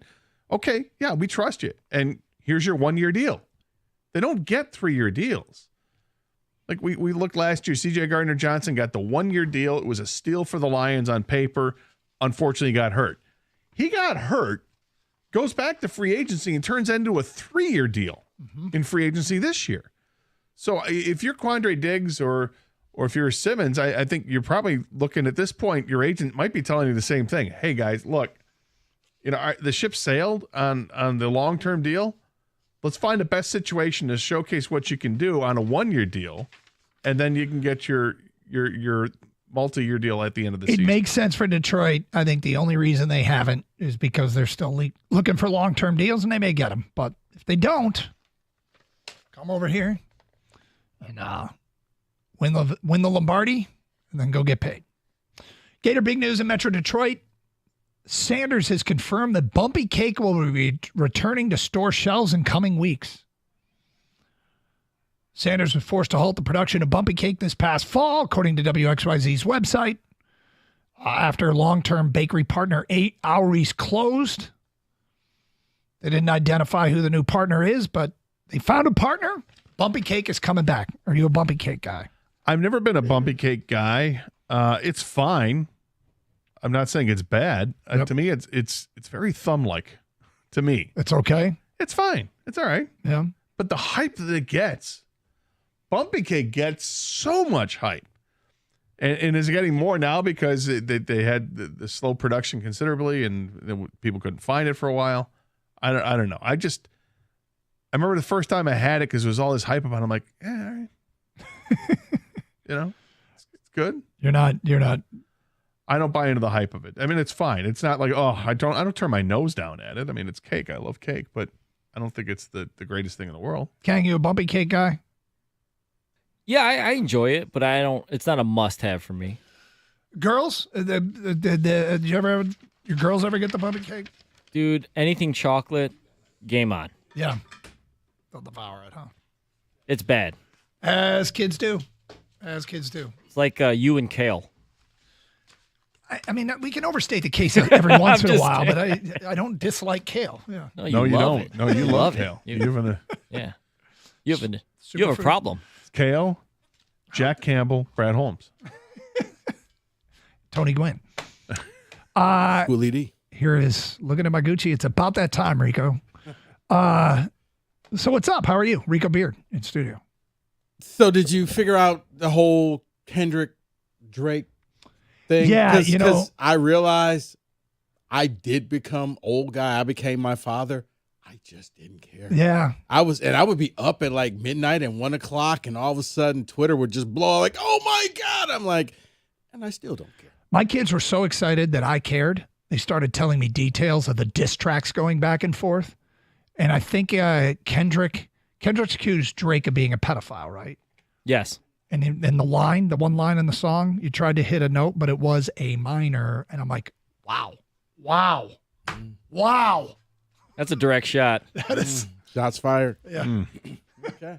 Anyway, yeah. So my kids, we did this. Are you now cool, Dad? No. You can get an extra special gift for Father's Day like that. No, when I told him I didn't like Kendrick Lamar, you would have thought I told him, we're not serving there's you no food Christmas anymore. this year. Because I was funny because I felt like Kang, I would make Kang proud. I was cutting my grass and I was listening to you guys. Yeah. Thursday Mo. And because I was laughing, like you were like Cool Mo D and LL. I was like, Doug, I'm probably the only one that got that. Yeah, that's how I probably shouldn't do that. Really probably shouldn't do that. Only one person gets that. Gator came back with the Biggie and Tupac. So. Yeah. Hopefully it won't reach that level, Gator. Yeah. I hope not. But apparently this is it still going? This current crop of rappers is soft compared to what they were in the 90s? Well, I don't know. Hopefully I hope they stay that there's way. no gunplay. Yeah, Let's hope please, that. God, no. Let's not be stupid about this. What do you got planned coming up next? We're going to take this even further. Actually, we're not. Like to get Mike's take on Kendrick and Mike Drake. has something brewing for Tigers fans. Plus, okay, stop me when you haven't heard this before. Mike's angry. What? Mike's angry at me because he blames me for ruining TV experience and all of that stuff. Here's what's yet another chapter in why Mike is angry. This is true. About an hour ago, I was walking back towards the studio, and I said, you got any fun planned for today? And he tells me, like, 5 different things to have. And all of them are like, you think that's fun? It's like, well, it is for me. We get to talk. I'm like, all right. Okay. As I told Jimmy just now, I'm like, you know what? In my next contract, we're going to negotiate first responders pay. Because that's how I feel. Buckle up. We'll talk to you soon. Stay safe. Treat each other with respect. 97.1.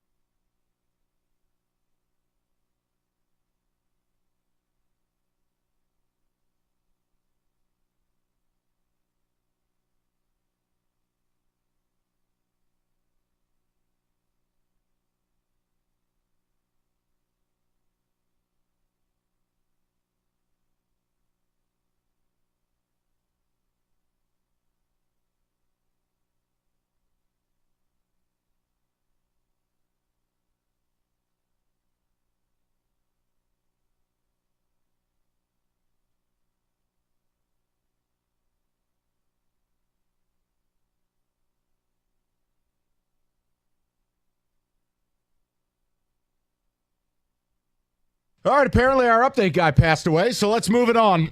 Beautiful afternoon, 2 o'clock. Here's the deal. Rico Beard is checked out. We are getting this man to pre-boarding. He has vacation on the horizon. He's in a floral shirt, and we're going to be good to go. So I'm excited because I'm going to deliver something to you guys. And let me just make sure I'm in order here. That lack of an update really threw me off. So I want to read to you what A.J. Hinch had to say after yesterday's embarrassing loss, where the Tigers were swept out of Kansas City 8-3, 10-3, and 8-3. Let me read for you what AJ had to say, okay? Very simple. We stunk, and that's not good enough. This stuff's been going on here before, and it's not going to happen here. We had a chance, and I'm not talking about anyone in particular. I'm talking about the team, myself, the coaches, and everybody included. It's my responsibility to have the team ready to play today, and they weren't ready to play. Just kidding. That's Jim Leland, 2006, April 17th, after they embarrassed themselves, lost 4 in a row, and it was 12 games into the season. No. Now I'll play for you the nonsense we have. Here's AJ Hinch yesterday after getting drilled by the Royals and launched into space, after losing 4 games in a row, and after they've already driven off a cliff in the month of May. Here's what we get.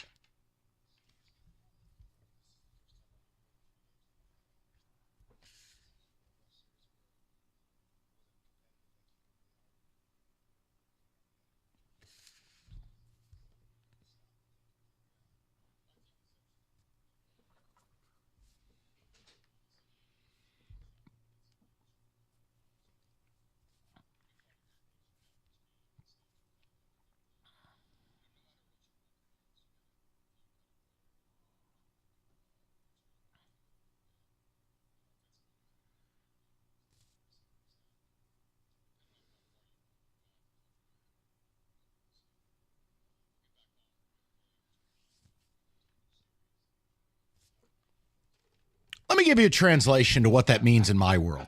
We have no standards. I don't think the people are very smart. And have a nice day. 8-3, 10-3, 8-3. Not competitive. Oh, we felt good coming out of Arizona. Why? You lost every series before and after. What do I care about one series win? See, this is my problem. That was an opportunity for AJ Hinch to have a Leland moment. To say, it's not good enough. Oh, we're young. Oh, we're struggling. It's not good enough. And instead, you get that. And this is my problem with all of this. There is no one involved with the Detroit Baseball Tigers in a forward-facing role that exhibits, shows any passion, any bit of suffering, any bit of pain, that they represent you, the customer. Nothing. It is just, it's a doctor's office. It's just so sterile. Scott Harris, nowhere. AJ, you just got swept out of Kansas City. You're 10 games out of first. The team's spiraling. The standard is the standard. Nah, I take exception with you questioning our competition. 8-3, 10-3, 8-3. We fought back. To do what? Get out of bed? You play a kid's game for money. The bare minimum is showing up to work. Oh, by the way, checking the 2 major papers, nothing. Hey, Cookies, you listening? Take notes. Bad baseball town. Look, if AJ... How the Tigers view their top hitting prospects in AAA Toledo. Tigers swept out of KC. A sad reminder of what this team still can't do. And Scooble stumbles. Tigers swept by Royals. If AJ made those comments in New York, he'd be on the back of the New York Post in a clown nose. Full stop. You're not competitive. That wasn't competitive. It was awful. I got Riley Green misplaying balls in the outfield. I got Javi running circles at second base. On what level? So here's my question to you. We have sat here for a while, and we have talked about Chris Ilitch, and I think rightfully so. We have talked about Scott Harris, and I think rightfully so. Let me tell you where I maybe am starting to be wrong. Not including AJ in the blame game. Look, reality is your job. You take the pieces you got. I'm not telling you you're going to be a magic man. But where's the life? Where's the fight, the fire? Where? Look, I only say the Leland thing half kidding. In 2006, no one had him as a World Series team to start the year. They were 12 games in. They had lost 4 games in a row. It was a getaway day before going to Oakland. And Leland lit their asses on fire.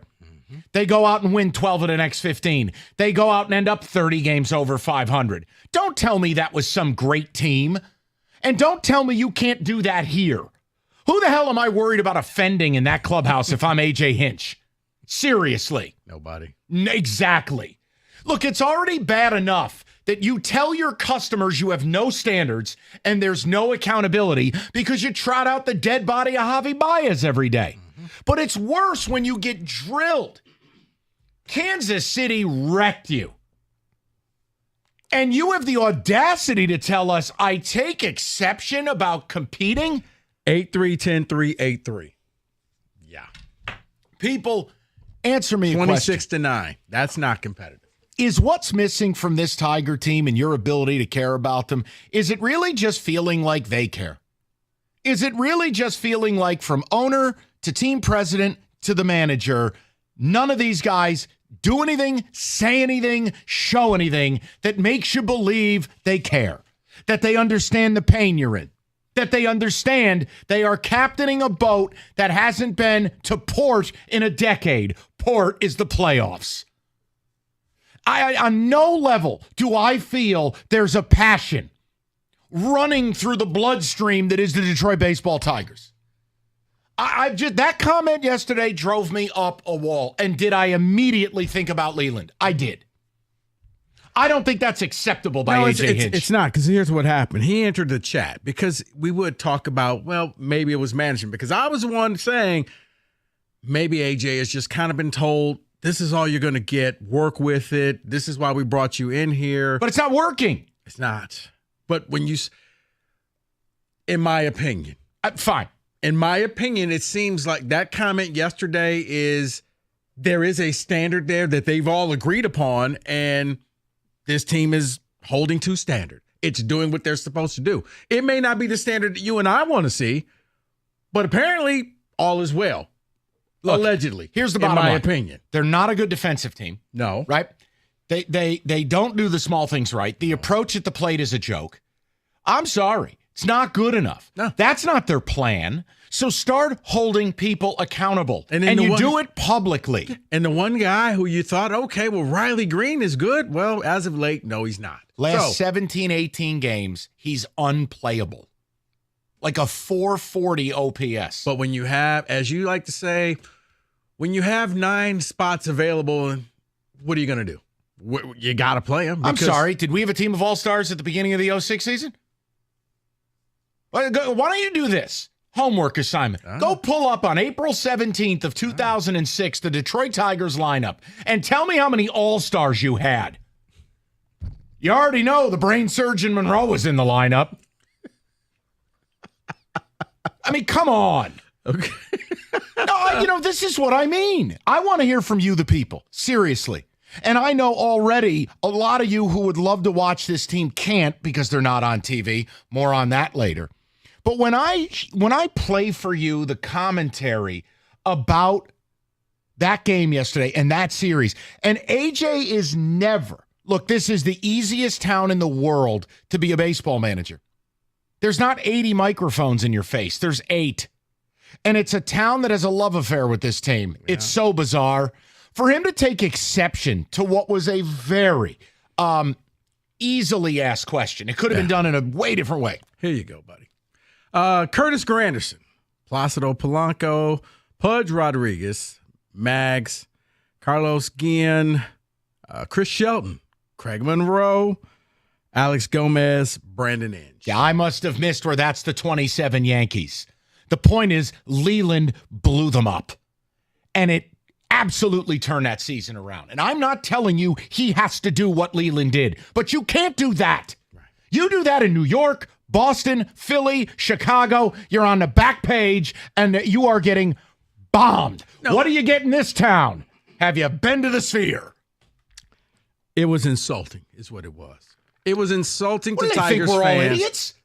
And it kind of feels that way because when you downplay and say, no, I take exception to being competitive, which I would have followed up. Like, what's your definition? What is your definition of competitive? Because maybe I'm thinking of something else. Because which one of these 3 games were you competitive in? Because Kansas City was hitting cruise control from the 6th inning on in all their games. Like, you weren't in any of these things. You're not being competitive, and you're really trying to tell me that you were. That's where the insulting part is, because if you said, yeah, it was a tough series, Kansas City just wanted it more, you could have used any sports cliche possible. But to say, well, I take exception to that, sometimes you just got to look in the mirror and say, yeah, you know what, we stink right now. We don't like to stink. We don't want to be here, but that's right. It's just where we are, and we have to fix this. That's right. I totally agree with you. Because I cannot ask A.J. Hinch to be Jim Leland. I don't need him to be. But at what point do we start to talk about A.J. Hinch and go, all right, where's the results? We were told we hired someone special.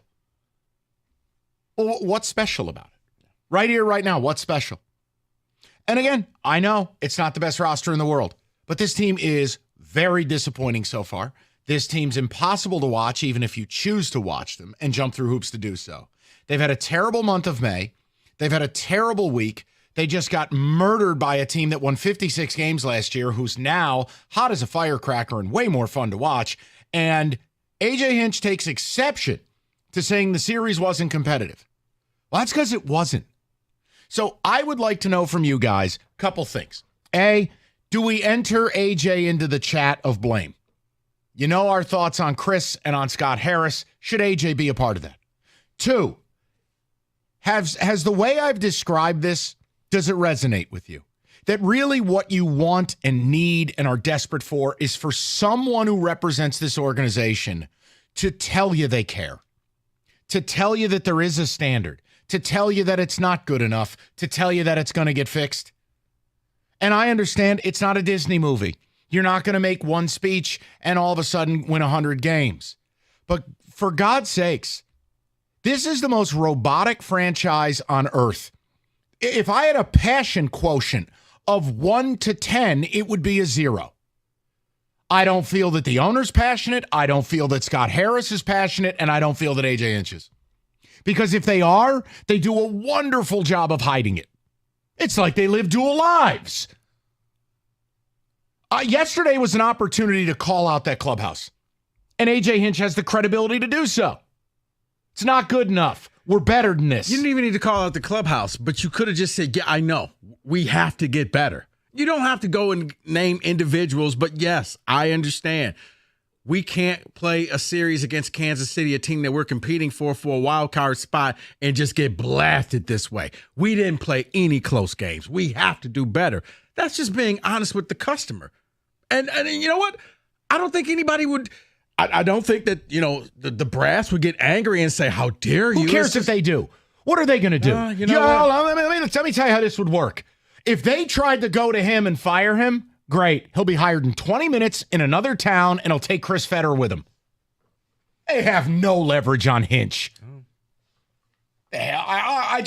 Rico, it bugs me to no end. Because even they can't do us the smallest kindness. Mm-hmm. They can't just for once have a self-awareness about this town and about these people, their customers, and go, you know what? This is nonsense. No, it's lying. It feels disingenuous. It's literally you're standing over me and, hey, guys, I don't think this is rain. While you're wearing a Gore-Tex suit. Right. I mean, David, tell me. Go ahead and tell me that I'm wrong. Go ahead and tell me that I don't have the pulse of the people here. I don't believe that you're wrong at all. It's just there's something I'm holding hope to, and I'll tell you next. Oh. You know what, folks? Wow. That's a radio tease. Wow. And David was not even in my class, but you could be in my class at Specs at LTU.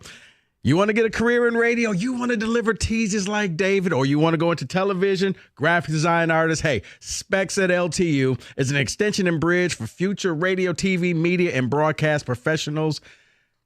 But you got to go to the website. You got to be curious. You got to go ltu.edu/specs, and you can learn more about that broadcast media arts, digital media arts, and graphics communications program through Specs at LTU right here in Southfield on the campus of Lawrence Tech. With the hands-on approach and the expert faculty, you're going to learn the practical skills you need to succeed in today's dynamic media industry. You're going to be taught by people like myself who work in the industry. So we're not going to waste your time. You're going to learn from day one what it takes to make it in the business. So what are you waiting for? Be curious. Visit the website, ltu.edu/specs to learn more. Then make magic by enrolling in Specs at LTU certificate program today.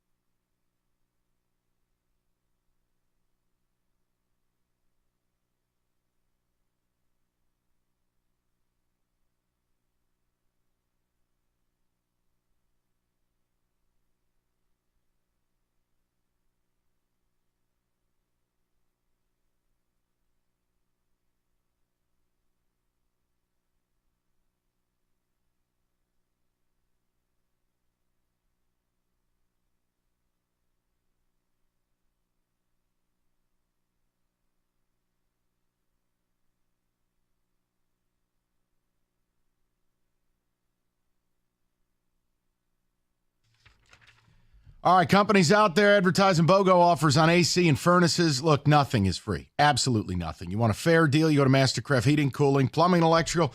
Got you covered 24/7. Locally owned over 40 years. They're going to back their work with a 5-year warranty. Mastercraft, your one-stop shop. AC, plumbing, electrical. To beat any price, you bundle a new high-efficiency AC and furnace, save yourself up to $2,000. It's fast installation, same-day service. Just go to mastercraftheating.com.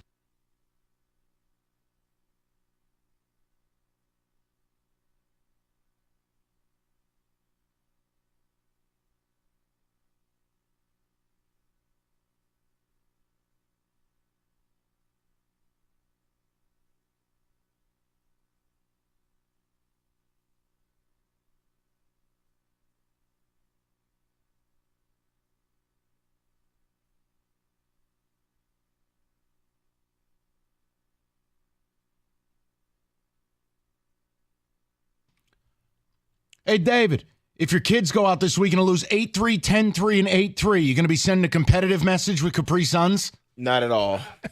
If this radio show took the air and lost 8-3 in the ratings, would we be viewed as competitive to this company? No. I mean, please. It's unacceptable to say that when it's not like they were, say, up 4-3 and they happened to lose a game or up whatever it was. They weren't competitive from the third inning on in every game in that series. And so it's unacceptable to fans to say this. If you're giving that message to your players, what are you sending to them? It's okay to lose. It's okay to do what you do. Don't hit the ball. Strike out. It's okay. But there's one string, very thin string of hope that I'm hanging on to. Oh, let's hear this. With those comments. And my hope is that he's trying to send a message to Scott Harris by saying, we were competitive because this is what you've given me. This is what you've given me. This is competitive, Scott. If you want better, give me better. That's my only hope. I know it's a stretch. So but you're saying come on, he's man. sending a message to management. Yes, that's Man. my hope. These are the groceries that you're giving me. So this is competitive because of what you've given me. So this is all I can do with this. You guys are playing that Inception stuff. I'm- All right. Kenny, where are you at? The with dream it? within a dream Yeah. within a dream. Yeah. Kenny, where are you at? And we'll go to the callers. It's not acceptable. First of all, on the field, it's not acceptable. But then you're sending this message to your fan base. What are you telling your fans right now? That this, if you come down to the ballpark, this is the level of compete that you're going to see. Right, you get to 8-3. see 8-3, 10-3, and 8-3, and I'll say that we were pretty competitive, and I take exception if you challenge that. Enjoy your Tiger Fuel daiquiri. This is what you get on the field. That's exactly what he's saying. So I don't think I'm wrong, no matter if you think I'm an East Coast bleep hole or not. I don't think I'm wrong for saying no, because I've been in this town long enough to see how it's supposed to be done. And I was on the air the day Leland did it. You're not wrong. It's very insulting to just break it down that way. It's not even an ambiguous term where you could say, well, you know what? We did play 2 games that were close, but 1 game got away from us. No, you got blown out in all 3 games, and then you quickly said, you cut them off immediately. I took exception to that. What part of that did you take exception to? Let's break down the losses and tell me which one were you actually competitive in. Let's do a deep dive here. Was it the first time you lost 8-3 or the second time? Or maybe it was a 10-3 one. Help me out here, AJ. Let's go to Brian, 97.1. Brian, how you doing? Not good. I don't like this at all. I'm sick and tired of it. Sick of jail, Hinch getting up every game, Mike, at the podium, lying to us. Just lie, Hinch. That's his name. And, Mike, I've been to hell and back with this team my whole life. Yeah. I've seen them be at the top of the mountain when I was a child to bottom of the barrel, middle of the pack, and 50 feet of crap, and then there's us. Look, we've had overlap, Mike. We've had ownership gone to his son, to Henry Rowan Gardner taking over the team, and then Mike Harris and Bob Avila and what have you. It's just a joke. It's a circus. And then all we get back in return is after every game, his response is basically that guy that used to call your show and the beautiful boat guy. Yes. It's like that's what I feel like his responses are. Like he's looking in the sunset and the horizon and something better is going to happen or a shark's just going to swallow him alive. I don't know. But something's got to happen differently because I was ostracized for it, Mike, and you're one of them too, although I'm not going to hold it against you. But I said when this guy came here, I didn't want that image being put on us for what he did in Houston. Brian, And you're fine. You're fine. And again, all I was saying is we're terrible, so I have to make concessions. And maybe you're going to end up being right because Brian, right now, 4 years in, that doesn't feel like he's anything special, quite frankly. And I've defended him, so I'll take the criticism, Brian. I'm okay with it. Mike, when you leave your house in the morning, you come into work, even you, and myself, anyone, we all put on a facade, right? We're not the same person we are at home. And this guy comes in, and it's just totally, I feel it's just a different character, and he's putting on this mask, this pro-false idol, if you will, and he's trying to, prophesize what's going on in the higher above office that he can or cannot control. everyone's being lied to, and Valley Well, it is the feels. worst. And Brian, now I want to. Brian, it's a good call. I want to elaborate on something Brian said. See, I think there is a big part of this fan base that does feel lied to, based on Chris getting up on TV and declaring the rebuild over. Then Scott Harris comes to town, and there's never been a clear definition because Scott Harris talks to no one except the Detroit Economic Club. There's never been a real clear declaration of much. Now, he gave us the soft sell about why he didn't go get bats in the offseason, but there's no direction. See, what have I said to you? Whether it's Chris, whether it's AJ, whether it's Scott Harris, somebody's got to come out and tell people what lane we're driving in. Now, if you want to try to sell a rebuild of the rebuild, well, you better go out effectively and tell your customer base. Now, if you dare want to go out and say, we're trying to win, well, that comes with other things you need to say. Rico, I'm just saying to you, no matter what lane you're driving in, rebuild or championship drive, the way they've played, not yesterday, not this week, this month is unacceptable. It is. And it leads you to wonder that maybe it's what's not being said, because we keep saying, come out and say something. Mike, maybe they know that let's just try to not lie to the people as much. Because think about this. And go back to the time when we all thought Sheila was ridiculous. This team was horrible. She stepped up to the microphone, and it was just like, whoa. They're 1-6, and you really want to talk to us about this 1-6 team? She doubled down and said, hey, I know what I have here. I know what's in this locker room. Trust me, Detroit, this will get better. And it did. Because she knew I got something cooking here. And she had guts. Guts that we're yet to see from Chris. Yes. And yet to see from Scott, because she put herself on blast. Let us not forget she was booed in her own house. Right. And I remember we're making fun of her like, Sheila, you're just like your parents. Better be right. Right. Are you seriously going to come out here and say this? They weren't 6-1. They were 1-6. Right. But that's my point with this franchise. No one's got guts. They don't talk to us. Not us, literal. I mean, the fans. Look, I mean, the idea that AJ said after the game and it wasn't in either newspaper in a column. How? It leads me to believe they know this is as good as it gets right now. So let's not really tick off our fans. We'll tell you more about the new showers. All right, so it's cowardice. Like, just speak plainly. We're big boys here. Well, I don't want to upset folks, but yes, it's very cowardly. 8-3-10-3-8-3 by a team that won 56 games last year, and you're now like 6 in a million this month. Hey, Mike. And that's that. We're wrong for saying Mike, it's uncompetitive. Did you know that MSU football last year was competitive? No, I'm saying using that standard. I know.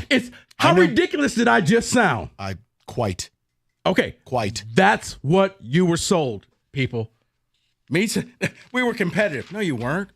You weren't even close in any of the games. 248-539-9797. We will get more of your phone calls. I want to see what the ticket text has to say. David has not hinted yet. I want to see what side of this people are on. And again, if you don't know what we're talking about, it's simple. AJ had quotes after the game yesterday. We were blown away by them. And they are at the exact opposite end of the spectrum from what Leland did to this team years ago after a bad 4 games early and a team that wasn't being competitive, and he blew their ass up. Here, it's the dog holding the coffee mug. Everything's fine. You've heard me mention Northville for a long time. Oldest company in the state, largest Trex decking outlet in the country. Nobody stocks more, nobody sells more Trex than Northville. Last year, contractors, homeowners, they bought enough Trex from Northville to cover 26 football fields, and there's a reason they can move it. It's all in stock, right in their warehouse, mile down the road. There's no waiting, and they deal in volume, so you're getting industry-low pricing, some of it as low as $1.59. Bottom line, whether you're a builder, a do-it-yourselfer, or anything in between, stop by Northville Lumber and get that outdoor deck built, period. Call Northville Lumber today or go to northvillelumber.com. That's northvillelumber.com.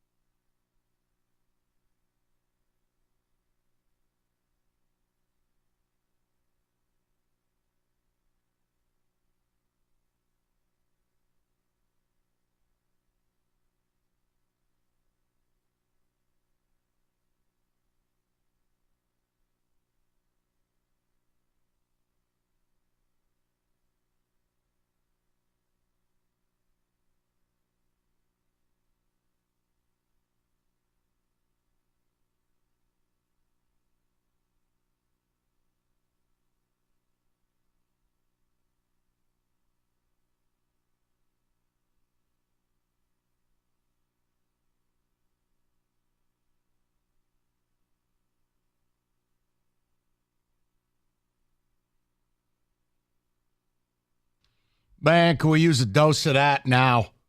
Instead, we get A.J. Hinch upset and taking exception to a question about the team not being competitive in Kansas City. Well, when you lose 8-3, 10-3, and 8-3, you're not competitive. That's a negative 17 run differential for those wondering. I mean, what on earth? So I've asked the question. Rico's asked the question. I mean, did Hinch miss an opportunity here? At what point do we start to view him as one of the problems? I don't know if I'm ready to go nuts on that. But if Chris is a problem and Scott's a problem, then AJ's probably a problem too now. Second of all, it was a question about, do you wish you heard a shred of passion from anyone involved with your team? You've had a horrendous month of May. You're 10 games out of first. It's gone woefully. And it sure feels like a rebuild of a rebuild that's going to be retooled again. So why doesn't someone from this franchise just admit it or come out and say it? Otherwise, I can't accept the quotes after the game yesterday. And I promise you, while I don't want this place to be anywhere other than Detroit, I only bring up the comps to other big baseball towns for a reason. That stuff would never fly. If we were in New York, and thank God every day we are not because the city's falling apart, the point I make to you is this. If AJ made those comments in the postgame as the manager of the Yankees or Mets, he'd be on the back page of the New York Post in a clown nose. And I'm not telling you that's respectful. I'm just telling you it's real. I mean, it's a joke to me. Nobody can find your owner. Nobody can find your team president. And the manager had a real opportunity yesterday to go, you know what? I'm glad you brought up competitive because we weren't. And it's dog bleep. And we're going to be better. This is unacceptable. This is not what we represent. It's not who we are. No one is saying that you invite people into your office and you have a dartboard of Javi Baez and you let the media play with it. That's not what we're asking for. But my God, can you show an ounce of passion? Publicly. Don't give me this whole, well, what if he's doing it privately? He wasn't asked the question privately. Answer it. And maybe if anyone could find with a GPS your owner or team president, it wouldn't be on you. 248-539-9797. You want to hear some ticket text? Yeah. Let's see. Yes, Hinch has zero fire and passion. Compare his approach to Dan Campbell. He basically said to this team that failure is okay. Our competition is much better. It's not acceptable. All any Detroit sports should want is accountability. This is insulting. This town deserves better, and anyone who doesn't agree or thinks his team's performances are acceptable is drinking stupid juice. A.J. Hinch is the least of this team's problems. Okay, I don't disagree with your take. But do we start to have a conversation about what are we really getting here? Chris Fetter handles the pitchers, and he's a genius. I mean, hell, they got 17 different people involved, but you get my point. They're terrible defensively. They don't run. They're not developing offensively. And I didn't hear a whole lot of fire there. Plus, where's the accountability really been? He just came out and told us Javi Baez is going to play every day. Hope you like it. Enjoy your ham. Travis in Royal Oak says this team is a complete joke. AJ being the biggest. He hasn't won anything anywhere without banging cans. Time to move on. I'm done. Someone else says, I've always been a believer in AJ. Those comments were pathetic and make me sad. This is what we have in our franchise. AJ knows from ownership it's okay if they don't win. This year is about development of the young players, and that also is a joke. Yeah, it's a joke because I don't see a whole lot of development. Like now the new narrative is now that people have pretty much just given up on most of this. Oh, well, Cole Keats hitting now. Yeah, singles. Oh, well, he starts slow at every level and eventually the power comes. All right, well, then wake me up when the power happens. But I'm not interested in a platoon player who hits singles. You don't pay that guy before the season for that. You paid him to be a difference maker at second base and eventually develop into a Marcus Semien type player. Like, I'm sorry, but that's not development. Oh, he raised his average 50 points. Yeah, well, it was at 0. So not hard. Someone texts in and says, why should I spend my time and money on this team when AJ's telling me this is being competitive? not acceptable in my mind. Right, and I think that's the whole point, is that none of us think we're chasing a World Series here. But we had some designs on having a good year, being competitive in the division. Do you know how deflating it is to be 10 games out by Memorial Day? To get swept out of Kansas City and get bombed every night, and the manager goes, I challenge you on the competitive portion of that. What? Yeah, because it's why at the end of April, it was like, okay, you know what? You're above 500 for the first time in a long time. Maybe you got something here. Maybe you could do something. And maybe they can. But my whole point is that's an opportunity yesterday to come out and demand more. Yeah. Because if you believe there's a lot more to be done here and that this team can be a lot better, I'm making your point for you. Oh, no. Way. It's like if you believe, you should be angry. The idea that was very ho-hum, whether he feels that way privately or not, I don't care, because publicly that's what you showed us. That's the whole point. I'm not Miss Cleo. I'm not a mind reader. Neither was she, for the record. But the point is, I don't care what you're saying privately. You're only offering this to us publicly. Go to Kurt, 97.1. What's up, Kurt? Appreciate the show. Appreciate the comments. The season's going south in a hurry. I mean, I got a 5-ticket package. I'm supposed to go to Toronto on Saturday. I went to opening day. It froze. But, I mean, the weather isn't the issue now. It's just, do I want to go down there and spend money on this product? I just don't see it. I don't see anything that's going to improve, though. You know, I mean, I don't want to throw the towel in already, but I mean, gosh, I mean, look at, it's just what they, you know, Cabrera retires. They save all the money. They go out and spend nothing for a power hitter. They're going to rely on these kids, and I just don't see nothing improving in it. And I'm just not going to. Well, I think we're at a point now where we're near Memorial Day and service time doesn't really play a role anymore. You know what? If it's all about the youth, great. Go call up Justin Henry Malloy. Go call up Young. Let call them all up. I mean, what the hell is the point? Right. If those guys were going to make an impact, they would have called them up by now, wouldn't you think, Mike? No, because I think you can dance around service time a little bit. Let's face it, the Pirates didn't call up Paul Skeens to start the year, and I think we know the reason why. But Kurt, look, I'm just making a point. I want honesty. If the Tigers are telling you that they're punting this year and they want to turn it into a daycare center, and this is nothing more than Scott Harris monitoring the situation like a babysitter and looking at what prospects are what, and then next year maybe we'll make an attempt at something, then just say it. And you can say it by playing all the kids, because your catchers are not kids. Matt Vierling's not a kid. Mark Canna's not a kid. Javi Baez is not a kid. Gio Urshela's not a kid. You know what then? Don't need him in the lineup. Be honest. That's a great way of putting it. Kenny's honest. He's more interested in a daiquiri that matches his T-shirt than winning baseball. That's why he may go down there tonight. God bless. At least he's honest. Yeah. Kenny's T-shirt is turquoise, by the way. I don't know what's in the daiquiri lineup down there for him. It's the thing that makes you very upset. You want to know? It's a nice day out.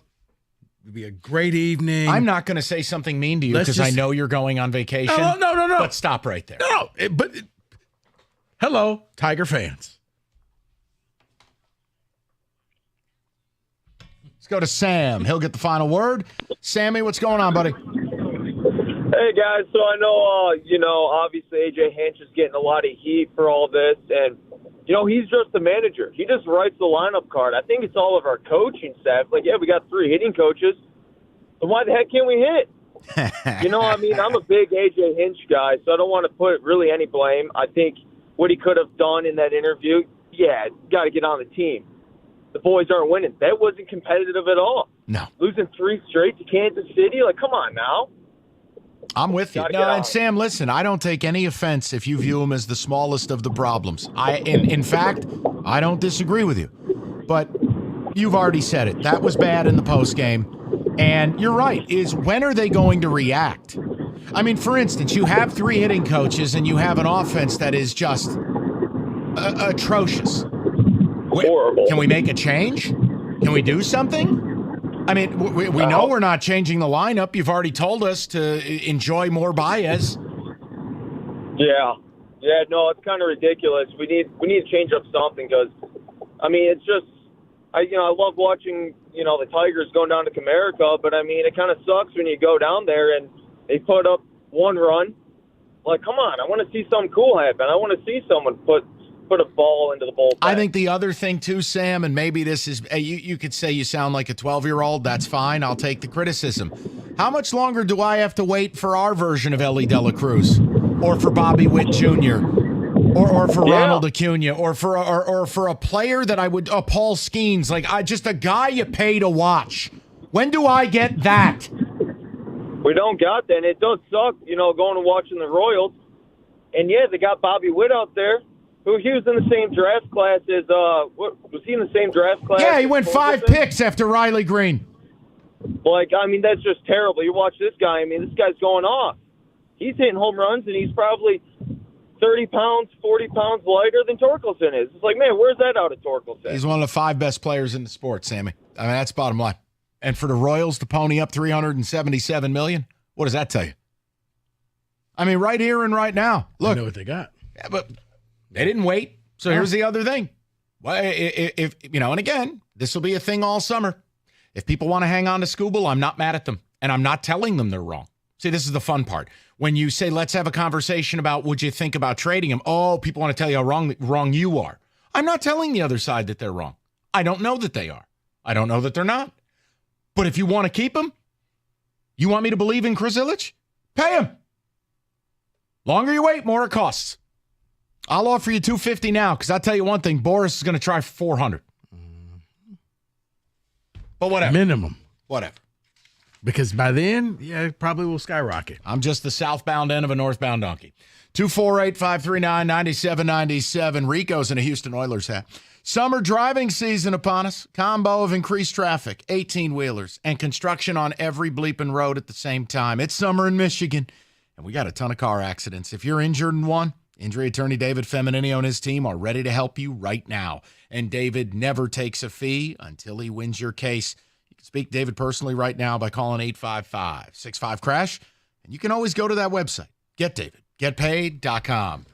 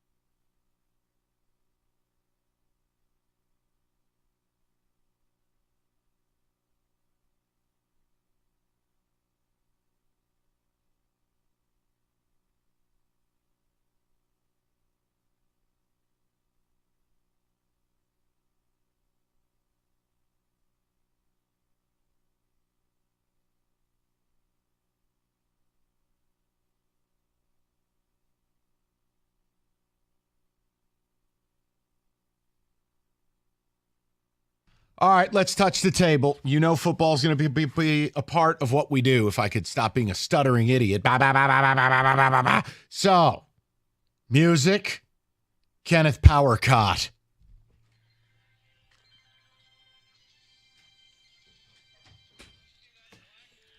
Indeed. Oh, hey, look. Music that doesn't exist anymore because of Rico's friends at TV networks. Ba-ba-da-da. Rico is Satan. All right, let's do it. All right. Well, you know what Rico's middle name is? Beelzebub. All right, let's do it. We're going to do some more headlines and some more projections and predictions. Some hot, some tepid, some cold. Just want to get your guys' reaction. Okay.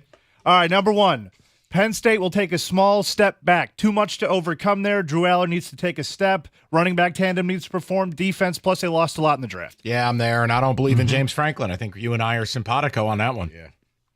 Yeah, I agree. I think they do take a step back. Plus, you're going to have better talent in the Big Ten, better teams. And I'm not sure Drew Aller's any good. You know what? That's a great point because I really bought into Drew Aller. If he was a stock, I would have bought it last year. 5 stars. And the guy that I saw in that Michigan game was like, how about the Ohio State game? He couldn't complete a pass. Mistakes were made. And he's my reason why I'm saying, did they ever take a step forward? Uh-oh. Well, the fact that you got him in there, so you brought this top quarterback in, you thought that they were going to keep it going. And stars. Next one here. Kyle Whittingham will get his due. Maybe. Constantly ranked one of the best coaches, shot at the National Coach of the Year if he brings the Utes to the Big 12 and wins the league in his first season. He's awesome. He's basically like Mark D'Antonio West Coast. They just play hard-nosed ball. They stay in their lane. They recruit or they recruit. They develop. I mean, Kenny, last year, I know the average fan doesn't give a damn, but the kid the Lions took, Vaku or whatever his name is, that kid was a safety. They had so many injuries at running back. He had to go play running back. They turned him into like an all-conference player. They lost Cam Rising for the year. All they do is just show up and play. I mean, dude, big road wins, big games. Nobody wants to play them. Well, what will help them also is the expanded playoffs. Now, even if they lose a game or two, because they were Utah, you had to be perfect. You lose one, you couldn't hang. Question. Fun note. Isn't Utah more of a Big 12 school than a Pac-12 school anyways? I view the Pac-12 as West Coast. I view Utah as almost more like Yellowstone-y, Rocky Mountain Plains, Big 12 thing. They're the fringe. It's kind of like Iowa. Iowa always, in my opinion, belonged in the Big 12, but they were on the fringe of the Big 10. Oddly, I'd be happy to give them away. But yes, Kenny, Utah can now afford to lose a game or two and still make the playoffs. And I think he's going to be the coach that everybody's going to be like, wow, where'd he come from? Well, he's always been here. Yep. Great. That's a great way of putting it. Next one here, Ole Miss. They're the real deal. 100%. One of the best rosters in program history. I leave it to Rico. He's been slandering me all spring. You know what? I'll leave it to Senator from Mississippi. One of you's got to answer it. Go ahead. Johnny Reb, you're up. I agree. Thank you. Wow. 2024. Referring to me as Colonel Reb. Fabulous. So let's ignore that. Let's just move on. They've got the quarterback. They've got the skill players. They've got an offensive evil genius. I think LSU will take a major step back. I don't think Bama is the business. I think this is Ole Miss's best shot in 50 years to get to the SEC title game and to make a playoff. I really believe that. My problem with Ole Miss is, they remind me a lot of Penn State. They can beat a lot of teams. But when you put them in that game, they always underwhelm, and it's always something that happens. I want you to embrace Jackson Dart. Yeah, you don't believe in Kiffin like you don't believe in Franklin is what you're saying. I've never seen him in the same room together. His name is Joey Freshwater. Big games, collapse. I don't think this one's a hot take, but I'll read it anyway. Texas will end Michigan's nation-leading win streak in week 2. Yes. I don't have anything really to add. Yeah. Michigan lost a ton. I just think listen, you know what? They also lost the ability to cheat. So we have to say that. So, Well, David, no, because here's the thing. If they somehow beat Texas, even though the game is at the Big House, then that means that Sharon Moore nailed it on his quarterback. Yes. And that everything just kind of went business as usual. Donovan earned that spot of being on the cover of the game, and it all worked. But I just think that the fact that they don't have that clear, you have to play games early. Michigan has benefited from playing nobody until like week 8. Week 2, you better know what you're doing. And John is right to that standpoint. I don't know who their quarterback is. So this is something I want the reaction to, especially on a coaching standpoint. Exactly. The 2-minute warning, the rules being changed with the 2-minute warning and the in-helmet communication.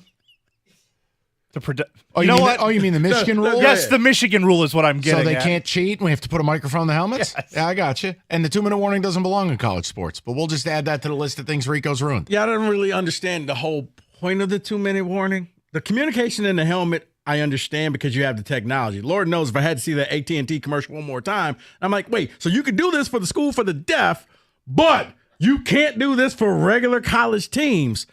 But the 2-minute warning, I mean, I guess it's an extra way to squeeze in commercials. I was going to say, the way it's explained is to add another extended timeout for teams during decisive points of the game. You mean for our corporate champions? Yes. Well, because, you don't have the you don't have the running clock anymore under 2 minutes. So, yeah. Sorry, Mike. This is an opportunity. Wait till you see what we have for you this fall. Can't wait. I know you guys love an opportunity to dunk on Coach Prime because he could miss another bowl season. Post-September schedule is rough. It could be as many as 5 nationally ranked teams, including Utah, Kansas, and Oklahoma State. Kenny, listen, it's not personal. I love the idea of Deion. But let's be very fair about this. Deion's been a complete disappointment. He's not behaving properly, and he's not doing the work that a head coach does. Here's an idea. If his name wasn't Deion Sanders and he didn't wear a sweet 10-gallon hat, and I told you that random coach brought in 62 players and a year later 45 of those are gone, would you say he did a good job? If I told you that same coach is yet to get on an airplane, a bicycle, or be driven in a motor scooter to a single recruiting visit, would you say he was doing his job? If said coach went out and was more concerned about pimping his son than running a program, would you say that he did his job?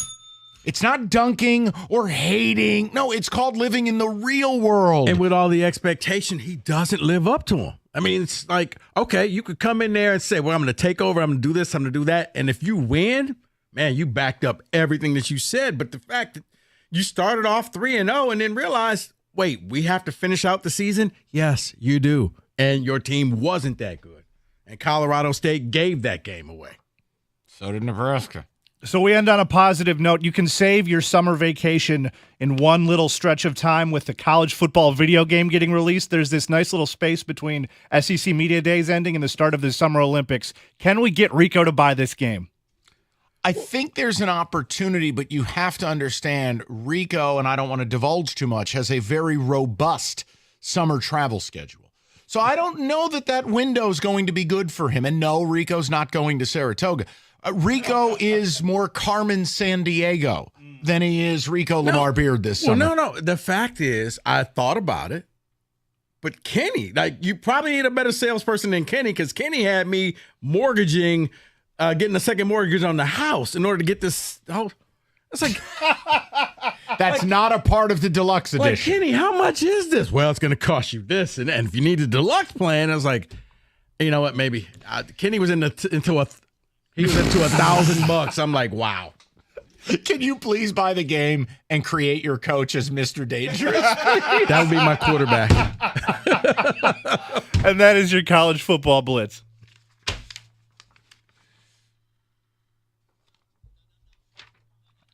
All right, NBA playoffs have tipped off, and it's not too late to get in on the action. I know, I hate the NBA. A hell of a good game last night. $150 in bonus bets, any winning $5 wager. That's $150 to use on anything you want. Same game parlays, live bets, futures, and a whole lot more. No better place to bet on all the playoff action than FanDuel. It's FanDuel.com/ticket. That's FanDuel.com/ticket. It's FanDuel, the official sports betting partner of the NBA. 21 and up, present Michigan. First online real money wager only. $10 first deposit required. Bonus issued non-withdrawable bonus bets that expire 7 days after receipt. Gambling problem? Call 1-800-GAMBLER. That's 1-800-GAMBLER.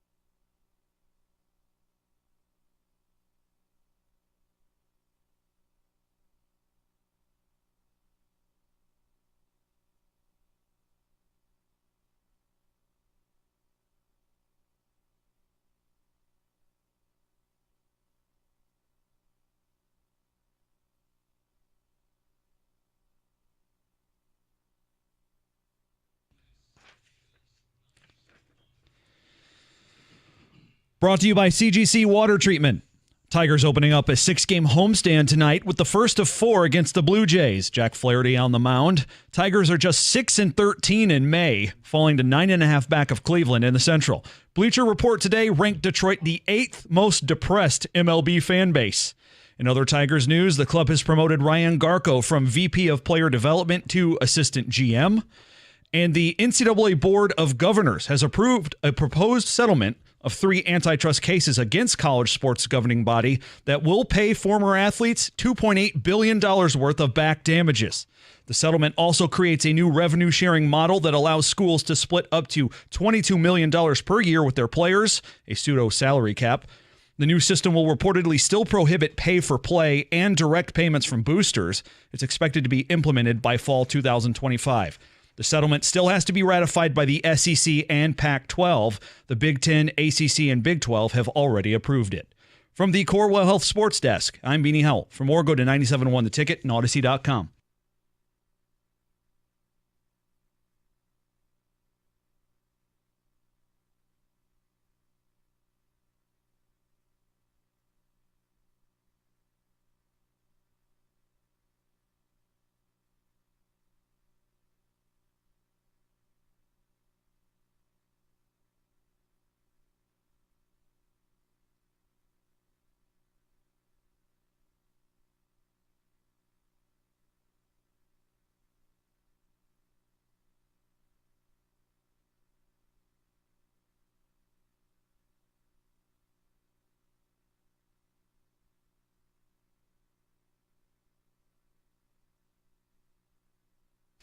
Oh, never change, Greg, ever.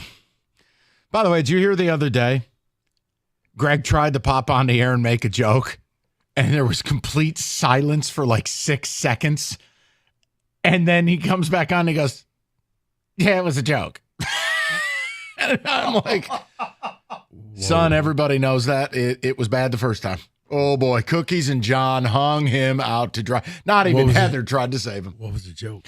It was like a bad one-liner. And, yeah, no one tried to save him. I mean, Greg fell out of the boat in the morning, and they just let his ass drown. No one tried to save poor Greg. Not even old Tecumseh. Now, let's get to more relevant matters. Look, I don't know. Maybe half of you are driving up 75 right now. I don't know how this will land, but we got to take the news when it happens. And I think there's a bit of sad news as a sports fan and a sports television fan. So if you hate the sport, just bear with me because it's really just a micro of the macro, okay? Inside the NBA is dead.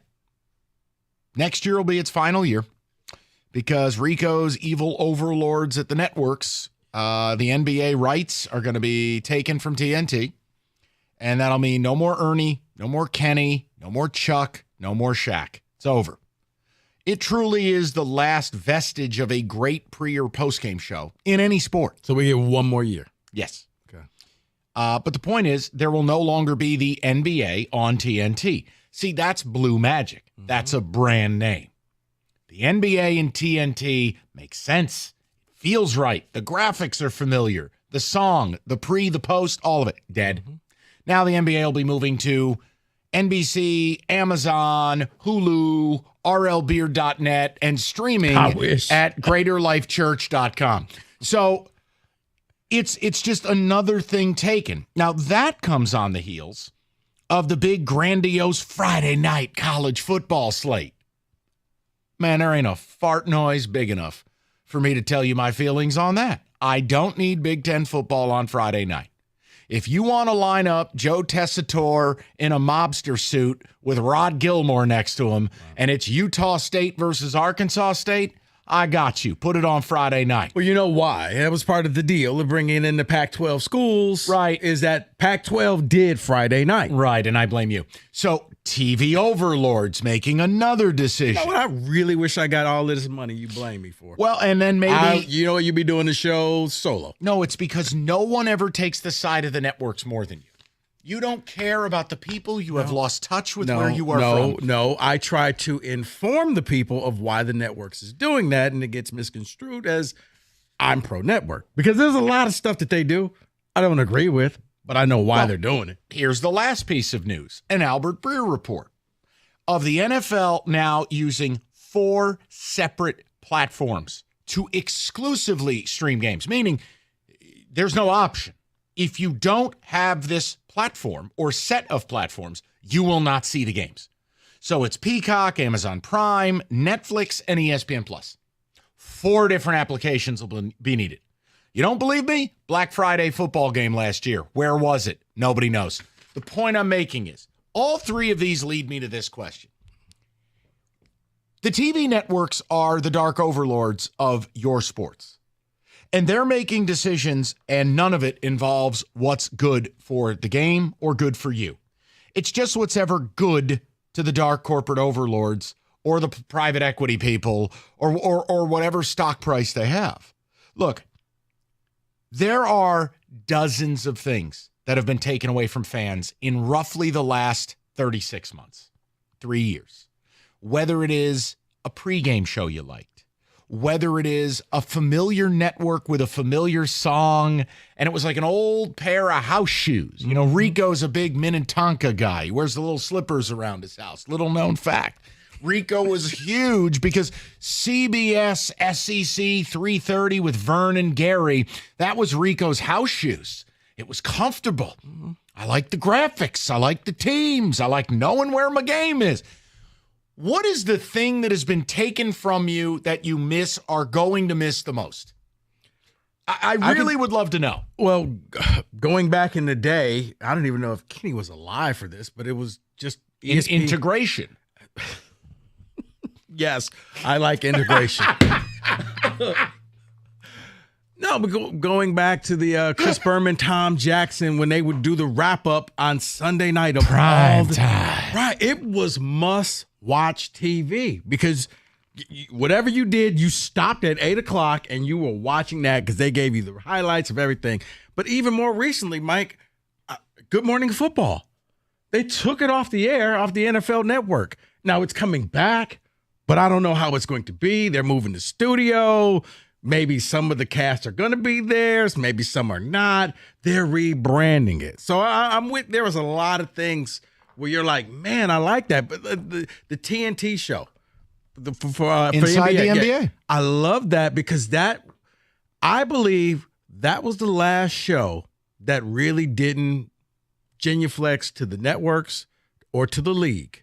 They actually told you how they felt. This team was garbage. This person was great. And when they said stuff, you believed it because they just didn't say it just because, read script. Make sure you promote this athlete. No, they were like, yeah, hey, this guy's the truth. Or, you know what? In the playoffs, when you're playing bad and they put up the Cancun poster and like, hey, you guys about to be going fishing. And you didn't want to see your team up there, but everybody respected them because they knew these guys are Hall of Famers and they know what they're talking about. Yes. And when it's leaving, it does hurt you because you would like to think that they would found a way to keep that. I made a short list here. Okay? Short list. And guys, I this is not limited to or restricted. Pick any sports you want. But when we talk about what's happening, including the 3 announcements this week, here's just off the top of my head the things we've lost in the last 3 years. You ready? For instance, your biggest college football game being slotted later in the day. Big noon kickoff being jammed off your tonsils. Conferences that make sense. Dead. SEC on CBS. Dead. The Spotlight Saturday night college football game, not games. Dead. Now you got 18 of them. Brent Musburger on ABC. Dead. Friday night games are now real. You are looking live. The NFL on Sunday and Monday only. Dead. Full pimpage. Holidays being sacred. Nope. Now the NFL has signed a multi-year deal. Christmas Day. Every year. I don't want it. I don't need it. The NBA on Christmas. Gone. Late season Saturdays in the NFL. Well, now college football is going to be going against the NFL because the NFL refuses to stay off of Saturdays. These are just a few. And now inside the NBA, add it to the list. These are only a couple things. Guys, tell me with all the changes to the media that you consume sports, tell me the thing that you miss or are going to miss the most. Because I'm telling you, I know I have a different perspective. But that Black Friday game last year, it's not some badge of honor. And if you think I wasn't doing my job, I'll take the criticism. Miami against the Jets, Black Friday, didn't watch it. I'm not going to Hulu do on Black Friday when I'm decorating for Christmas and I'm enjoying a holiday. And I didn't ask for the NFL. You know what Black Friday's for? Iowa, Nebraska. Or Colorado, Nebraska. It's for a couple of college football games that are traditional in nature. That's it. It's forcing me to watch less. I'm sick of it. A couple years ago when this Peacock thing was new, Toledo was beating Notre Dame and I couldn't find the game anywhere. It took me later in the day for a buddy to Google and figure out the damn thing was on Peacock. And Notre Dame escaped, and it made me upset. But the point I'm making is I miss a lot of what I love about sports. And it's happening in real time because the TV network executives are now not partially in control. They're totally in control. The networks have evolved, Mike. It went from... Do you like beach balls? 248. What are we doing here, people? Holiday hadn't started yet. Do you like breasts? 248. Kenny sure does. His thoughts at 3:30. I mean, what are we doing? Hey, it's hot out. Do you prefer this weather? 248-539-9797. Come on now. Lock it up, people. Let's go. Speaking of hot, I mean, it's probably hot in Vegas. Ever been to the Sphere? He's pouring kerosene on a fire. We got that old school Texas A&M bonfire going. David, Rico just goes right over the top with like pesticide. David, I was like magic on that one. I do not appreciate the Celtics slander in a reference to Magic's 1985 hook shot to end us. Unbelievable. Oh, man. David, your thoughts. What do you miss most? I can't even remember the name of the show, but with Jackson and Boomer. It's called NFL Primetime? NFL Primetime. It was Primetime. Do you want me to cue the music up? The greatest sports soundtrack of all time. Better than NFL films. They've moved that show. Well, Jackson's not on the show anymore. Isn't Tom Jackson dead? I think so. Let me Google that. I think we might have killed someone. I don't know if he is or not. But watching that show every Sunday night, because guess what? There was no Sunday night football. There was no Sunday night football. So you just watched that show, caught up on everything all day. Tom Jackson, in fact, alive. See, I knew it.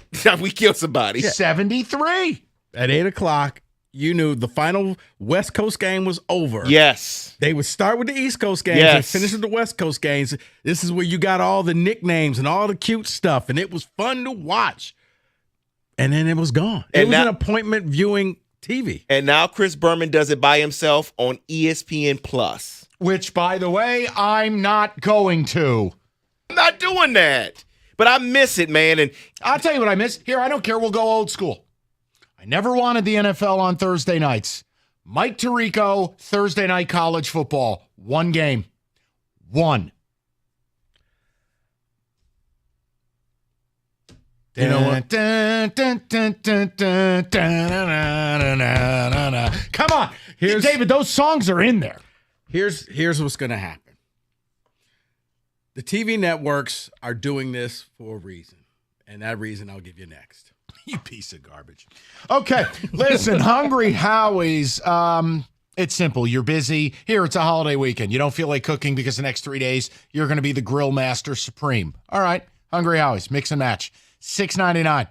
Almost the whole damn menu, from flatbreads to salads, subs, and even a medium one-topping pizza. You pick the menu items you want, you mix and match, $6.99. It's just that simple.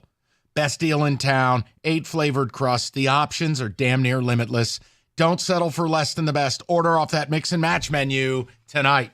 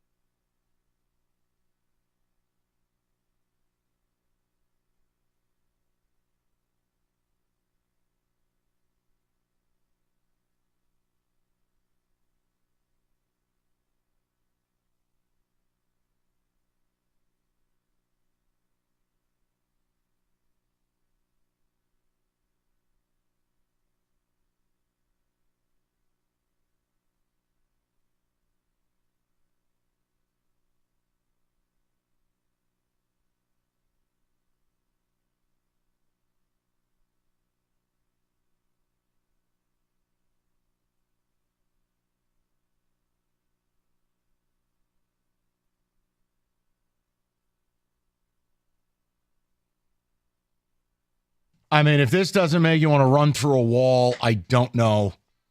So good. My God, Rico.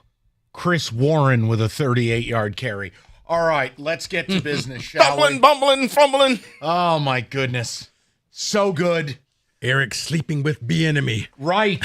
Now you're getting into it. All right, let's do this. David, ticket text, and we're getting to the callers. The networks this week, just a artillery strike on sports fans. And whether it is inside the NBA, dead. One more year left. TNT won't have hoops. So long to Charles Barkley and the rest. Whether it is now, Big Ten football Friday night's a thing. No, it's not, except it is. No one's pumped up about that. Also, the NFL now has 4 exclusive streaming partners. You need 4 apps.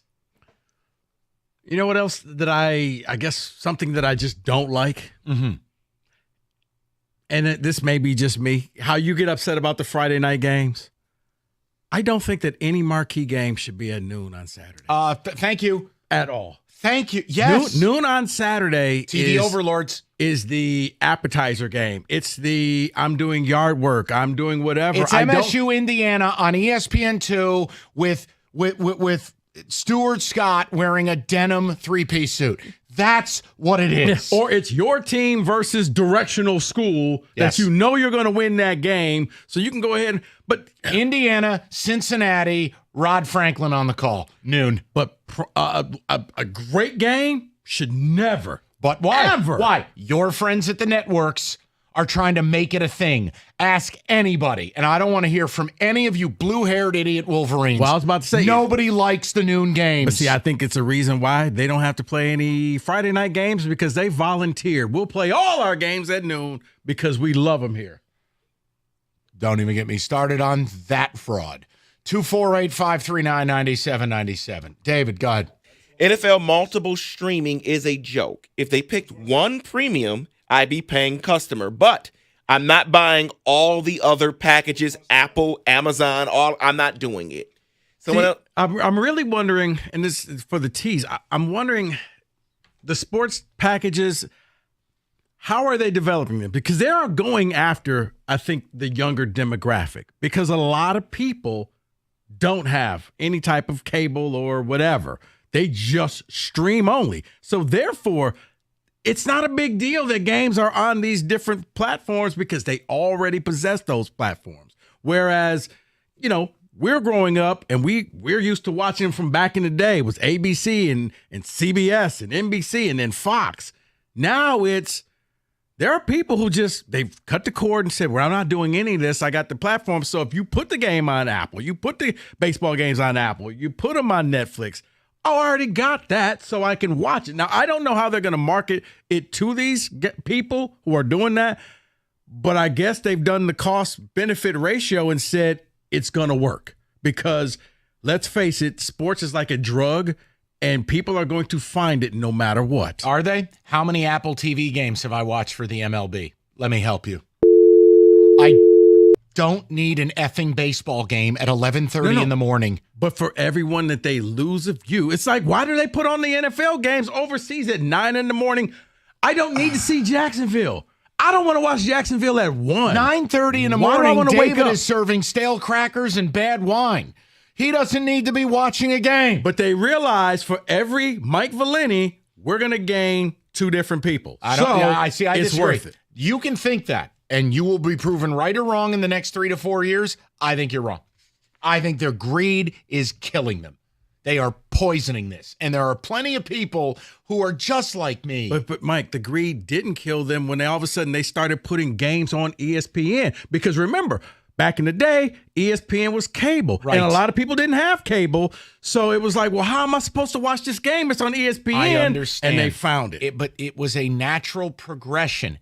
This has now become outright greed. This is the next step. It's not the next step. It's where people are saying enough. No, Mike, as we like to say, both things can be true. It is the next step, but it may push people over the edge. And I think that they are willing to lose some in order to gain a bigger market. Oh, noted. Yes. David. Bill in Detroit says, I like breast. Okay. I was I was being a smart ass. I was making a point that if this topic were too thought-provoking, here's the other end of it. David, please, something. Oh, my gosh. You're blaming the wrong side. Who gave the execs all the power? The NFL will give the power to the highest bidder every single time. Okay. Well, I blame the people that are making the decisions. I mean, ultimately, the networks can buy a great product, Blue Magic. You don't need to chop my dope. Just sell the dope. You don't need to reinvent how we deliver the dope. But that's what it feels like the NFL is doing. They're chopping it up and cheapening the NFL product. And the networks are Nicky Barnes. They are chopping the dope. We don't need to sell one football game for $110 million.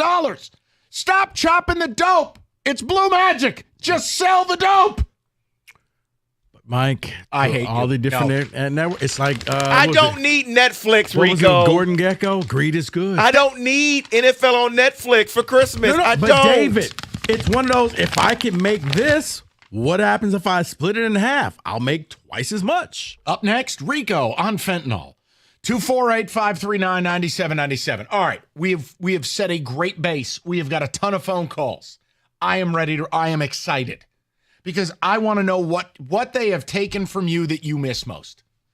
I mean, the list is innumerable. It David, really is. David, how do you feel about breast? Clearly I pretty think I'll good. tell you real soon. He's Yeah. got 7 kids. That's true. Plus, You know he's what? going Never on mind. vacation. Never mind. Uh-oh. Oh, boy. I'm sorry, Dave. That's I shouldn't say. No comment. No comment. I think I already said it. Your wife's a saint. You going for number 5? Not happening. Did you make the appointment? No, Mike. I'm not doing this with you.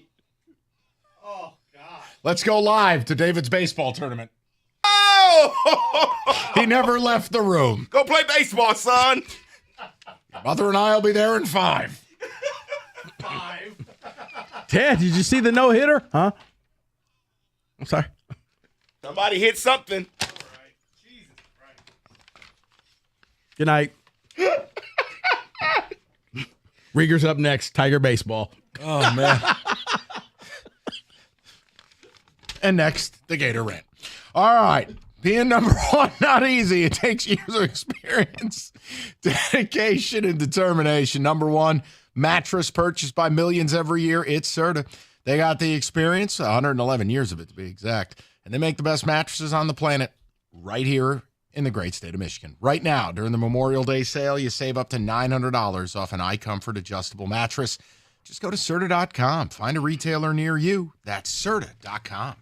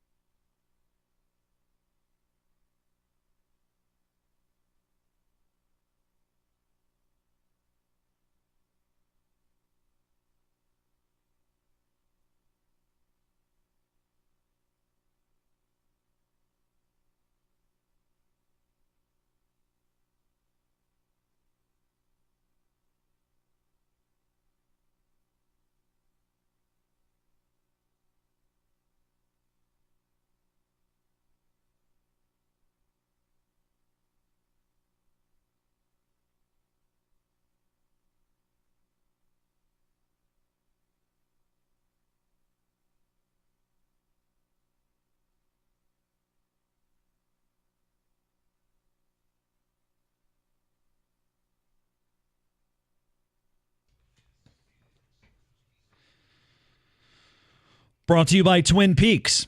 Speaking to the media today for the first time since the NFL draft, Dan Campbell was asked about the Lions' expectations for 2024.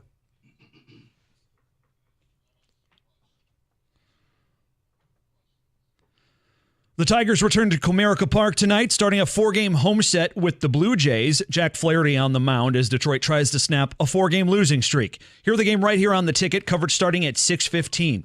And this just breaking, the Tigers have optioned Alex Lang to Toledo.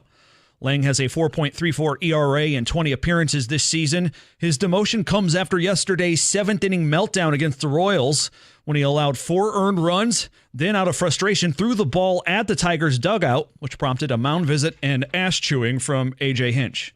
A.J. must have taken exception to that. From the Corewell Health Sports Desk, I'm Beanie Howell. More at 4 or at 97.1 The Ticket and Odyssey.com.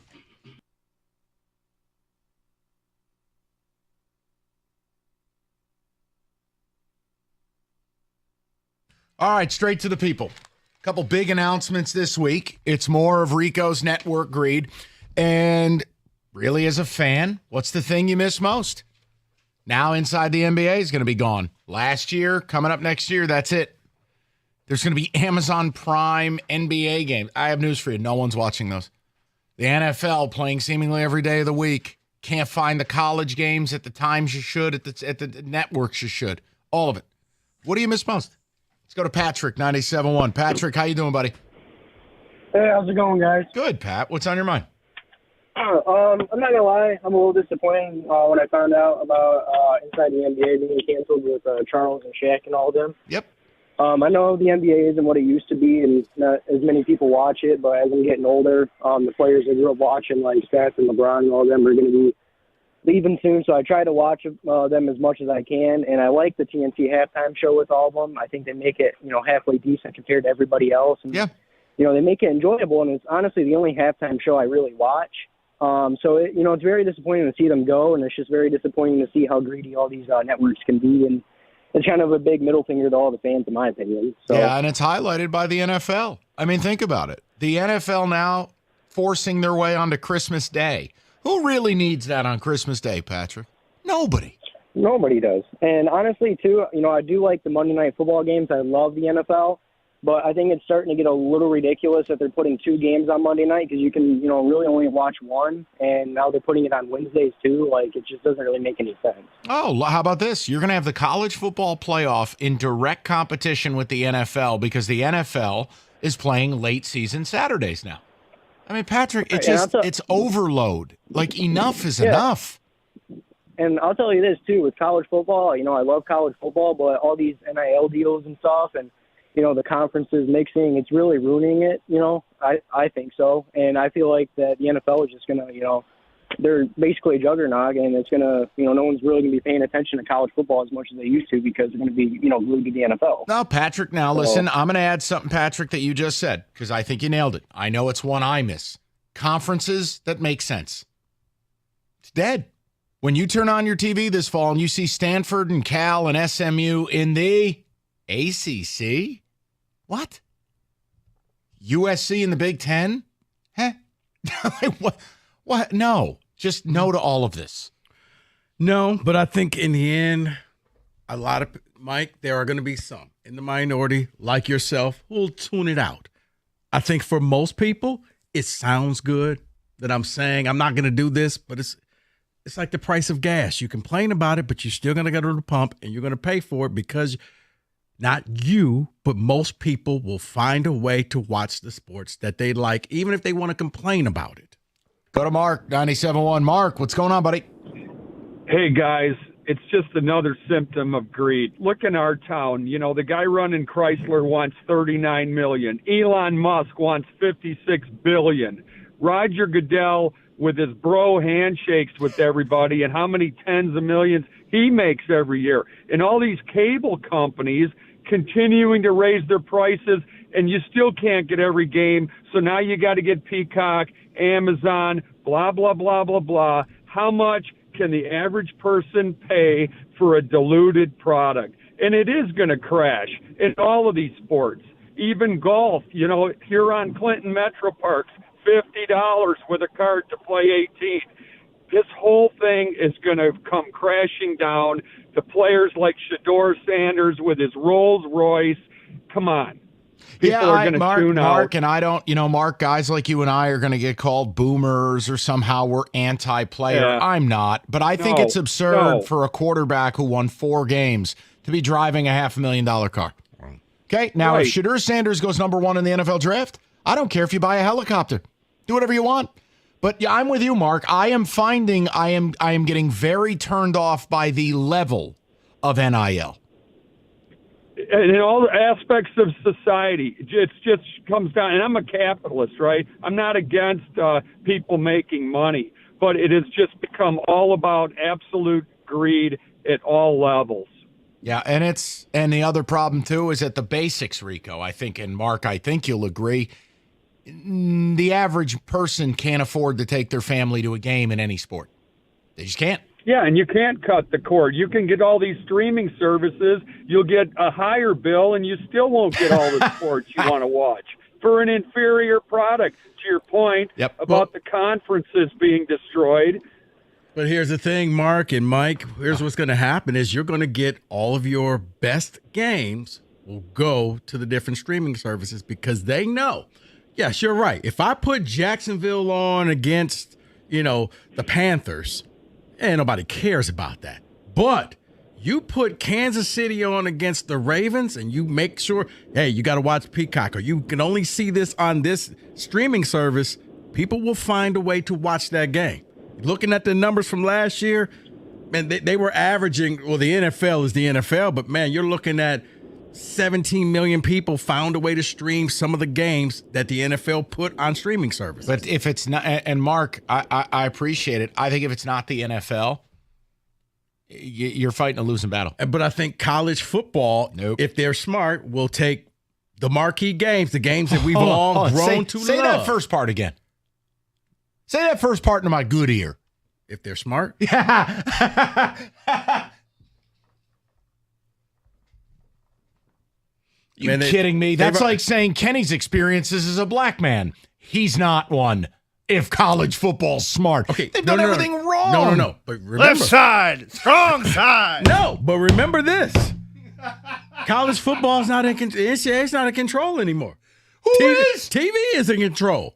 And TV's been doing this for decades. And I'm telling you, college football, their highest rated game does like 20% of the highest rated NFL game. Mm-hmm. If you think you're going to get college fans to dance in a conga line with 17 different streaming services, it's not going to work. It's not going to work. Because there's only how many good teams? The NFL, everyone's got a shot. I don't care about the expanded playoff. You know what I know. Right, but see, that's just it. With the expanded playoff, now it's the illusion that your team's still in it. Oh, good. Well, what are you going to do when your team's in it and your NFL team's playing, and they're playing at the same time because of the greedy pigs? See, that's the thing, and call me crazy. I did not stream the NFL Christmas game. I didn't watch your Niners and Ravens. Oh, I know it was a blowout. I saw that later on, but it was Christmas. Okay? I'm with David. Not doing it. I'm with David on this. The holiday stuff, it's too much. I was watching the game, and it was sad. Fine. It's too much. That's what it is. Too much. Let's go to I'll tell you what. We'll get to the people. Kenny, customer service, one quick pit stop, then straight to the people. I'm enjoying the conversation, even though I flipped you off twice in that segment. I do want to apologize. You only saw one of them. I mean, you're going on vacation. You can't be mad. Would you stop saying this? It's part of your worldwide tour. I'm not saying where you're going. Beanie comes in. Hey, where you going? Tell him you're going to the corner of none of your business and shut the hell up. Now do your update. 248-539-9797. I'm not the one on a 4-part summer travel series like you. And I'm not saying where. I'm happy for you. TV room. I'm learning how to play this college football game. Right. In Zanzibar. All right, listen. NBA playoffs. Yes, those are a real thing, even though we don't experience them here in Detroit. Right now, new customers get $150 in bonus bets, any winning $5 wager. That's $150 to use on same-game parlays, live bets, futures, and so much more. No better place to bet than FanDuel. It's FanDuel.com/ticket. That's FanDuel, the official sports betting partner of the NBA, 21 and up, present Michigan. First online real money wager only. $10 first deposit required. Bonus issued as non-withdrawable bonus bets that expire 7 days after receipt. Gambling problem? Call 1-800-GAMBLER.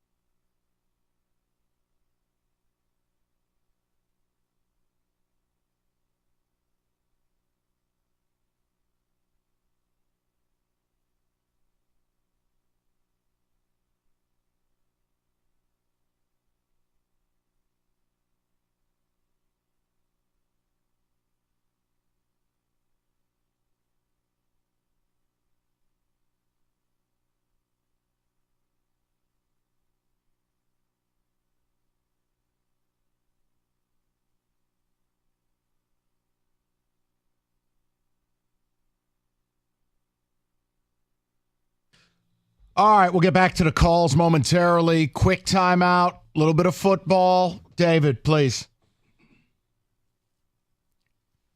Oh, dear God. This means this is going to be some kind of ball breaking. Go ahead. No. Well, it gets spread out evenly. So yesterday, it's Tigers game. We came on later. Doing some things around the house. Came across something that David and I have. David's been saying, whatever happened to that NFL receipts that we did early on in the 2023 season? What do you keep it on, a sand scroll? No, well, How is this not on your computer? I normally keep it on the tablet, but I guess for some reason I have it on a sheet of paper. Great, he's got a page of the New Testament over here. And all right. I was like, oh my goodness. I immediately text David and said, David, we have to do this. Oh, sure. So, what a blessing. Let's start off in the AFC. You're going to notice a common theme here. Who will win the AFC North? David said Cincinnati. I said Cincinnati. Kenny said Cincinnati. Mike was the only one smart enough not to say Cincinnati. Mike said Browns. Cleveland. Yeah. I didn't realize Nick Chubb and the whole O-line would die. My bad. Hope you're happy with yourself. I didn't know that Joe Burrow was going to die. And I was about to say, there's a common theme that it is amazing what happens when one or two players go down and how ridiculous you look. The actual winner was Baltimore of the division. The AFC East, Buffalo won the division. David, you know what you said? Probably the Jets. No, you said the Bills. Oh. Kenny. Kenny said the Bills as well. Mike, you picked Buffalo. So did I. Thank Jesus. We got that one correct. Once again, a player dying 4 plays into the season. This one, well, this was house money. Who's going to win the AFC West? I think we all know, and we all guessed it correctly. Patrick Mahomes and the Kansas City Chiefs. Who will win the AFC South? David, you said Jacksonville. Kenny. The Curb Your Enthusiasm music makes this more insulting. You said Jacksonville as well.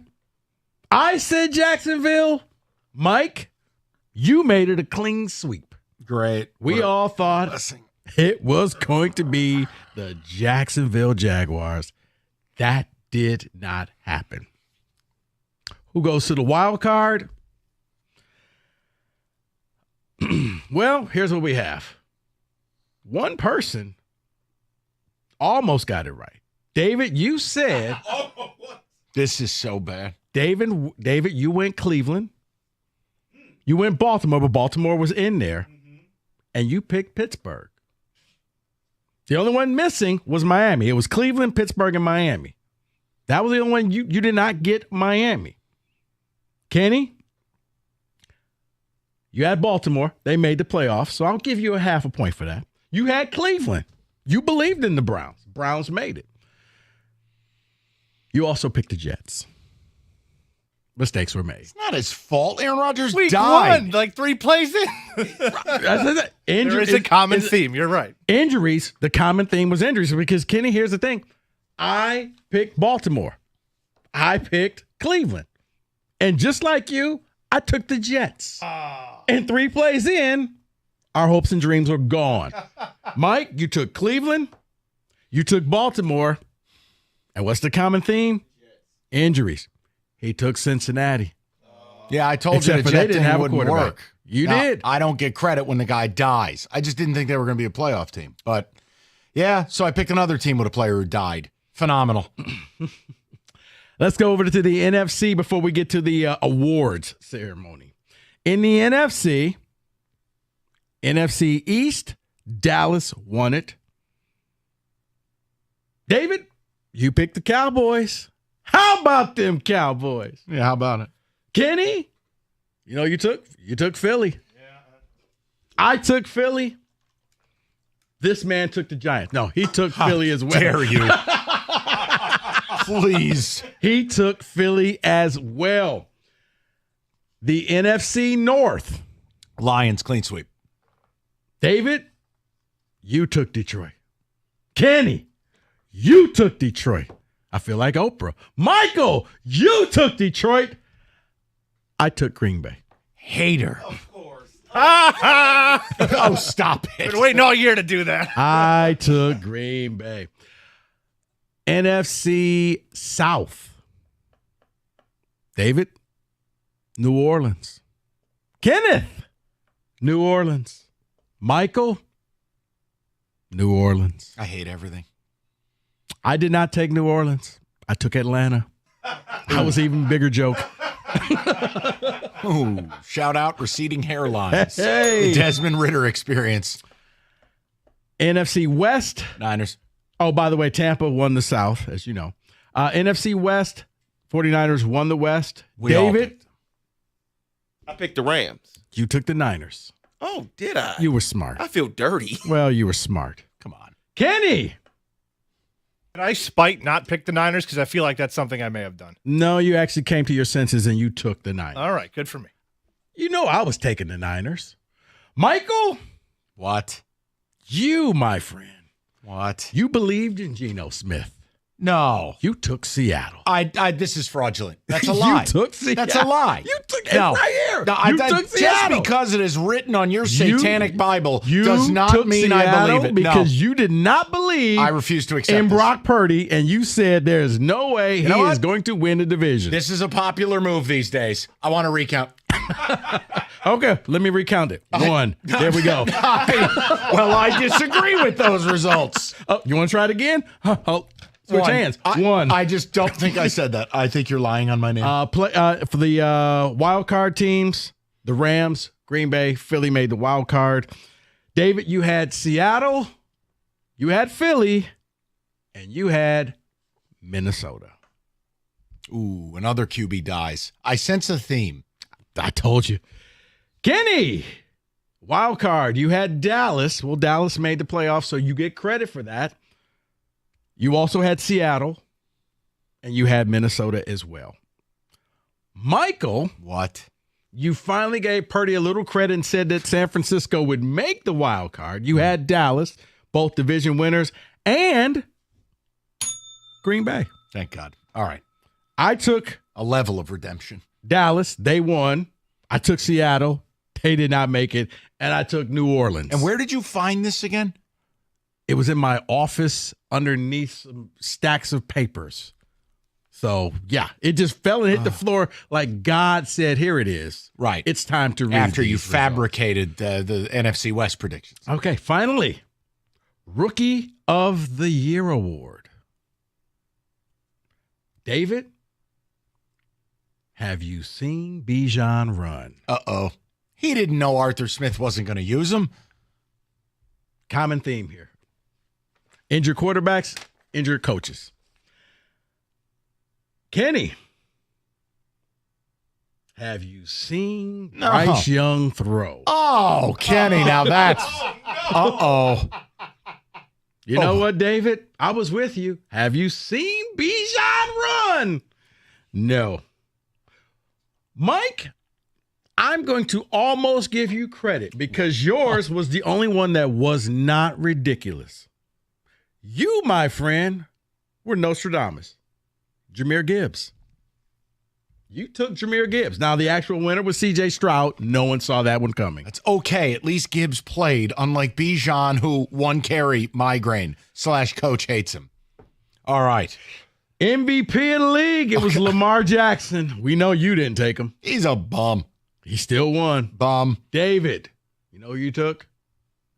Probably Rodgers. You did not. You took Joe Burrow. Kenny, you know who you took? No, who'd I take? You took Joe Burrow. You know who I took? I took Joe Burrow as well. Michael, you know who you took? You did not take Joe Burrow. You did not take Lamar.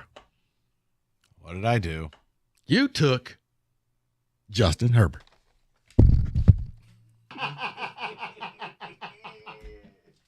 That was me bouncing my skull off my microphone. Oh. I was really high on him to start the year. Not great.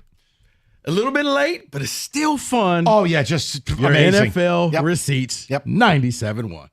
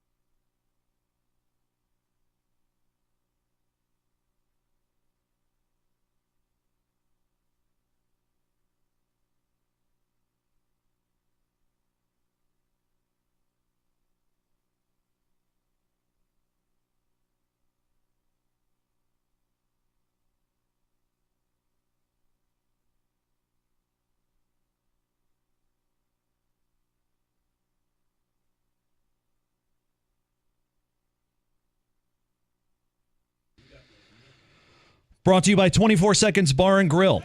With the loss of Josh Reynolds this offseason, many wondered why the Lions haven't made a signing to replace their number 2 receiver. But Dan Campbell gave us a pretty good idea as to why today when he called Jameson Williams Detroit's most improved player this offseason.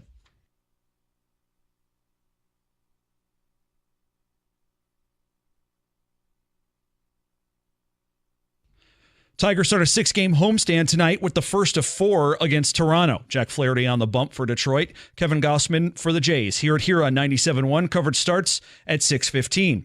Tigers sent Alex Lang down to Toledo today, calling up righty Mason Englert. The club also claimed reliever Ty Adcock off waivers from the Mets.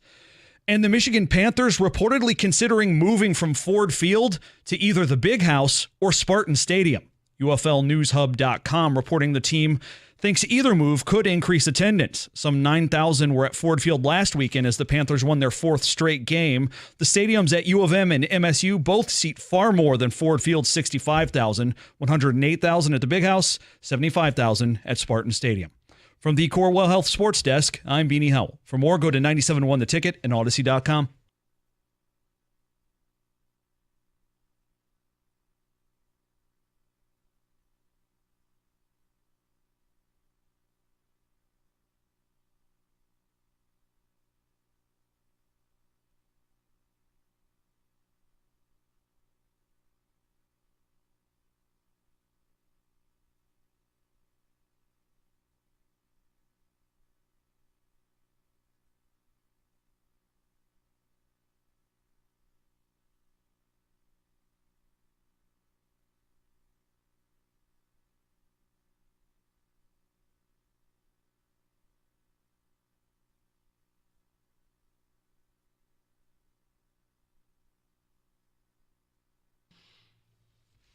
David, I appreciate the sentiment, but we need to get Porzingis back or we're in some real bleep. But yes, thank you. That was an act of God the other night. You know it's playoff time when Donnie Bardsley comes out of the audio archive.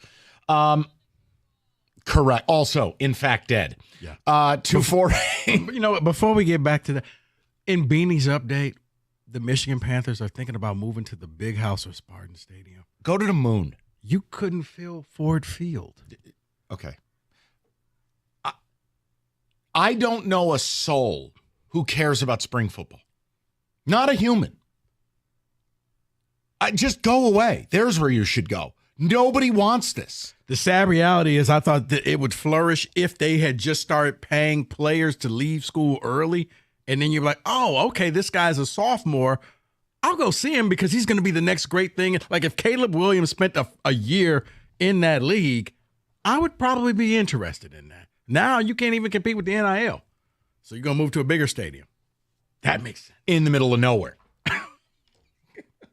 Michigan State can't fill that stadium. Bro, somehow I don't think the Michigan Panthers are going to have any better luck. You better head over to Wayne State. Or once again, my option, just go away. They've tried a zillion spring football leagues. None of them work. To the people. Let's go to Diane, 97.1. Hello, Diane. How are you? Hey, guys. I'm good. You guys crack me up. It's just, well, I just love it. But, thanks. Yeah, I'm calling about, this NFL just saturation. Yeah. It's making me crazy. I mean, I love football.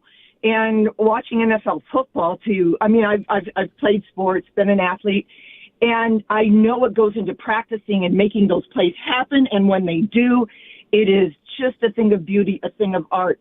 But boy, I've got a life. I've got other things to do than to be compelled to want to watch NFL games 4 or 5 nights a week. It's give me a break. Yep. And again, and Diane, for the audience that's just joining, we brought up there have been several announcements this week that are attacking people like Diane and fandom. Yeah. And one of them being the NFL now is a 4th streaming partner of Peacock, Amazon Prime, Netflix, and ESPN Plus, meaning there will be exclusive games that you're not going to see if you don't have those. And Diane, the NFL is banking on this league is a drug, and you will find a way to find that streaming service, and you're going to watch those games because the NFL is king. And they realize we can do whatever we want right now. You'll complain, but you know what? You'll also line up and watch. I'm going to try my best to restrain myself. I mean, we already have in our house a Bears fan, a Vikings fan, and a Packers fan, and we live in Detroit. Oh, God. So we're watching football. Yes. Just But about Diane, every Diane, week. here's the thing. You know, the thing that angers me is now, you know, the NFL has already pushed the limits. Their profits are insane. Everybody's winning. I mean, Goodell, the commissioner, makes $50 million. Do they really need to go head up against college football playoffs on a Saturday? Do they really need to be involved with our Christmas Day? Diane, there's a limit, and I happen to agree with you. I don't need it. Yes. Crazy. I mean, stay off at a holiday. You already have Thanksgiving. Why do we accept it? I have no idea. Fine, call it history. Tradition. Yeah, you know what I don't need? Christmas. But Thanksgiving was only 2 games, and they said, well, you know what? Let's do a third. Well, teams started complaining because they said that the game should have been taken away from Detroit and Dallas. So they said, well, what if we get a third game and we'll rotate games in there? And then it was like, you know what? This is working. What if we... Exactly. What if we now move it and do like NBA was Christmas Day, and I was like, that was just a slap in the face right there. Like, yeah, we don't really care. They went full Charlie Murphy on the couch. Let's go to Dave, 97.1. Dave, how you doing, buddy? And Dave. Uh-oh. There he is. Dave? Hello. There he is. How you doing, Dave? Good afternoon. Thank you. Good afternoon to you as well. I guess I represent the voice of the old school, right? I am not paying anything over and above the basic cable subscription to watch football, professional or amateur.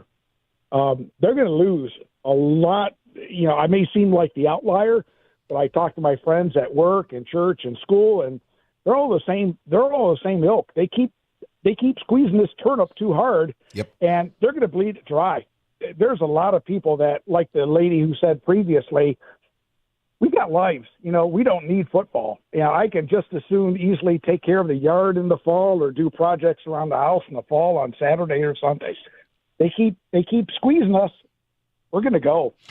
We don't need it. You know, Dave, the comparison I've made in the last 5 years with the NFL is the NFL is the most delicious ice cream you've ever had. But there is such thing as too much ice cream. It turns your stomach. You just get sick, and then you don't want it no more. And I'm telling you, I mean, I know I'm a little different, Dave, because I'm in the business of media and sports, and man, I'm telling you, that's where I'm at. I don't know what the average person's at. And I don't say that as some kind of flex or something. No, hardly. Hell, I'm half embarrassed to tell you there are certain games I don't want to watch when it's part of my job. But the reality is, I don't know a soul who said we need Black Friday football.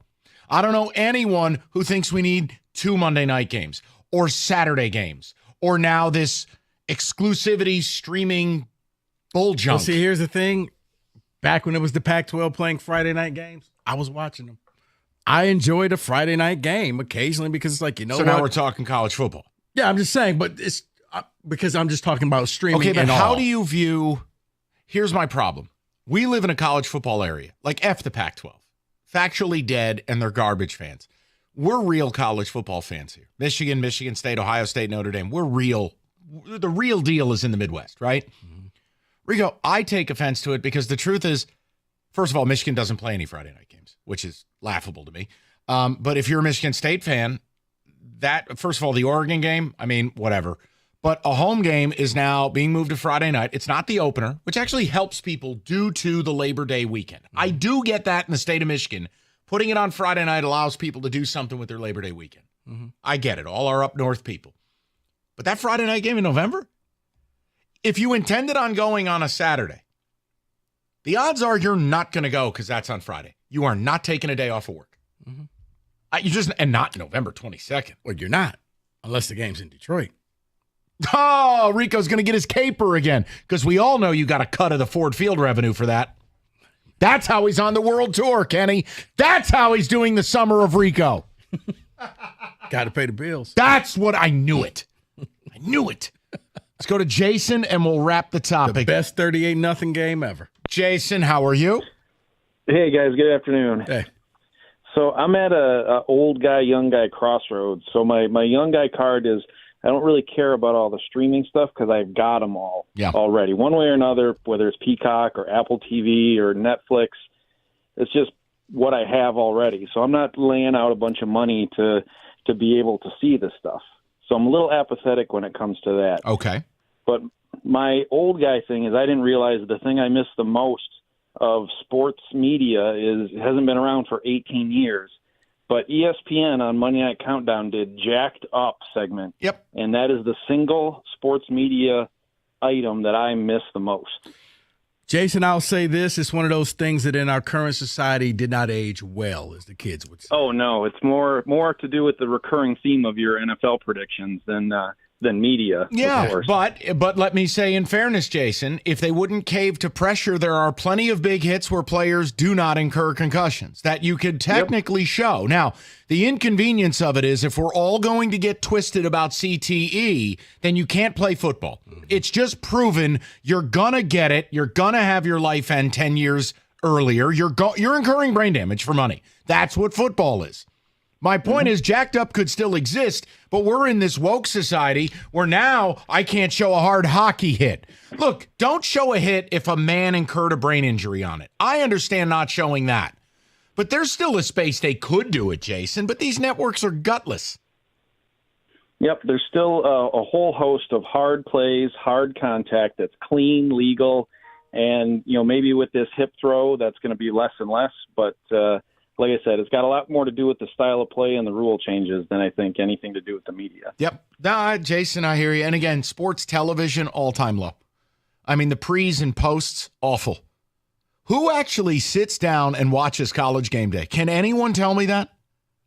Lee Corso should not be on television. Desmond Howard should not be on television. After David Pollack left, so did I. Kirk Herbstreit is nothing more than a speak and spell. Says nothing. Yeah. I mean, I don't...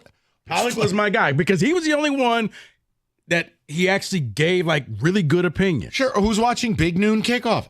First of all, not me. The shows are terrible. NFL, same deal. Like, have you watched Fox's pregame? It's an atrocity. Bradshaw's drunk.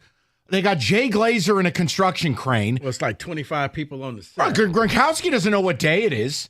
And it's who watches this? While they keep making more money, the quality they're delivering continues to falter. Across the board. 248-539-9797. I have something for you. Football related. CBS Sports. I'm going to give you a team. You're going to tell me what tier their offensive core is in. And the Lions will be included in this. Everyone's going to play. Okay. We'll do it next. We are getting Rico to pre-boarding. Phase 1 of Summer of RL Beard kicks off tonight at 7. To the garage. All right. Let's talk Victor's Home Solutions. Very simple. You want great customer service and a roof that's going to be installed with the highest quality. You call Victor's. But let's elaborate a little. The right roofer, it's just a big decision. You got to have a company that has quality behind it. How about a customer concierge team that'll follow up with you promptly, answer all your questions? How about installers who install a perfect roof the first time?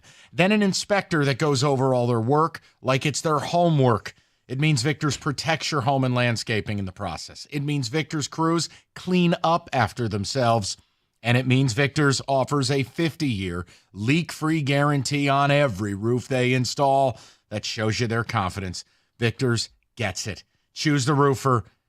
Best in class. More 5-star reviews than anybody. It's simple. Just call the number and get that no obligation 21-point video inspection today. 734-773-1100. That's 734-773-1100 or online anytime at victors.com.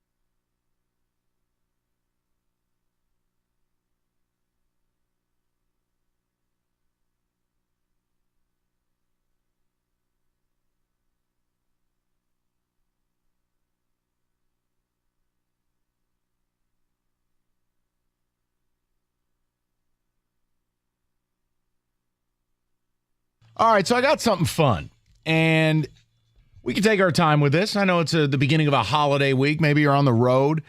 Guys, I have CBS offensive infrastructure rankings. So if everyone would please not be on their computer, I really want to have some fun here. There are 6 tiers. The 6th tier being the worst. Tier 1 being the best. Now, I'm going to name a team. You guys can banty about. I can go person to person if you like. I want to see if you can start placing some teams. Now, I'll offer you 2 hints, okay? Just to get you started. Tier 6 has 1 team. There's 1 team that stands alone as total ass in the offensive infrastructure ranking. Can we just get the Carolina Panthers off the board already? Thank you. You'd be wrong. And there are 3 teams in Tier 1. I know. This is fun. So there's 3 teams viewed as better than everyone. 1 team viewed as worse. So, do you want to play? Yes. All right. Now, do you guys want to group think it, or I just go person to person to person? Your guys' call. Let's group think it. Okay. Because clearly we were wrong about the Carolina thing, right? Yeah, you're right. Okay. Hey, we all thought Joe Burrow was going to win the MVP. So, for instance, and don't tease me with NFL primetime. Okay. Cincinnati Bengals. Where does their offensive infrastructure rank? Burrow, Jamar Chase, T. Higgins, good O-line. Where's the infrastructure rank? If there's only 3 in Tier 1, okay, do we really think that they're one of the 3? I don't. As a matter of fact, I don't think that they're one of the 2 because they don't have a strong running game. I would put them in Tier 3. Yeah, I was also thinking running game punishes them. So Tier 3? They're Tier 2, and they're ranked just outside the top 5. Sorry, Kenny. It's okay. You know what? It's okay. You get the lead on this next one. Okay. How about the Minnesota Vikings? J.J. McSizzle, Addison, Jefferson, Hawkinson, Aaron Jones. Offensive infrastructure. So if Cincinnati's in 3. No, Cincinnati's was 2. Oh, 2. So that means I'd put Minnesota 3 then. They're head and shoulders not as good, but still not bad. See, they have all the pieces. They just don't have a quarterback. Yeah, would the quarterback punish them that much to not be Tier 3? You know what, Kenny? I said you get to pick this one. We're going with 3. No quarterback 3. And you let Kenny wrap the car around a pole. Tier 3, tied for 12th in football. Tier 3. How about you gave Kenny the keys to Dad's car, wrapped it right around a tree, hit the mailbox on the way out of the driveway. Here we go. David's Pittsburgh Steelers. New quarterback room. Mr. Dangerous. Tier 6. Mr. Dangerous. Najee Harris lost some weight. Pickens. Let's talk about it. David, you know what? Kenny, he's exempt because he can't talk about them objectively. You take the lead because I just wrapped the car around the pole here. My guess would be 5, but that's just what I would say. Because they're not sure who their quarterback is. One of them might be returning kicks. Would you like a hint as well? No, what? No. No? Tier Okay. 3. 3? Yeah. I want to hear the hint. I want to hear the hint. Go ahead. Tier, for instance, Kenny said Tier 5. Tier 5 is 27 through 20. If that helps your opinion, changes your opinion. Okay, so maybe Tier 4. Yeah, I was between 5 and 4. I can agree on 4 with you. David. It's Tier 5. They have to be Tier 5. David knows his team. Tier 5. Okay. The Steelers committed 27. Tied with the New York Football Giants. Why don't we handle the Rats? Tier 5 and 6. The 2 lowest tiers. It features 4 total teams. And the cheese stands alone. There's only 1 team. And in Tier 6, the worst of the worst. Can you guys start naming the teams and I'll place them? Worst teams. Offensive infrastructure, and we 2024. We said Carolina Panthers. They That's are gotta be Tier one of the 5. They are ranked 31st. So there's one team worse than. What about the Patriots? Oh. Kenneth Cott, the lone team in Tier 6. Did I get the keys back? You get the keys back. And the insurance is now triple. The Arizona Cardinals. Incorrect. Tennessee? Incorrect. Think AFC West. The Raiders. Tied at 29 with the Denver Broncos. Remember, they traded some people, drafted Bo Nix. All right. Now we'll go opposite end of the spectrum, shall we? Tier 1. There are only 3 teams in the offensive infrastructure ranking. 3 teams. San Francisco. Second overall, privileged. Kansas City. First overall, privileged. Miami. Incorrect. Baltimore? Incorrect. It's Houston. Incorrect. It is our Detroit Football Lions at number 3 in the offensive infrastructure rankings, according to CBS Sports. Did the Lions just become privileged? Ish. Privileged-ish. Are they privileged? Ish. Kenny, you can no longer call me privileged. You said the Texans. They come in at 6. The Dolphins are at 9. Packers are at 8. Tier 3. There's only 4 teams. You've already guessed one of them with the Vikings at 13. Rams? No, Rams are Tier 2. Okay. Last team in Tier 2 with Nakua, with Cooper Kupp, with Stafford, Kyron Williams. Only 3 teams to guess in Tier 3. Say like a Tampa? No, Tier 4. Houston. No, Tier 1. Tier 2. Tier 2 tied at 6th. That's right. Here's a hint. Each of us hates something about each of these teams. Hatred. Eagles. Each of these 3 are a bit on the show. Eagles. David just said 1. Cowboys. The Dallas Cowboys tied for 11th with quarterback I loathe.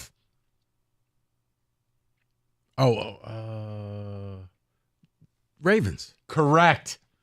And the last one, 2 words that sometimes could be connected as one. Yeehaw. I thought you were going to say the Bears. Buffalo Bills. Buffalo at 10. Because why? Woo! Mr. Dangerous. So, if you want to check out the complete list, CBSSports.com has it. It's an interesting way of grading out all offenses, non-quarterback grades listed, positional grades, all of it. Just something fun because I don't break down OTAs. I like that. Mr. Dangerous. Company. Lions are privileged. They are. And I want to talk about something Dan Campbell just said today. I find it encouraging and interesting. We'll do it next. Companies out there advertising BOGO offers on AC and furnaces. Come on now, there ain't nothing for free. Not free. You want a fair deal, you go to Mastercraft Heating, Cooling, Plumbing, and Electrical. They got you covered 24/7. Locally owned for over 40 years, and they're going to back their work with a 5-year warranty. And Mastercraft, your one-stop shop for heating, AC, plumbing, and electrical. They beat any price. And now you bundle a new high-efficiency AC and furnace, you can save yourself up to $2,000. It's fast installation and great same-day service. Visit mastercraftheating.com.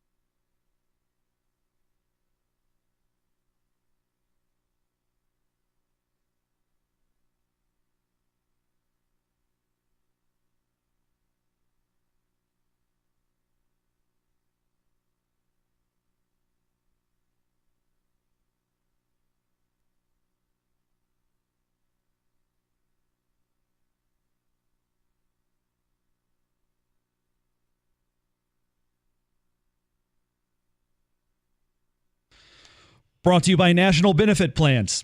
Tigers start a 6-game homestand on a season-worst 4-game losing streak and at a season-low 3 games under 500. Up first, 4 with Toronto, before 2 with Pittsburgh. Here, Tigers and Blue Jays right here on 97.1 tonight. Coverage starting at 6:15. Day 3 of Lions OTAs. The Lions are keeping several key players out, including Sam Laporta, Jahmyr Gibbs, Brian Branch, free agent additions DJ Reader and Marcus Davenport, and draft picks Terrion Arnold and Enos Rakestraw. Dan Campbell also announced today Detroit will have joint practices with the Giants leading up to their preseason opener in New York. Lions reportedly asked the Chiefs to do the same. Kansas City declined. Detroit City FC was eliminated from the U.S. Open Cup 3-0 at the Indy 11. Les Rouges surrendered 3 goals in a 22-minute span to fall in the round of 16. From the Corewell Health Sports Desk, I'm Beanie Howell. More at 5 or at 97.1 The Ticket and Odyssey.com.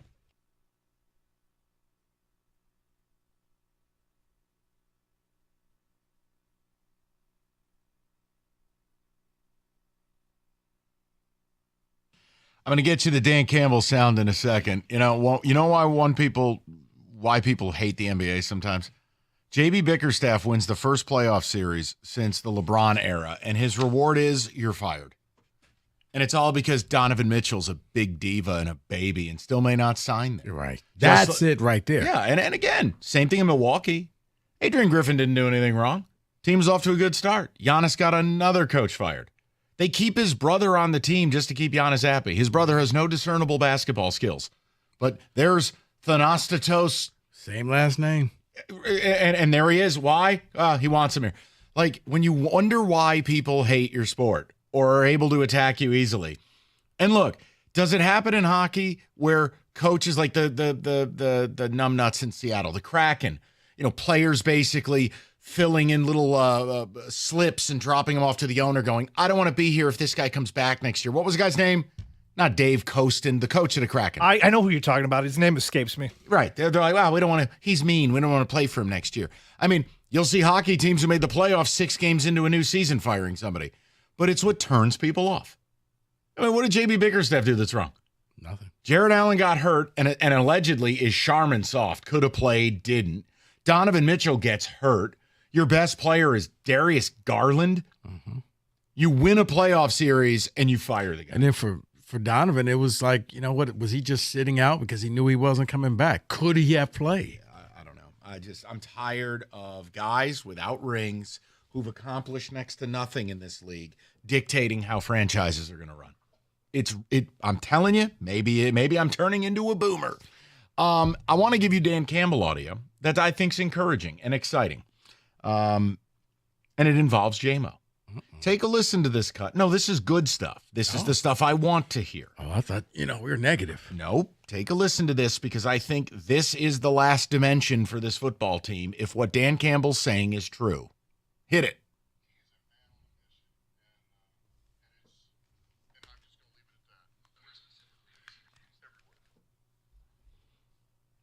See, right off the top, year 3, no distractions. We haven't heard anything about JMO off the field. The last vision we have of him was the San Francisco game with 2 explosives. And if Dan Campbell's talking that way, I'm all aboard. Because that is the last dimension for this team. It's the only thing missing is an engaged, productive, professional, sharp JMO. I told you. I thought that it got lost in the loss at San Francisco. Privilege. But that was JMO's coming out party. That was, from the end around touchdown to late in the game, like JMO was out there doing everything that we had been waiting to see him do all season long, but it got forgotten because they lost and should they kick the field goal and Reynolds dropped pass and the 4th downs. But if you go back and it's painful, but if you rewatch just the cut-ups of what JMO did, if he does that on a consistent basis, then that offense, based off of the little game we played, deserves to be one of the top 3 offenses. Correct. Because now, who do you guard? Because you got Laporta, you got Amon-Ra, you have him, you'd have Gibbs, you'll have Montgomery. You'll have so many different weapons to go along with that offensive line. But he was that wild card because now you can put him into the jet sweeps. Now you could throw the ball to him deep. Now you could do so many different things with J-Mo. The fact that this is the first time we're hearing about J-Mo was today, not from some stupid news story, from the coach. And it was the terms we want to hear. I love it. I think it's a very positive thing, and it's the first, last, and only thing you'll hear about OTAs from me. I was one of the ones, I didn't like what J-Mo was doing in the offseason. I thought he needed to focus himself and really dedicate himself. He did all of that stuff.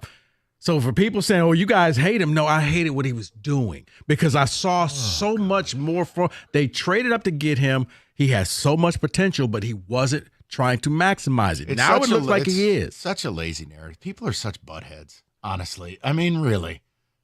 Yeah, you're right. Yeah, we don't like J-Mo. Yeah, we don't want a guy we traded up and took number 12 to succeed. You're right. No. The guy who sat here and said you're winning this division and winning a home playoff game, yeah, that guy doesn't want J-Mo to succeed. You people are morons. You really are. If that's your belief, go call another show. Do me a favor. Do the world a service. Don't call anyone. Like I said, I do. I'm with Dan Campbell. I think this could be his breakout year. It has to be. David, I've been telling you. It has to be. It's now or never. I'm the only one that sits there and say, guys, I know it sucked that you lost that game, but I think you're missing the fact that you were patronizing people.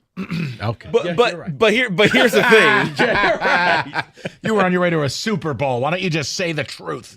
Here's the thing, and this is why Lions fans should be happy and encouraged, is because Dan Campbell and Brad Holmes both haven't praised him where he didn't deserve it. They've never thrown the praise out there. They've always said he has to do this. Yeah, they would always kind of downplay it like, well, you know, he knows what he needs to do and he needs to go and do it. Exactly. So because they're praising him, Dan Campbell is praising him. He's throwing it out there when he really doesn't have to. He can just say, well, he's doing what he needs to do. No, he's saying he's a man that's doing things that he needs to do, and I love it. My reaction to it, David,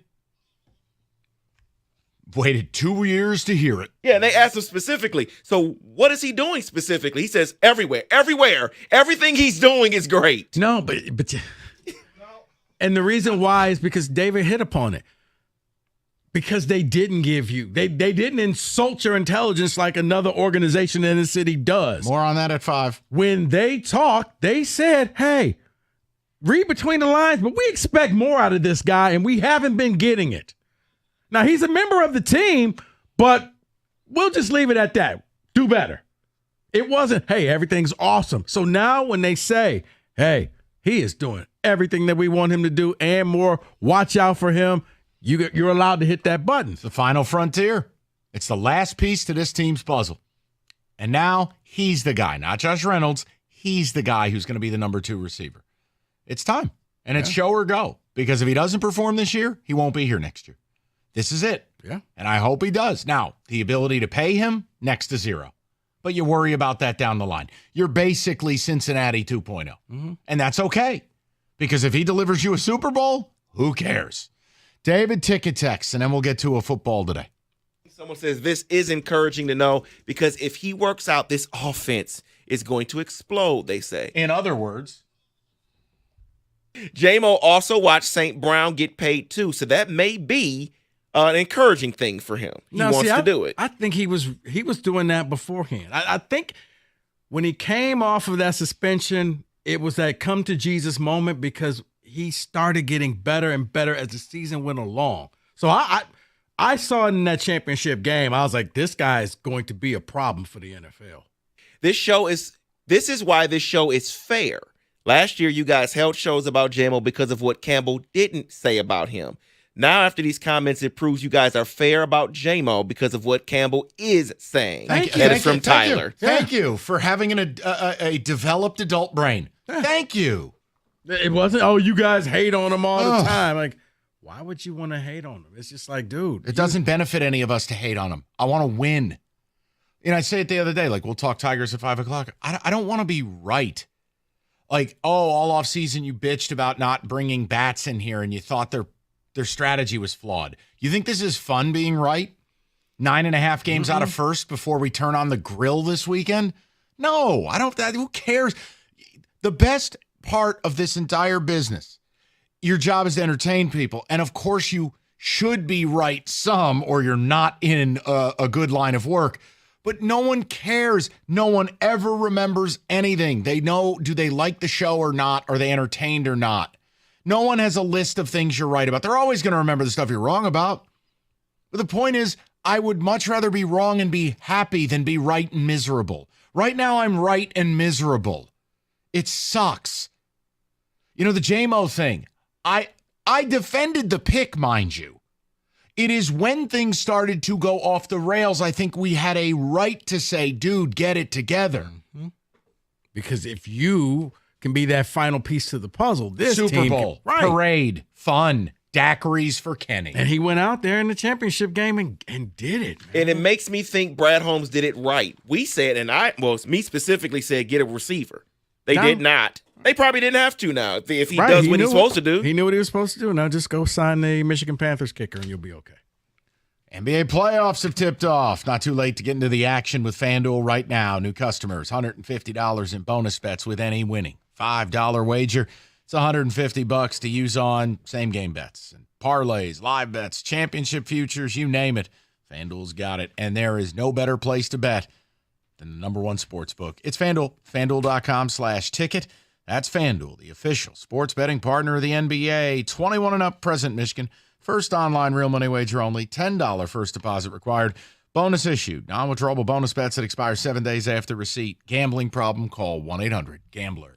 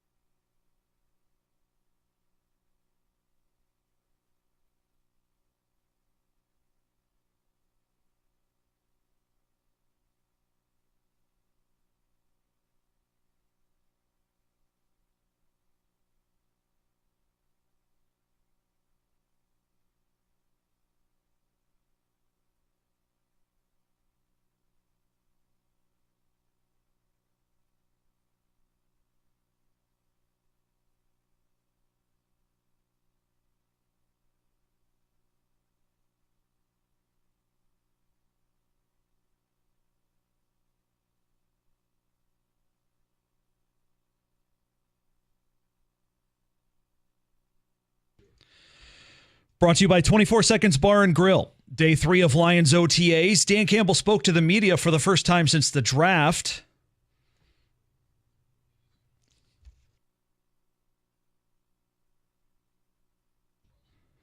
Campbell also said Jameson Williams is Detroit's most improved player this offseason, calling the third-year receiver a, quote, man on a mission.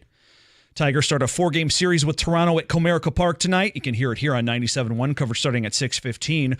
Earlier today, the club demoted Alex Lang to Toledo. Tigers called up right-handed reliever Mason Englert and claimed reliever Ty Adcock off waivers from the Mets.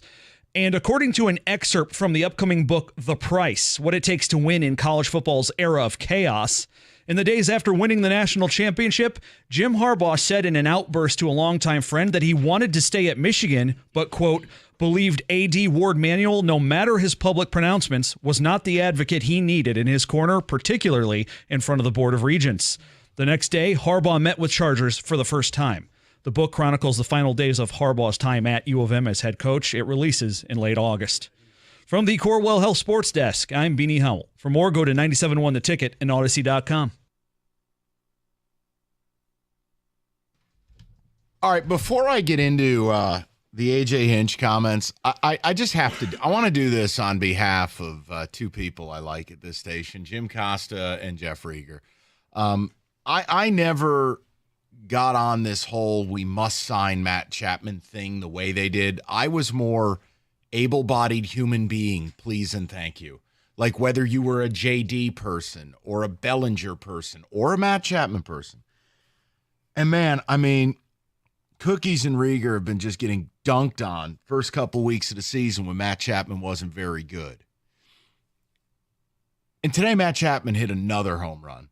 Matt Chapman, right now, Matt Chapman's WAR is 2.2. Gold Glove defense at third, 8 homers, 28 RBIs, OPS plus of 120. Like, Matt Chapman's a good baseball player. And I think we all knew, look, he's opting out. He's not staying in San Francisco. He wasn't staying anywhere because he wants a big deal, right? So Matt Chapman's killing it. And I always wonder about this stuff. Is like, why is it okay to just dunk on people? And then you never have to be like, well, may have gotten that one wrong. Every day I sit here and it's like, dude, if I get something wrong, I'm the first person to call myself an idiot or a moron. And I get plenty of things wrong. I'm fascinated as we sit here. Yesterday we did this topic, Bobby Witt WAR versus the entire Tigers lineup. Yep. That was a 3.3 to 1.1. Matt Chapman's WAR right now, 2.2. He doubles you. Okay? He'd be your best player, factually, on a wins above replacement level. And you wouldn't have to go with a Frankenstein. And if I have to hear someone say, but he's blocking Young at third, well, first of all, that kid's still learning how to play third, and the last I checked, he's not here. The whole point is there were good baseball players available, and you chose to not sign any of them. And you said we're going to develop the youth. Well, it's not working. Now, it's great to see Colt Keith hitting the baseball. The problem, there's no power. Parker Meadows is in the minors right now. Torkelson sucks. Riley Green, good thing he got off to a Mike Trout start because his last 17 games. Regressing. Awful. Mm-hmm. And I think the best surprise of the season so far has been Wensiel Perez, a kid they're teaching to play the outfield because he's an infielder by trade, which don't even get me started. I would be reteaching him shortstop, and I would never play Javi again. I digress. But FYI, for all the people who want to bitch at Cookies and Rieger or yell at us because we wanted players, okay, well, Matt Chapman powered the Giants to another win today. And the guy would be, factually speaking, your most valuable player right now. Beginning, middle, and end. And would still absolutely be opting out at the end of the year. No question. So I don't understand why we make fun of, like, Cookies gets destroyed by callers in the morning. Rieger gets destroyed on my drive home. And I'm like, wait, Chapman hit another home run. Let me take a look. Weird. And by the way, this is a bad defensive baseball team. Mm-hmm. So he's a great defensive baseball player. Mm-hmm. What does the lineup look like if you had Chapman, just for fun? Let's say you slotted him behind Torque. Well, now people are going to have to approach Torque a little different. Mm-hmm. Or whether you put him behind Riley Green. I think, say it to you again. No, Mike, I think if he's here, I think you have a better Riley Green, because I do think that Riley Green is trying to carry this team. He's trying to do things that he should not be doing. Yeah, let me say it too. I don't want to trigger anybody. Matt Chapman's a flawed baseball player. He's not perfect. He's streaky. He's not a first ballot Hall of Famer? No, Lord, no. My point is, just wanted to get all that out there's there. a way to thread the needle that we can develop the youth while supporting the youth. And no, I don't view it like that we're blocking Mike Schmidt. We're not blocking Brooks Robinson. All right, if Matt Chapman's up here helping me win, I can give Young all the seasoning he needs. It's just a weird thing. It's like, I never attached myself to a single player this offseason. I just wanted something. Cookies did the Chapman thing with Rieger. I said, you know what? Because it was a player, but you didn't have to make this grandiose splash and get this one guy. It was like, okay. It would have cost you, let's say the Giants paid him the $18 million with the opt-out after the first year. If it cost you $20, whatever, you're still well below league average. You had the money, because I believe we were promised, okay, Miggy's contract is gone. Just wait to see what we do. I just wanted to bring it up. It was one of those things. I was sitting with Kenny. You're scrolling the scores. A lot of day ball today. There's Chapman again. Home run number 8. Approaching 30 RBIs. Giving you the Gold Glove defense. Is he perfect? Absolutely not. Is he 20% better than a league average player? Yep. Yeah. Is he worth double than your entire lineup that you trotted out in Kansas City yesterday? Yep. Would he be the best player on your team? Second best to Riley Green, but right now he'd be your best, because Riley can't hit his way out of a paper bag the last 17 games, which, again, it's not a season, but 17 games. Come on now, it's 10% of a season. So just a fun update. The defending that some people do with this team I don't understand it. We all want the young players to be good. We all wish this was working. But I don't get making fun of people who want to get better. And when your GM smarmily goes out and is like, no, there's no at-bats. We're developing the young players. And you're approaching a third of the way through the season. I mean, what are we at right now? 50 game? We at the 50-game mark? What are we, 23 and 26? You're right about it a third of the way through. It's not early, it's not late, but it's real. I don't get why we make fun of people who want to get better. I really don't. That's a weird thing to me. Now, if you say you didn't want Chapman here and you wanted someone else, I'm not mad at you. If you say, look, here's a report, Matt Chapman said, I'd rather die than play in Detroit. Respect. Mm-hmm. But you know what report I don't have? That your blessed baseball team even tried, because they didn't. They didn't. And that's what it looks like. So, yeah, it kind of hurts when you see a player like Bellinger with an OPS over 800. It hurts when you see Matt Chapman doing what he's doing. And obviously, JD wasn't ready to start the season, but JD has been very good. Like, that, it hurts. It sucks. Yeah, that was my guy. But, yeah, I just wanted to see something. Give the fans, that. Not that you care, but show us by bringing in some bats and players and not having to rely on young guys, because this was the downside. What if they just weren't ready? And I want to be accurate with the Bellinger thing, and hold, please, guys. I'm sorry, everybody. I apologize. No, I don't want to be viewed that I'm messing with people. Yeah, 798 OPS, 122 OPS plus. And that's a guy that missed 2 weeks with a broken rib. He's playing real well, providing the power, 7 home runs. Bellinger right now, think about the struggles Torque has had. Well, guess what? Bellinger can play first base. Bellinger plays the outfield as well. It's the same principle. You didn't want any of those people. Where were you on the Luis Ariz thing? Sure, he's going to hit free agency in a year. Since going to San Diego, the guy's hitting 360. And he's played 4 different positions in the pros. Short, second, third, and both corner outfield spots. And you'll go, well, he's bad at some of those. Great. Javi's got a negative defensive run save metric. So what the hell are we really talking about? I kind of need you to stop making sense, okay? No, I'm just making a point. I don't think Costa and Rieger deserve to get made fun of.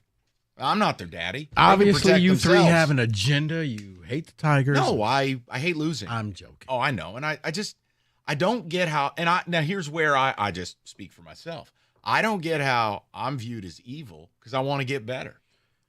No. Their plan isn't working, Rico. You're viewed as out at Memorial. You're viewed as evil because you have a standard and you don't compromise the standard. You're not willing to make allowances. And, well, what about this and that? And you just what about this and that? No, you draw a line in the sand, and Yeah. you know what? If you don't reach the benchmark, Look, and then I'd be you happy don't to get the bonus. I'd be happy to be wrong if we looked like Orioles light, where the young players are thriving. And you go, you know what? I can see a horizon where even though we're not winning a ton, I understand what I'm watching. Man, Well, how many funny more? that you say that, because I do think, like, if all of a sudden by August the young bats light up and this team is good, and they're 4.5 out. Oh, you guys just bashed them. Like, yeah, because they deserved it. Well, and here's at the the other time. thing. My whole point to you is those people will have disappeared like they have now. And if you're only going to hear from them if and when this actually works, you can take it somewhere else. We're having the conversation day in and day out. So when Wojo struts in here, half in the bag, and tries to make fun of Rieger in front of our faces or make fun of you for Matt Chapman, well, where's Wojo now? Just own it. You jump the gun. The guy's good. He's not great, but he's a good baseball player who, by the way, you swear you want this to be a good defensive baseball team. Matt Chapman's a great defensive player. Well, you don't think that this one guy is just going to fix all their woes and they're going to... That's a straw man. You know that's what he would That's say, Mojo. David. Okay. You know that's what he would But my point to you is, if I'm playing guys that are costing me baseball games, and then from a metric level, I have a guy that would represent a 3-win improvement over a couple of my everyday regulars, is there a different vibe here if this team is 5 or 6 games out versus 9.5 or 10? Yes, there is. Plus, you have to have a conversation about what would the presence of some of these veterans do. And if you say nothing, I'm not mad at you. Unlike other people, I'll have the discussion. I don't know the answer. I'm making a point. How would they have helped the development of some of these younger players? Would we be getting more from some of them? Would there be better at-bats with guys on base? Or would there be just a different way of doing business if I had a couple adults backstopping it? Look, let's face it. They took the first month of the season. Thank God Mark Canha was Barry Bonds. Because now he's just Mark Canha. What would it look like? We talked about them giving away 5 or 6 games by May 1st. What if you'd gotten 1 or 2 more? What if in the month of May they're still not playing well, but they're a little closer to 500, and now all of a sudden we're a team that's 3 or 4 games over versus 3 or 4 games under? Look, we've been talking about TV, Mike. Just imagine if you were that close, it would be helping you out financially because you could have more people who actually want to buy your app, who actually want to see the team play. Yeah, on a team that, by the way, is very low wattage when it comes to power. Obviously, now guys like Bellinger and Chapman aren't going to provide a ton of speed. I think Bellinger had 20 steals last year, but let's not get carried away. Not a primary speed player. I'm saying you are so woefully limited that if you don't have power, you need to have high on base and speed. If you don't have high on base and speed and you're willing to live with K rates in the 25% level, man, you better hit some tanks. They don't have either. So once again, it's like I sit in the crosstalk and I watch Rieger get abused by Wojo. Costa gets made fun of. And look, Jim deserves some of it because of the smarmy tone, but Jim wasn't wrong on this. He just wasn't. Now, my other argument would be for the people saying you're blocking young players. Well, look, we're at Memorial Day. You may as well call Young up. At this point, service time's not the issue anymore. If you want to make this all about youth and get people off your ass, you want to just be very honest about what this season is, call up Justin Henry Malloy. Call up Parker Meadows now. Call up Numbnuts. What is it? Young. I'm sorry. It's the end of a long day. The point is, call up the youth and play them. Because if it's just about developing them, I don't need to see the Veerlings and the Cannas of the world. Just pick a lane and go with it. We'll get some tickets. I'm sorry, David, I know I sabotaged the show there, but Kenny and I were having a conversation. I go, Kenny, for all the Bobby Witt stuff people talked about yesterday, 3.3 to 2.2. I mean, Chapman is a valuable baseball player, and all people who suggested it, Cookies and Rieger primarily, have been mocked as walking morons. I don't get that. 248-539-9797. You're fine, buddy. Let's talk about the Chevy dealer in the area that's leading the way. It's Hamilton Chevy in Warren. Rev up and drive with unbeatable deals at Hamilton Chevrolet. Andrew and his sales staff, they want to be your Chevy dealer. It's time to hit the road in style. Hamilton is your go-to destination for top-notch vehicles and savings. Sleek, powerful cars ready to conquer the road, and Hamilton Chevy has them all, from fuel-efficient compacts to cars like today where it's beautiful. You want a convertible? Hamilton has it. You want a rugged SUV? Hamilton has it as well. They've got the wheels to match your lifestyle. And with Hamilton, it's not about just getting excellence. It's about selling cars. It's about unmatched driving experience. They're more than just a dealership. It's a commitment to quality and customer satisfaction. And right now, take advantage of the Mayrico deal. You got a few days left. A 2024 Chevy Equinox, $279 a month for 24 months. You walk in with $995 down. You drive away with 10,000 miles a year. The best deals are found at 14 Mile and Mound. Go see my guys at Hamilton for details. More at HamiltonChevy.com. Chevrolet together. Let's drive.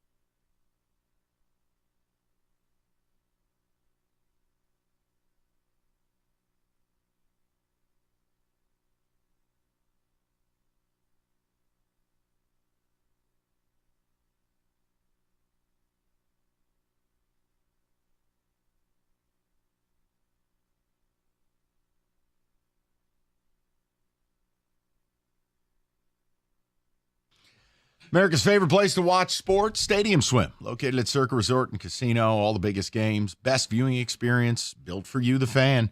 6 pools, 3 levels, and a view of the massive screen and one of the biggest outdoor sports books on the globe. It's Stadium Swim. Book your spot today at circalasvegas.com.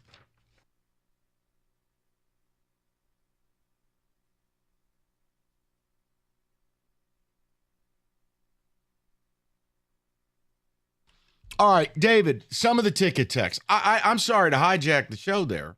It was one of those things, it really dawns on you. It's like Cookies and Rieger or anybody who wants these players gets just murdered when they start out slow and are called functioning idiots. And then like a guy like Wojo who comes in here and makes fun of Rieger on a daily basis, he ain't nowhere to be found. Like, why can't we just say, you know what? We could have used some bats, could have used some help. Would have been nice if we went out and did something. No one was screaming to the hilltops, go spend $400 million on a Corey Seager type player. Nobody. Matt Chapman would be your best player on a wins above replacement level right now. I still want him to pick up the phone with Shohei, but I get it. Shohei? Please. They wouldn't afford his cleats. David, go ahead. It's hard for me to get mad about the Tigers. Harris is trying to figure out what he has or doesn't have still. So by not spending, it told me we weren't trying to win this year, and that's everything I needed to know for my care level. All right, but can I just call a timeout for 1 second? No anger. How is it acceptable to take 2 years to figure out what you have? You're a baseball man. You want me to tell you how baseball works? You want me to tell you how guys I know in baseball, how they work? You have data and a grade on every player, in every clubhouse, in every franchise across. Then your minor league staff has grades on every prospect. So it's rare that somebody is a surprise. Yeah, I'm sorry, but there's an idea that when Scott Harris left San Francisco and then brings in his lieutenants, yes, there's an element of learning the person, but you have everyone at all times. How do you think trades happen? I mean, what, like advanced scouting? I mean, the plethora, the binders of data on the most like minuscule player. Rico, this idea, well, Scott's getting his feet wet. What are we talking about? Baseball is data. And it is truly about what do you value a player Probably at. one of the most data-driven sports I think there. Yes, I think by far and away. And is it hard? Oh, it's brutally difficult. Is it a challenge to get it right? Is it a challenge to build a staff? Do I understand that Scott Harris is modernizing the Detroit Tigers and bringing them into the light? All of that I understand. But this idea that we should just write the year off while Scott evaluates, phooey. This team, I have said this, I'll continue to say it. It is not Scott Harris's fault that we have the longest playoff drought in baseball, but it is his problem. There has to be an element of urgency. You cannot have a laissez-faire attitude. If Scott Harris were taking over as the CEO of a Fortune 500 who have had 10 years straight of negative earnings reports, you don't get to have an approach that doesn't feature urgency to begin reporting to the board and your shareholders with momentum the other way. Go ahead, David. From Brett, it's criminal what Harris and Illich didn't do this offseason. We have a great pitching staff, and we can't get them runs. Very sad. Someone else says there's no guarantee that Chapman would be the same player in Detroit. All you have to do is look at Dontrell Willis or our current shortstop. Okay, hold on, time out. So just so we're being clear, the desperation you're going to defend this crap is a Dontrell Willis comp from 17 years ago and Javi Baez, who, factually speaking, I said is abhorrent. Do not sign him. Even at that time, yeah, you did. Come on, God. Please lay down your swords on this. And you're right. Can't predict he'd be the same. You know what? You can't predict he wouldn't be better. I thought he would be the prize. You didn't get Correa. Okay, you'll get Javi, and it'll be okay. Prize. That's like saying I didn't get the girl. What'd you get? Cancer.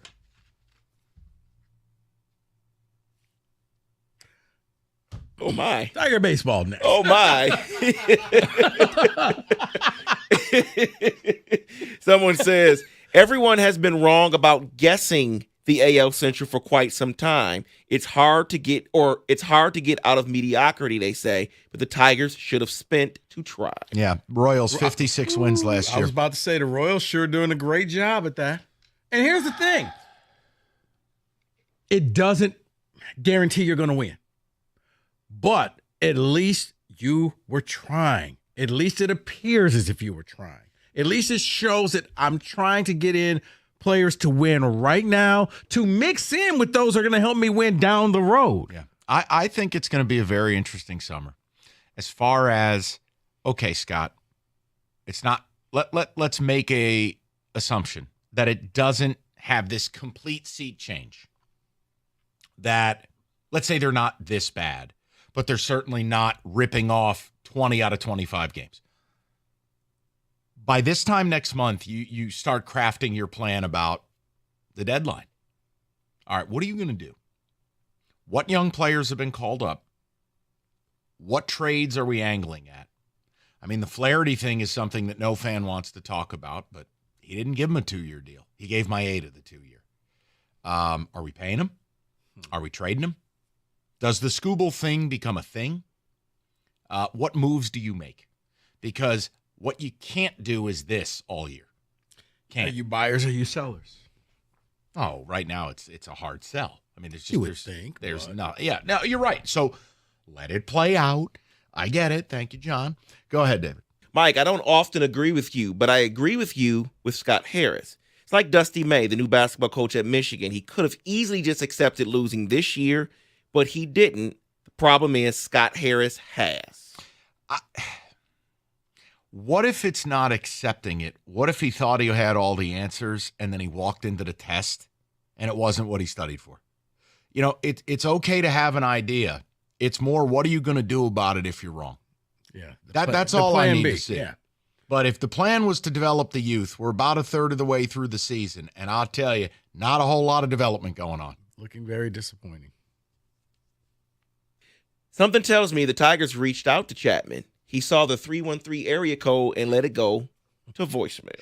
No, because I believe it was A.J. Hinch who was asked directly about it, and he just said there's no at-bats. I mean, he basically admitted they never picked up the phone. They thought they had the answers. Oh, my God. Which tells me, though, yeah, they're all on those three, are all on the same page, and this is going the way, just as John Jansen would say, let it play out. Mm-hmm. You'll see. This will work. You guys were patient with the Lions. Be patient with us. It still might, but remember, the Lions showcased a lot of improvement. And look, how many times have we seen this now? And whether it was Arizona going from 50 wins to being good, Texas from being awful to spending a ton and being good. And again, I don't know that there's a ton of wisdom in doing what they did, but it worked, right? The Royals right now look like that story. 56 wins last year. And their run differential suggests this is more sustainable than not. Like, it's not fluky. They're just playing really well.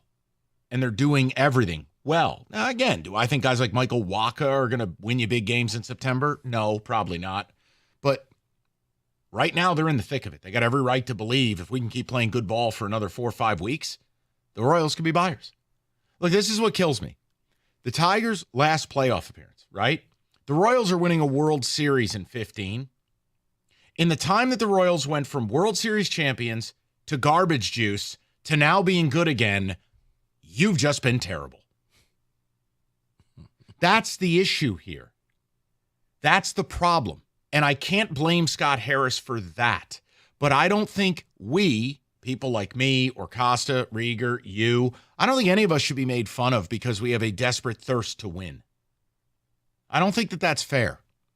And I don't think it's fair that this franchise, whether it's AJ's comments yesterday, taking issue about, we were competitive. Yeah, but see, I think people just don't like to be compared to other people. And that's where a lot of fans, and maybe that's where AJ, just take this team for what it is and don't compare us to the Royals. Don't compare us to these other teams. Don't compare us to the Orioles. All right, then you need a new line of work because that's sports. It's just, sorry. No. Being number one, not easy. Takes years of experience, dedication, determination. Number one mattress purchased by millions. Every year, it's Serta. They got the experience with 111 years of making the best mattresses, and they do it right here in the state of Michigan. Right now, during the Memorial Day sale, you save up to $900 off an iComfort Eco, the best in the game. Just go to Serta.com to find a retailer near you. That's Serta.com.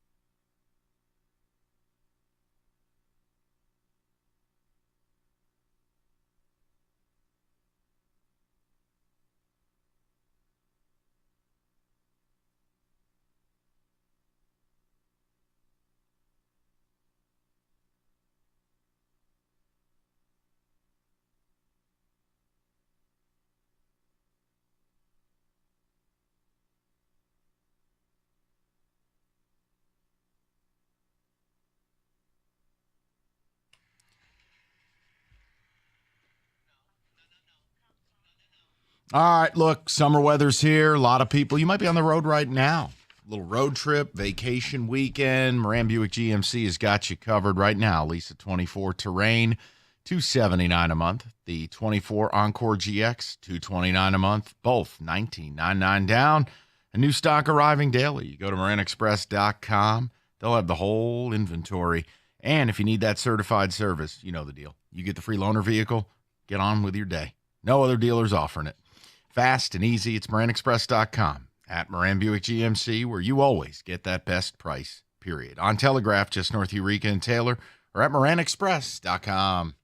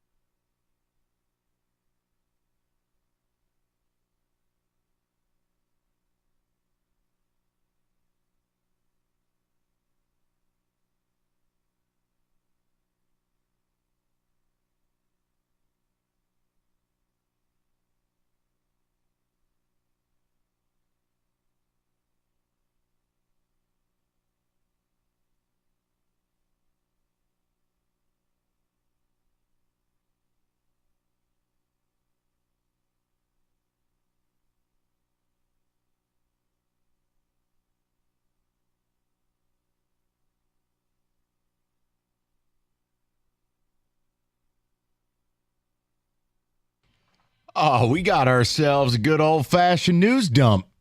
Now, I don't know why this wouldn't have been released earlier today. It's a holiday weekend, too, but the Detroit Pistons have selected a president of basketball operations, and Rico, as we like to say, they kept this all in the family, didn't they?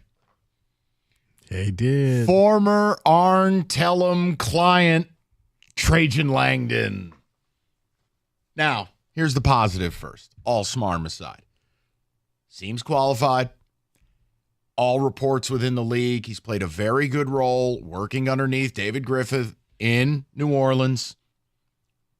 But I can't escape the fact it's an Arn Tellem client. Again, whether it's been Arn or his kid Michael, seemingly everyone they bring in has something to do with them. That's hard for me to escape, guys. Now, I'll be very fair. I'm not mad about Trajan Langdon. I wish there was someone who had some experience, because I think this is a brutal job to take over. But let's face it, I think it was pretty clear no one wanted the job. They tried to interview a guy who's not even in basketball right now, Neil Oshie. Thanks, but no thanks. Oh, we're going to pursue Connolly in Minnesota. No, you're not.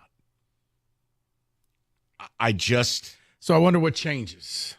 Well, I think first and foremost, I will tell you, if Trajan Langdon doesn't walk in the door and put Troy Weaver into a box, a shipping container, we're done on day one. Okay, well, we may be done on day one. You think Weaver stays? Do you have any reasons, or are you just being a Richard? No, not that. I just got to get him before he goes on vacation, Ken. It's just one of those, if the Pistons haven't done it by now, then you're trusting Trajan to basically draft your team and draft your future. You have to. That's why you've hired him. Right, He's but given I'm saying, the power to fire. He could fire Monty Williams if he wants to, as the president of basketball. Right, and I think what's going to happen is it's going to be I'm going to give you a year. Okay, then just Flint Tropics. I don't care if you win. You're not in the NBA. Look, I'll give Trajan a chance. And that's just me. I have nothing to back that up. Okay, I'll give him a chance. But yeah, if Troy Weaver's not fired immediately, we're done. And do I have doubts because they did this all in the family routine again? I am so sick of the words Arn and Tellem. I can't. It is like incalculable. But guys, while Troy was here, I think the number was like 10 or 11 former Tellem clients are who they had brought in. Now you're being mocked nonstop with the draft to Michael Tellem's client, Bazelius. And now you've hired Trajan Langdon, who, while he was a player, was repped by Arn Tellem. Guys, it's kind of a thing. See, and that's the problem that I have with all of this. And Mike, you're right. You're the one being fair here. You're going to give Trajan a chance. Give him a chance to do his job. But here's where I can't do that. It's because I can't give this franchise a chance anymore. Because they went out there and said there was going to be one voice. One voice. Well, that voice seems to be Tellem. And I can't agree with that. I'm sorry. The fact that you're not bringing in a different voice. The fact that all the voices are singing in the same choir in harmony. This is what happens. So, therefore, you got to do something to show us it's your team. See, if I'm Trajan Langdon and I have power, I'm not saying you do something out of ego or hubris, but I think you do something early that shows this is my band. This is my deal. I'm the lead singer. Okay? I think it was one of those, hey, I got a job for you, but I need you to play ball. Okay, I need you to do this, and this guy. Then we're dead on arrival, and it doesn't matter. Maybe you, Now, Rico, I mean, there's just look. I'm not being disrespectful. I just don't what see what you're saying ends any conversation. I don't see him walking in the door saying you're fired. Then we have nothing to talk about. And you're not wrong. I'm not disrespecting you. I'm saying if you believe that, nothing to talk about. It's a carousel. And I guess so. And Mike, think about this. Okay, but let's add all the things up. The reason why I'm saying that, because you're bringing in somebody from the same family. That's just it. It's a family, so you're not going to get rid of your family member. I'm just going to let it happen. Play out. If he fires Troy, look, he's going to chart his own path. There is no scenario where Troy Weaver could be a part of this organization. And see, if he had Not if you want me to believe. If he had no parts of anything dealing with Arn, I would think, you know what? That's probably going to be his first move. But because he comes from the Tellum family tree. Who doesn't? See, and that's where I'm leaning your direction, Rico. And no, hold on, David. I'm sorry. But to go back to the theme of today, trust me, I want to be wrong. I don't want to. I'm not saying here, oh, I'm right and told you so. Right. I want to be wrong. Think about this. How long would it really take you to fire Troy Weaver? I mean, you sign the contract, you fly to town, and over a cup of coffee, I was about to say, you don't even have to do dunk lunch. his forehead off the table. But you're fired. But is it wrong that I don't see that move as a positive move? Because this comes from the Arn Tellum tree, and from everything I've heard, Arn and Troy don't see eye to eye. So firing him means you're just doing what Arn is telling you to do. Also plausible. But again, David, you're giving me the option of death by firing squad or death by an artillery strike. I know. What do you want me to do? I will be very fair because I've heard nothing bad about Trajan Langdon. My concerns emanate from the pit of the Detroit Pistons. Now, Trajan, this is the opportunity as a high riser in this league to run a team. Rico might not be wrong here that you don't have experience. Are you going to have to play ball? I don't know. We're going to know. You know what? You get the 1 year, show me that you're worth it. And then at the end of the year, trust me, on that Black Monday, you're gone. I'm going to let him do his thing here the next 6 weeks. That's all I can do. No, his moves will tell me what's happening. I think it's as easy as that. And I'm just telling you, if I'm Trajan Langdon and I have autonomy, I'm going to show it early. Period. I'm not interested in being liked. Look, you're right. Troy's done nothing to salvage his job. I just don't think he walks in the door that way. That would be bold. That would be gutsy. Ari Gold paintball gun. Oh, Barb. Boom. Monty, go with him. Boom. Just room to room paintball gun. Yeah. So you got a new president of basketball ops. I look forward to some quotes, but what I really look forward to, we just have to take it at face. Show me the Carfax. Show me what decisions you're making in the lead up to this draft, and we're going to know what we need to know. If Troy Weaver's employed on draft night, I have no hope. And I don't think that's an unfair opinion. No, it's not. He's one of the worst general managers in the history of this league, factually speaking. I mean, it wouldn't be, I don't need to take you out to dinner. You're right. It could just be you know what? It could just be the ice cream man shows up, and by the time you finish your ice cream sandwich, you're fired.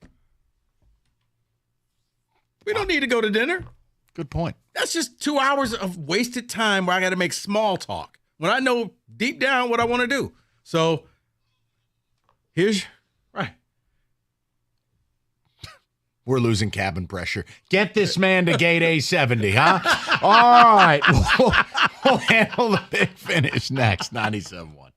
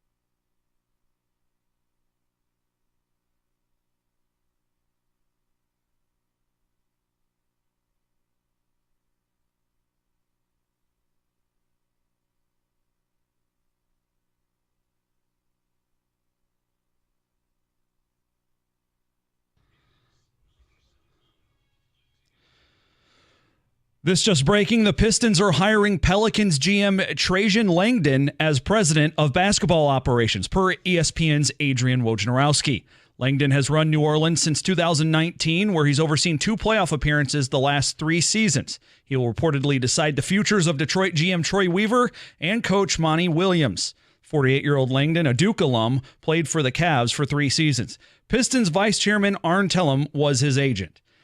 The NCAA has signed off on a proposed settlement of 3 antitrust cases against college sports governing body that will pay former athletes $2.8 billion in back damages. Settlement also creates a new revenue-sharing model that allows schools to split up to $22 million annually with their players, a pseudo salary cap. New system will reportedly still prohibit pay for play and direct payments from boosters, but it's expected to be implemented by fall 25. Settlement still has to be ratified by the SEC and Pac-12.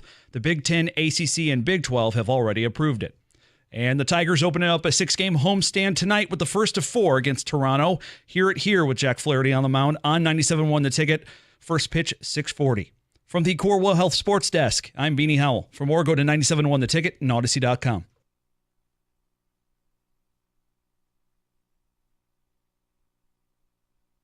All right, we'll get you to Tiger baseball here momentarily. Jays are in town. Team that does struggle offensively. They're a bit of a power surge for Toronto. A lack of it, power outage. I mean, Vlad has next to no power right now. Springer has been struggling. Bichette has struggled. Just look, I'm trying to give you a silver lining. It is a beautiful night if you're headed down to the ballpark, and well, maybe the Jays just don't show up. Also, Gausman's a high wire act right now. He's either great or awful.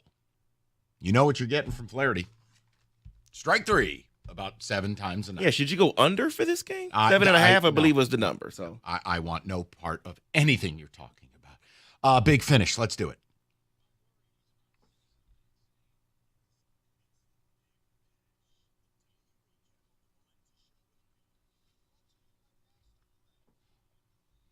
And I'll just start with the breaking news that we just received. The Pistons have named New Orleans GM Trajan Langdon as their new president. I'll be as fair as I can. I worry about any connection to Arn Tellem, but let's see if Trajan's his own man. Let's see what he does when he walks in the door. I think everything you need to know will be what he does with Weaver. If you keep Troy Weaver, right off the rip, I don't know how to help you. So the Michigan Panthers apparently want to move their games from Ford Field to the Big House or Spartan Stadium. Move them to the moon. Makes no sense. No one is interested in watching you play. Kindly leave.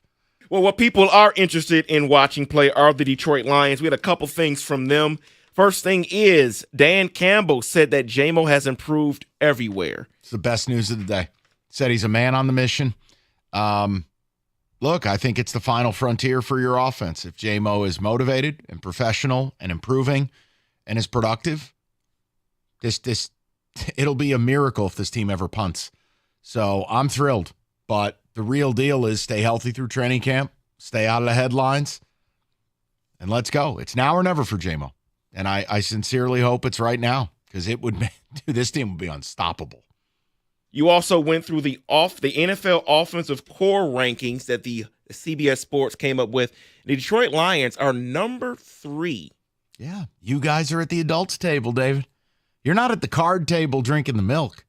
You're there with the Chiefs and the Niners. It's a credit to Brad Holmes. It's a credit to what this organization has become. And when you look at what they are offensively, they are the hammer, and whoever they line up against is the nail. There's just no arguing it. You got a better offense than Miami, a better offense than the Rams. You've got an infrastructure top down that does not have a weakness. It's obviously, I don't think any of us have seen it in our lifetimes here. It's really something else. People have to stay awake game planning for your Detroit Lions. Oh, yeah, figure out what to do with Laporta or Gibbs and Montgomery, now J-Mo, St. Brown. So, David, hammers and nails. There's only one you want to be. You are exactly right about that. And at 3 o'clock, we got to the death of sports. Nope, not just college sports, of sports. We talked about how college football and the Big Ten are going to do the Friday slate of games. And we talked about the exclusive streaming games that the NFL is doing, Peacock, Amazon Prime, Netflix, ESPN Plus, GreaterLifeChurch.net. And then we are going to lose inside the NBA because of the greed of sports. It is the death of sports. Yeah, it's the networks making decisions for share price and having nothing to do with customers. And I think when you make decisions in business and you do it with no thought process to your customers, that's dangerous. And it's stupid. Look, 90% of what you do can be about money. There has to be a space for your customer base or client base that you're serving. And right now, all sports is doing is destroying all of it. And I don't know that anyone is happy with the changes. All you have to do is this weekend in an Adirondack chair, staring at whatever lake you're going to, just think about the things that you've lost in sports the last 3 years that you're not getting back. And whether that's the sanctity of Christmas, whether that is the SEC on CBS, conferences that make sense, not having to have 5 different apps to stream games in a hostage situation. It's all gone. I just think the networks are getting a little ahead of themselves, and I don't think people are going to react the way that they expect. Like an Amazon Prime NBA playoff game? Nope, not doing it. And we also found out this happened today.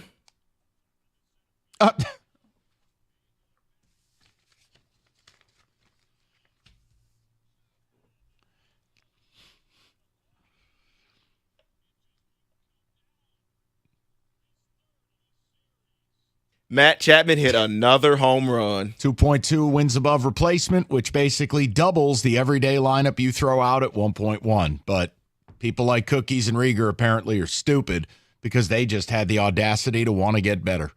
Yeah, man, look, if you didn't want them, it's cool. I'm not mad at you, but I don't think people were dumb if they did. So there you go. Let's see if Tigers turn around tonight. Get a couple of wins on the board. Lord knows. God, do they need it.